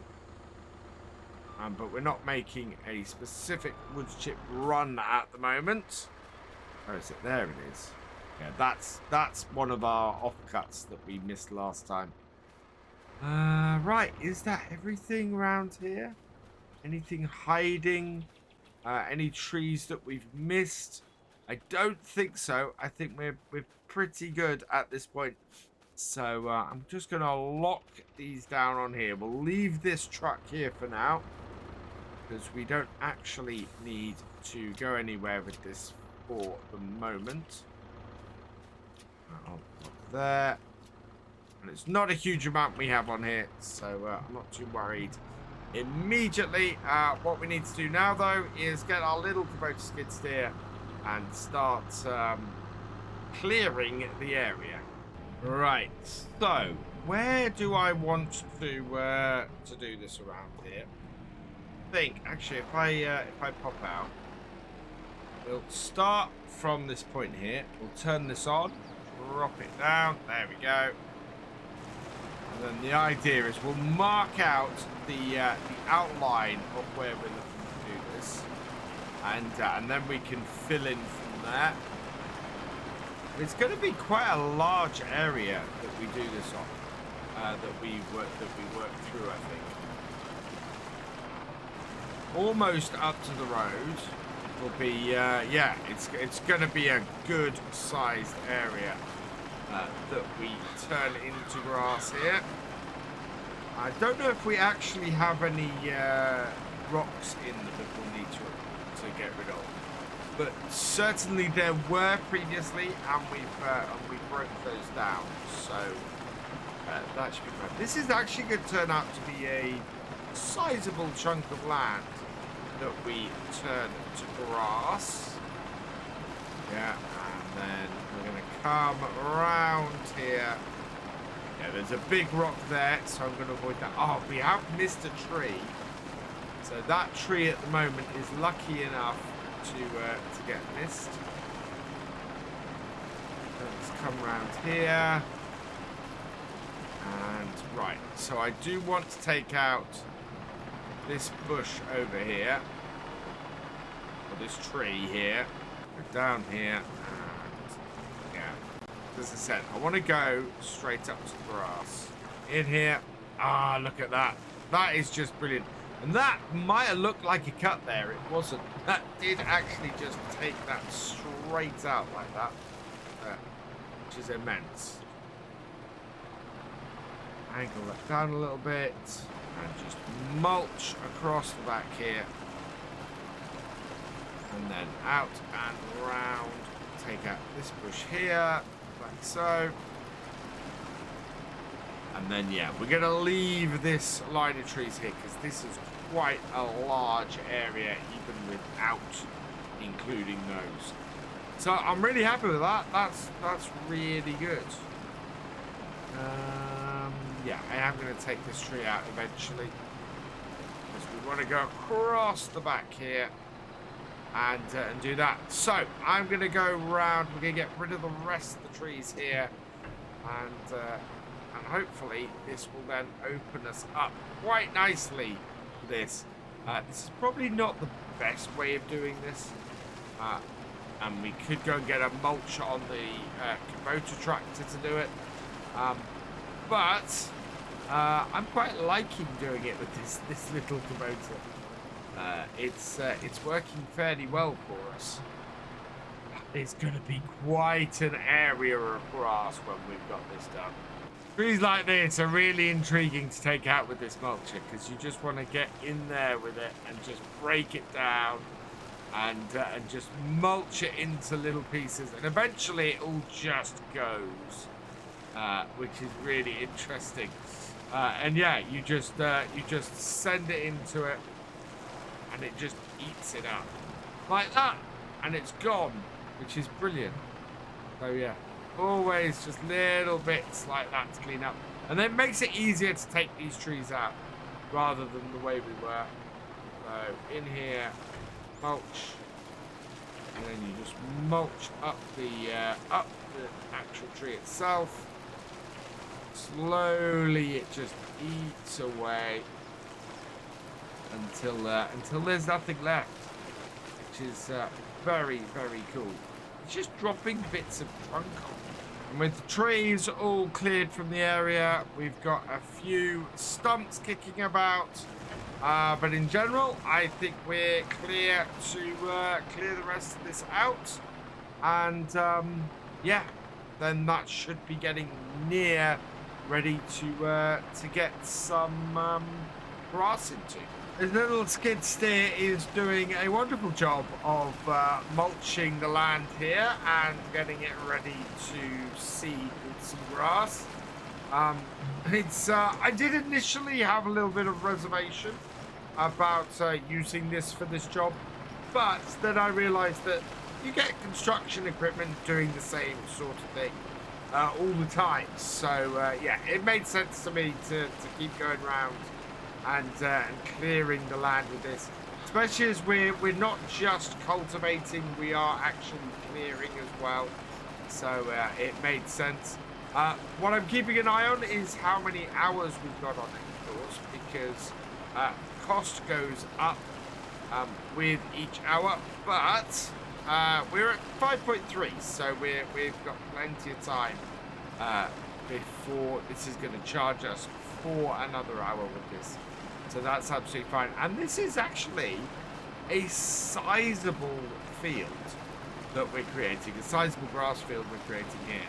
And I might go with the suggestion that others have had, that we'll plant grass here and then we can then plant trees in it as well and use this as a grass field while the trees are growing, and then once the trees are grown, we'll be in a position to cut them down and make some money off them. In the meantime, we should be able to go round with a mower quite nicely. Otherwise, I think we might just have a nice grass field area. This also comes back to the whole thing of, yes, absolutely, you can farm on this map because we're making fields that you could then farm. It works perfectly. This is doing such an awesome job of this. Just mulching through everything, clearing everything away. I'm turning in the corners, but it's so maneuverable. It makes this job much easier to do, and just makes it a pleasure to clear this area like this. it is coming to 25 past 5, so I think we're going to finish this off today.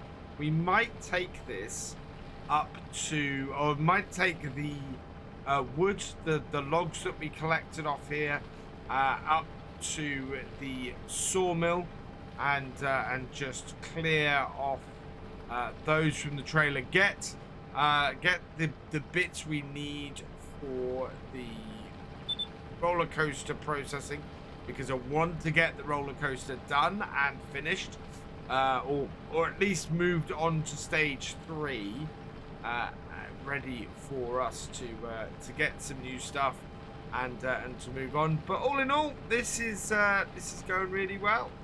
Last couple of bits just to finish this off, and look at that, is perfect.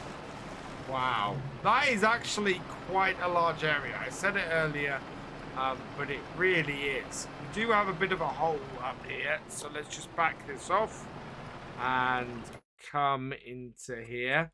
Oh look, we've got the tiger car sitting in there, but that's all right. We are going to come here.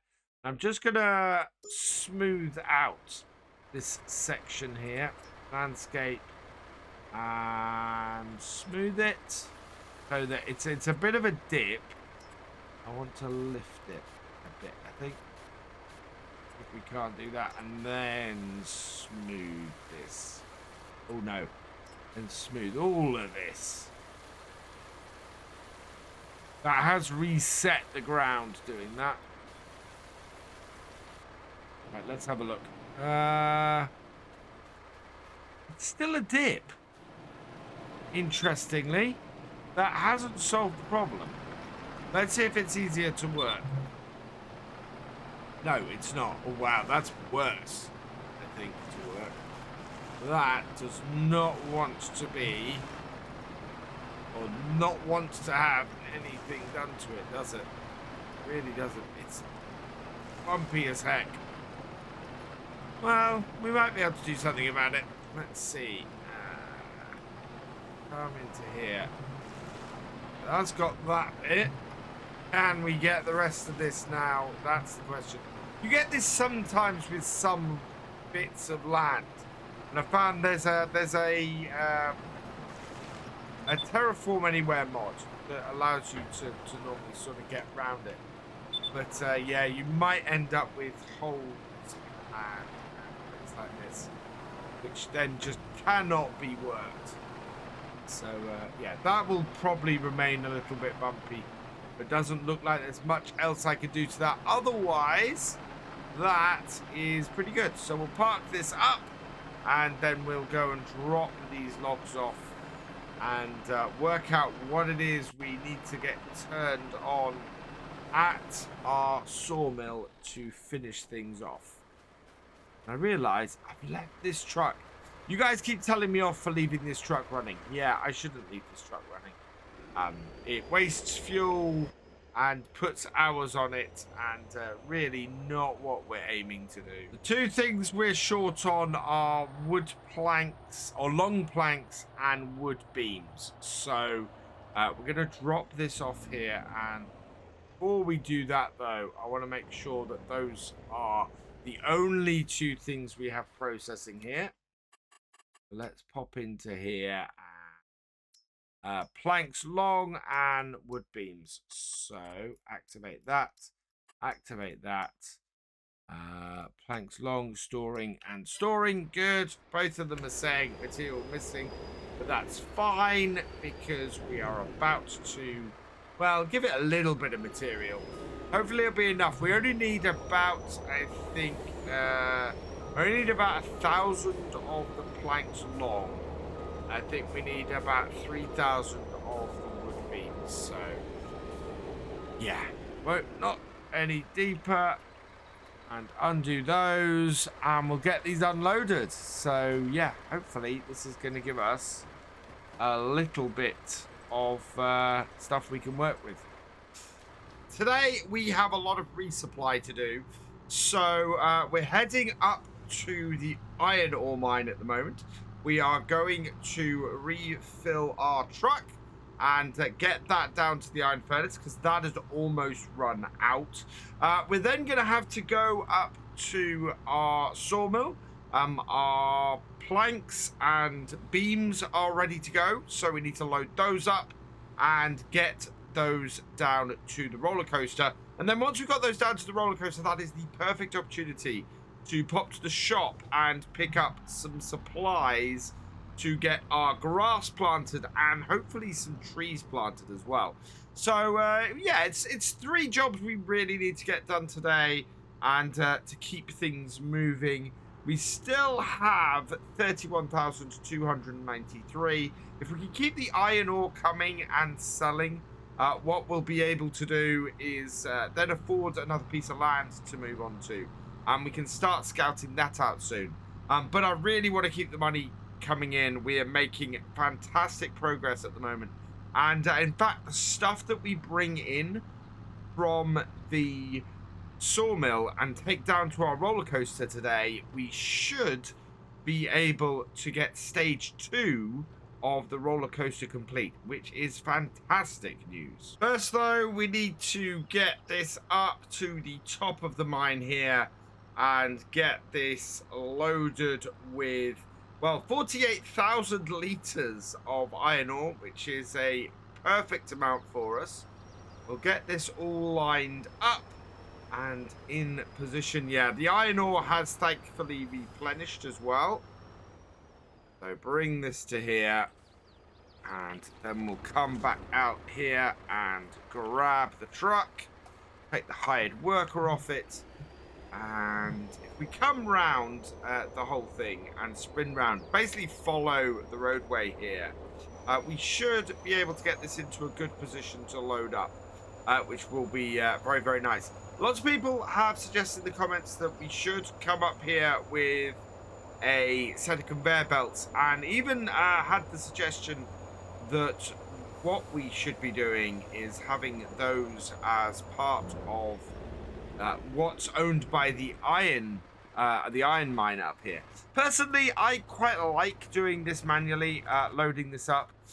It takes us a little bit of time and gives us a certain amount of work we have to do, especially considering how easy it is for us to just unload this at the iron furnace and make a load of cash. So I very much want to do this part of it manually, so that I kind of feel like I am actually doing some work to earn the money that we're making from the iron ore and mine at the moment. Some other suggestions that have come in recently have been, why don't we use the auto-loading trailers to load up things like our rolls and things like that. Again, I like to have the hands-on approach from that point of view. Yes, we are direct selling in order to prevent us from doing too much of the pallet lifting and everything, but that is costing me money to do that, so we are essentially being charged to do that, whereas the auto-loading trailers very much feels like a little bit of a cop-out as far as that goes. So I don't mind paying the extra cash to have it collected and shipped and make us money. What I don't want to do is not have some downside to doing it that way. And so, yeah, the auto-loading pallets very much feel like that would be the case. This should be our last load for now into here. And there we go. In on the back. And that's got it. Exactly. This is what I love about the combination we have here. This bucket does exactly 16 loads into this trailer. And it means it's very easy for us to come up here, load up and head back. And I didn't want to spend too much time dwelling here because we do have, well, we've done this a few times before. And it's just a case of driving up here with these 2 bits of kit and then driving back. And yeah, this will give us a good income for a while yet and keep things going.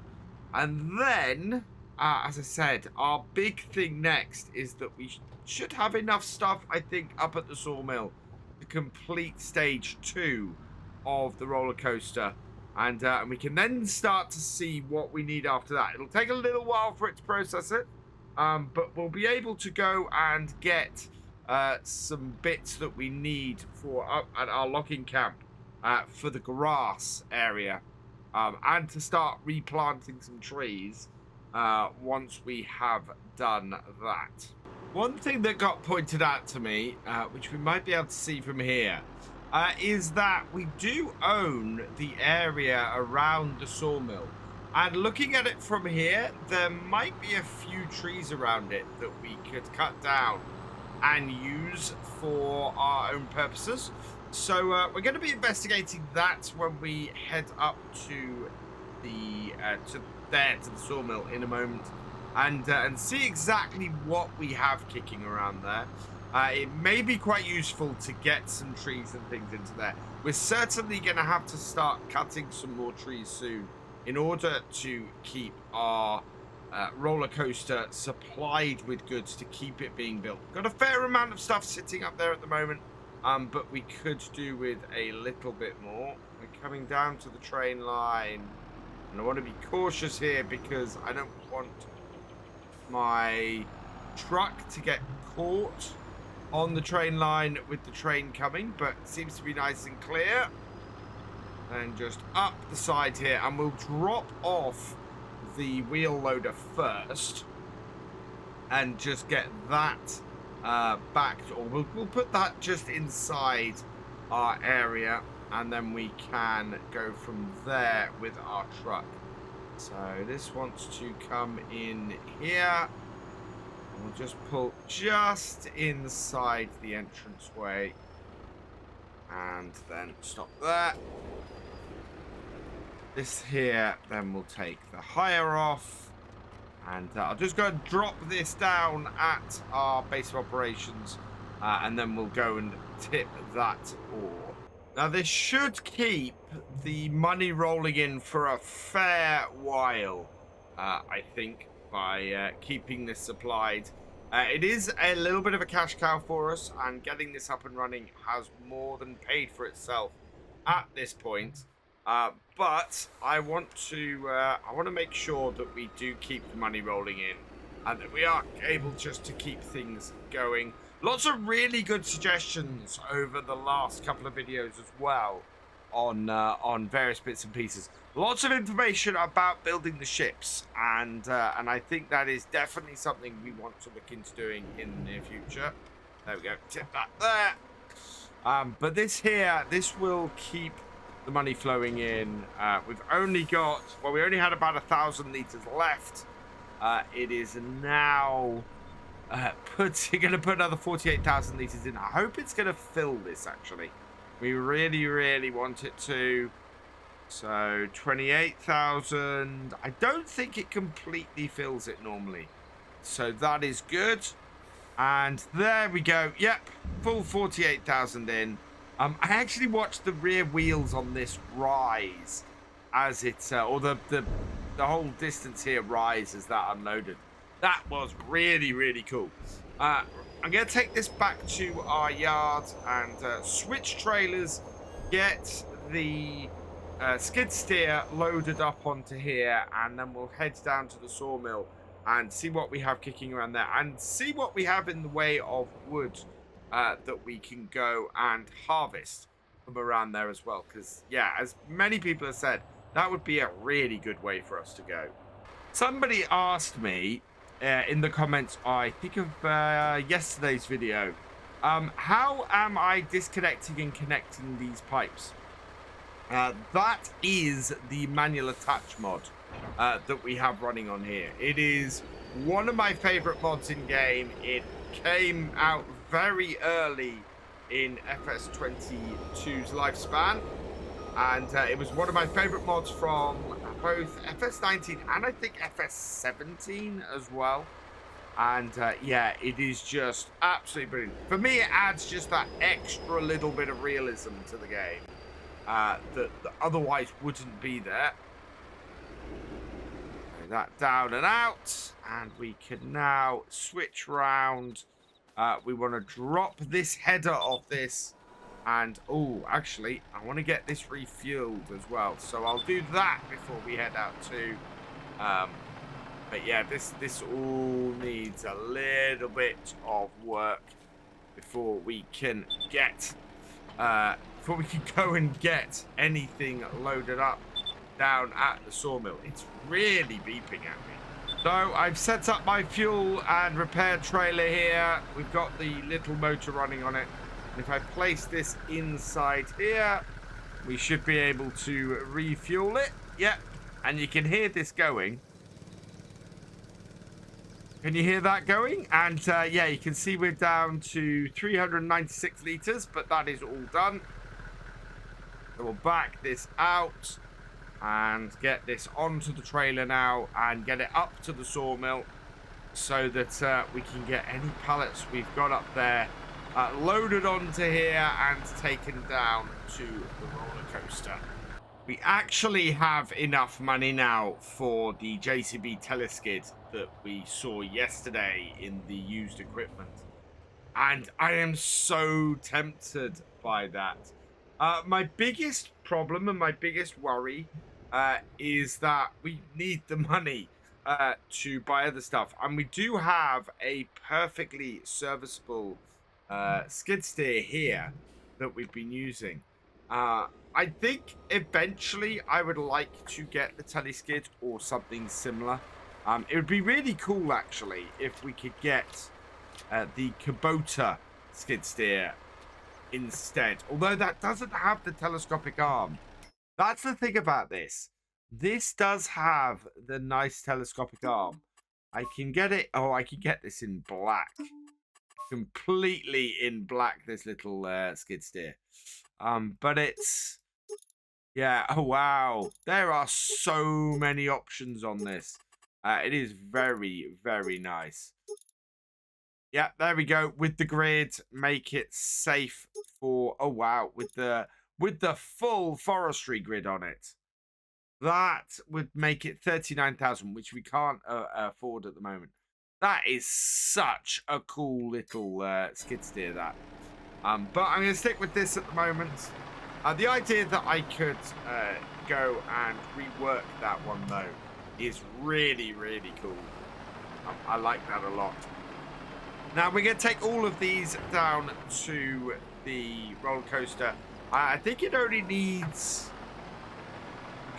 Now, I can't remember whether it needs 3,000 of these and 1,000 of the other, or the other way round. So we do have 3,000 litres of both. In fact, we have 4,000 litres of the planks and 3,000 litres of these.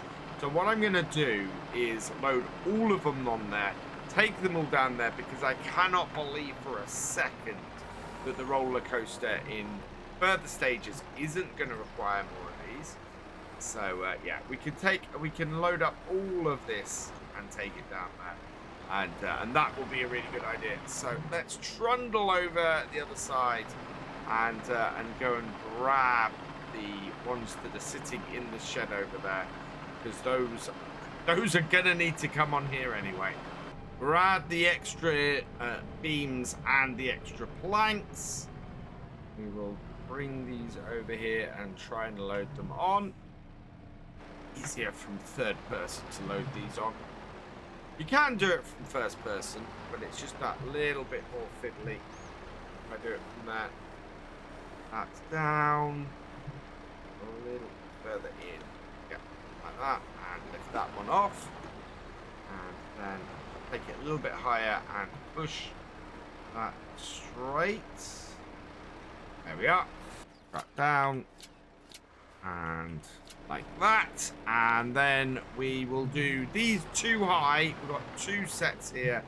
Two high will be perfect. So let's put that there like so, and go and get the other four from over there. As I said, we will put all of these into the roller coaster, because I reckon the roller coaster will take all of them. And if it doesn't, what we can do is drop them off maybe at the wood turner. I think the wood turner takes these.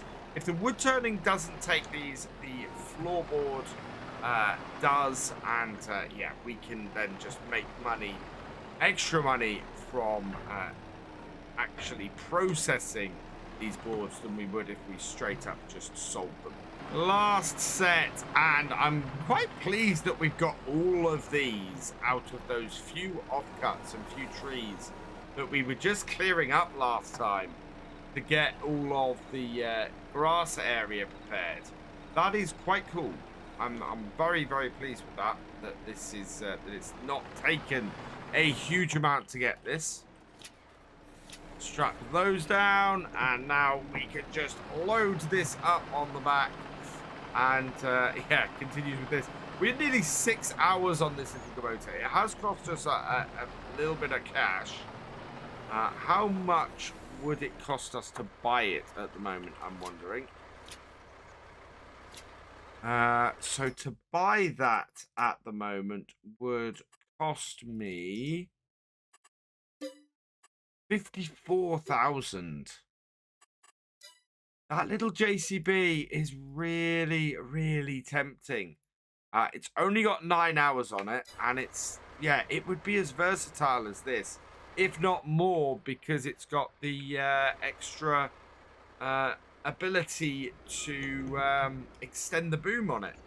Oh, I don't know. I think by the time I've made my decision on that, it's gonna be gone. And to be perfectly honest, it would stop us doing anything else today, I think. Okay, so we are down at the roller coaster. We want to pull in and unload. So bring it around here. I think it will take all of this. I hope it takes all of this. Because it will pay us for all of this then. Yeah, there we go. Yeah, it's all fit in. 16,917 really, really answers whether I should get that JCB. It's 54,000. We know we need to go in the shop and get some supplies. So we are just going to pull in here and do that. Does that roll? I'm not sure the extra letters are going on there. Definitely seems to be changing as time goes on, that roller coaster, which is great. Which I could compare it to how it was early on. Let's have a look in here. So our JCB is still here, and I think we do need to get something to go on our to go round. So configuration, we can go with the wide. It's an extra 10,000 for the tracks. It's an extra 1,000 for the wide tires. So I could go with the wide tires. Clean windows. Design, I would go full grid setup on it. With beacons. Yep. So we're looking at 39,000 for that configuration. And do I go full black setup on it? I think we do. I think that would be a great little setup for this, and to go with this. The one thing we do need to do though is go and grab a Patreon or a producer level Patreon from the Patreon. So let's go do that and see who gets on today's number plate. And congratulations to FarmCatGR. You have been selected at random. Your name is on the number plate for this. So we will go, okay. And yeah, our little black skid steer is ready to go. So let's buy that. That's 41,000. I'm actually not gonna get it in the black then. That is really expensive. We might repaint it later. But yeah, let's keep it down at 9,000. I think that's good. Yeah, a good way to go. So let's buy that. Yes, please. Okay. And with that, I think it's time for our trusty Kubota to be replaced. The other thing I need to do quickly is buy some pallets. So we need a pallet of seeds. This is for our to plant our grass. We also need a pallet of in here. You're gonna need a pallet of tree saplings. So we've got spruce, pine, stone pine, birch, oak, willow, maple, dogwood, shady bark, hickory, American elm, cypress, Darby's. Wow. I think the really cool ones are the stone pine. I'm just going to pop out here and have a look. And because we've got a few examples of trees around here. So this one here, this is the, that is the standard pine. What's this one? So this one here, that's the ponderosa pine. And this tall one over here. We want the really tall pines are what we want to do. Lodgepole. I want to plant the lodgepoles, but it doesn't seem like we can. I don't know what these stone pine look like. Because these are all lodgepoles here. That's deadwood. So, yeah, I think we're going to have to select some of the pine. So I'm going to go with, I think, just the standard pine. So we'll buy a couple of those, I think, to help us get things started. And yeah, that'll be really good. So let's undo this. Get this off. And yeah, it's time to say goodbye to our little Kubota. This has done us really well, this. But I feel that we need to stop relying so much on stuff that is rented, and so we're not even going to clean this before we return it. Somebody was also asking in actually my least short, how do you return an item? Very simple. You either go into the menu here and into this and go return there, or you bring it into this box here and click there and go return there, like so. I do like that if it needs repairs, they don't charge you for the repairs. That's actually really useful. So, this on. We will grab front there. And yeah, this has an arm to extend, which for us loading stuff up is going to make things so much easier. And this little JCB is cracking. We are spending so much money on equipment at the moment. It's ridiculous. But we need it. It's equipment that overall is going to be useful to us, and is in the end going to make a big difference to our logging operation. So I'm quite happy to do that. We will probably put the tracks on this at some point. But while I'm just using it to load up stuff like this, it's not really much point. And this is why I put the wide tires on it. Because the wide tires will be useful for us when we're doing pallet loading like this. And we won't have to worry too much about it. Whereas, yeah, when we get it doing bits in the woodland again, we will probably want to get tracks back on. So let's put that down there. It's really what we're using this for at any given time. So strap those down, strap our other bits down, and then this can go up on the back. And yeah, we are owning more and more of the equipment that we have on our land right now, which is fantastic. And I love that we are adding new bits all the time. So let's head back up to our logging camp.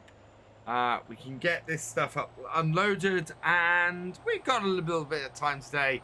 I think we can probably get our seeder out, or our grass roller out, and get the grass seeded today. And the next time we can look at getting the new trees planted on top, and see where we go from there. Right, back down. I love that entrance to our logging area. It's just utterly brilliant. I love the whole area we're in, actually. It's really gorgeous. And I'm sort of planning out in my head where things are going to go, where we're going to put the house, how we're going to do the yard here, all of that kind of stuff, because I really want this to be a cracking area. Lots of people have suggested, why don't you set yourself up at the sawmill and do everything there? And to be perfectly honest, because that's not my main focus on this map. My main focus on this map is absolutely getting myself established a nice logging area, a nice place to be set up, and from there, then having myself in a position where we can just expand out from here. It's why I'm not too fussed right now at not buying the new area. And lots of people actually in the comments have agreed that the new area is probably of a lower priority at the moment than getting this area set up a bit more and worked a bit more. So yeah, I'm happy to go that route. Absolutely. Let's open that up. Then we can grab our thing of seeds. And several people also said, why didn't you fill that up with seed last time? Because I wanted to get the saplings back as well, is the answer to that. I wanted to do seeds and sapling and everything all at the same time when I was ready to do it. Because it just made sense to me to do all of that at the same time. So we'll load that into there. Yeah, it only takes 100 litres of seed anyway. So let's park this, or put this under the tree near where that's going to be. And then I can unload the saplings at my leisure. Yeah. Extend that. Drop that off. There we go. We'll leave that there for now. We will close this up. Oh, I don't think I have the external closing. The external open and close on here. Lift that. Oh, we should have probably lowered that in the first place, but we're good. We've got grass in here, and yeah, we can just go and get this area here now planted, and we'll soon have the ability to start doing grass for any sheep if we want, which is yeah, absolutely perfect. Oh wow, one thing I do need to do, need to get some front weights on this with this piece of kit on the back, because we are wheeling ever so slightly. Turn it on, drop it down, get some grass in the ground. And the great thing about this piece of kit is once we've used it to seed this grass, we'll be able to use it to roll it later as well.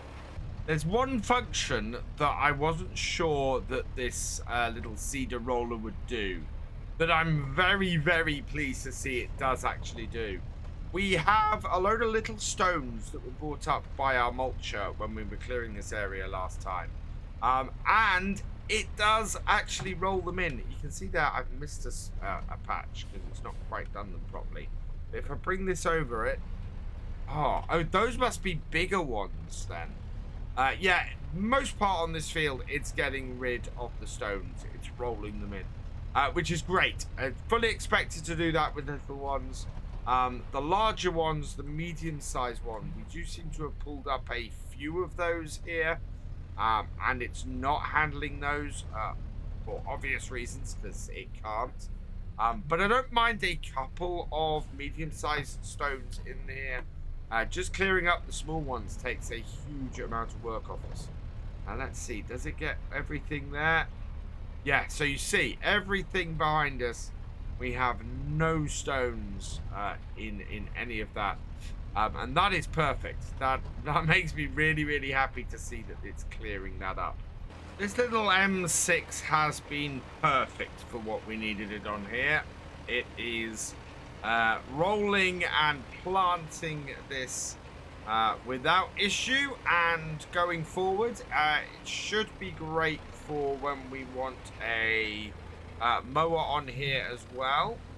At some point, we will probably take this tree and maybe expand this field a little bit closer to the garage. There's 2 trees we can take here actually, and take this grass field a little bit closer to the garage.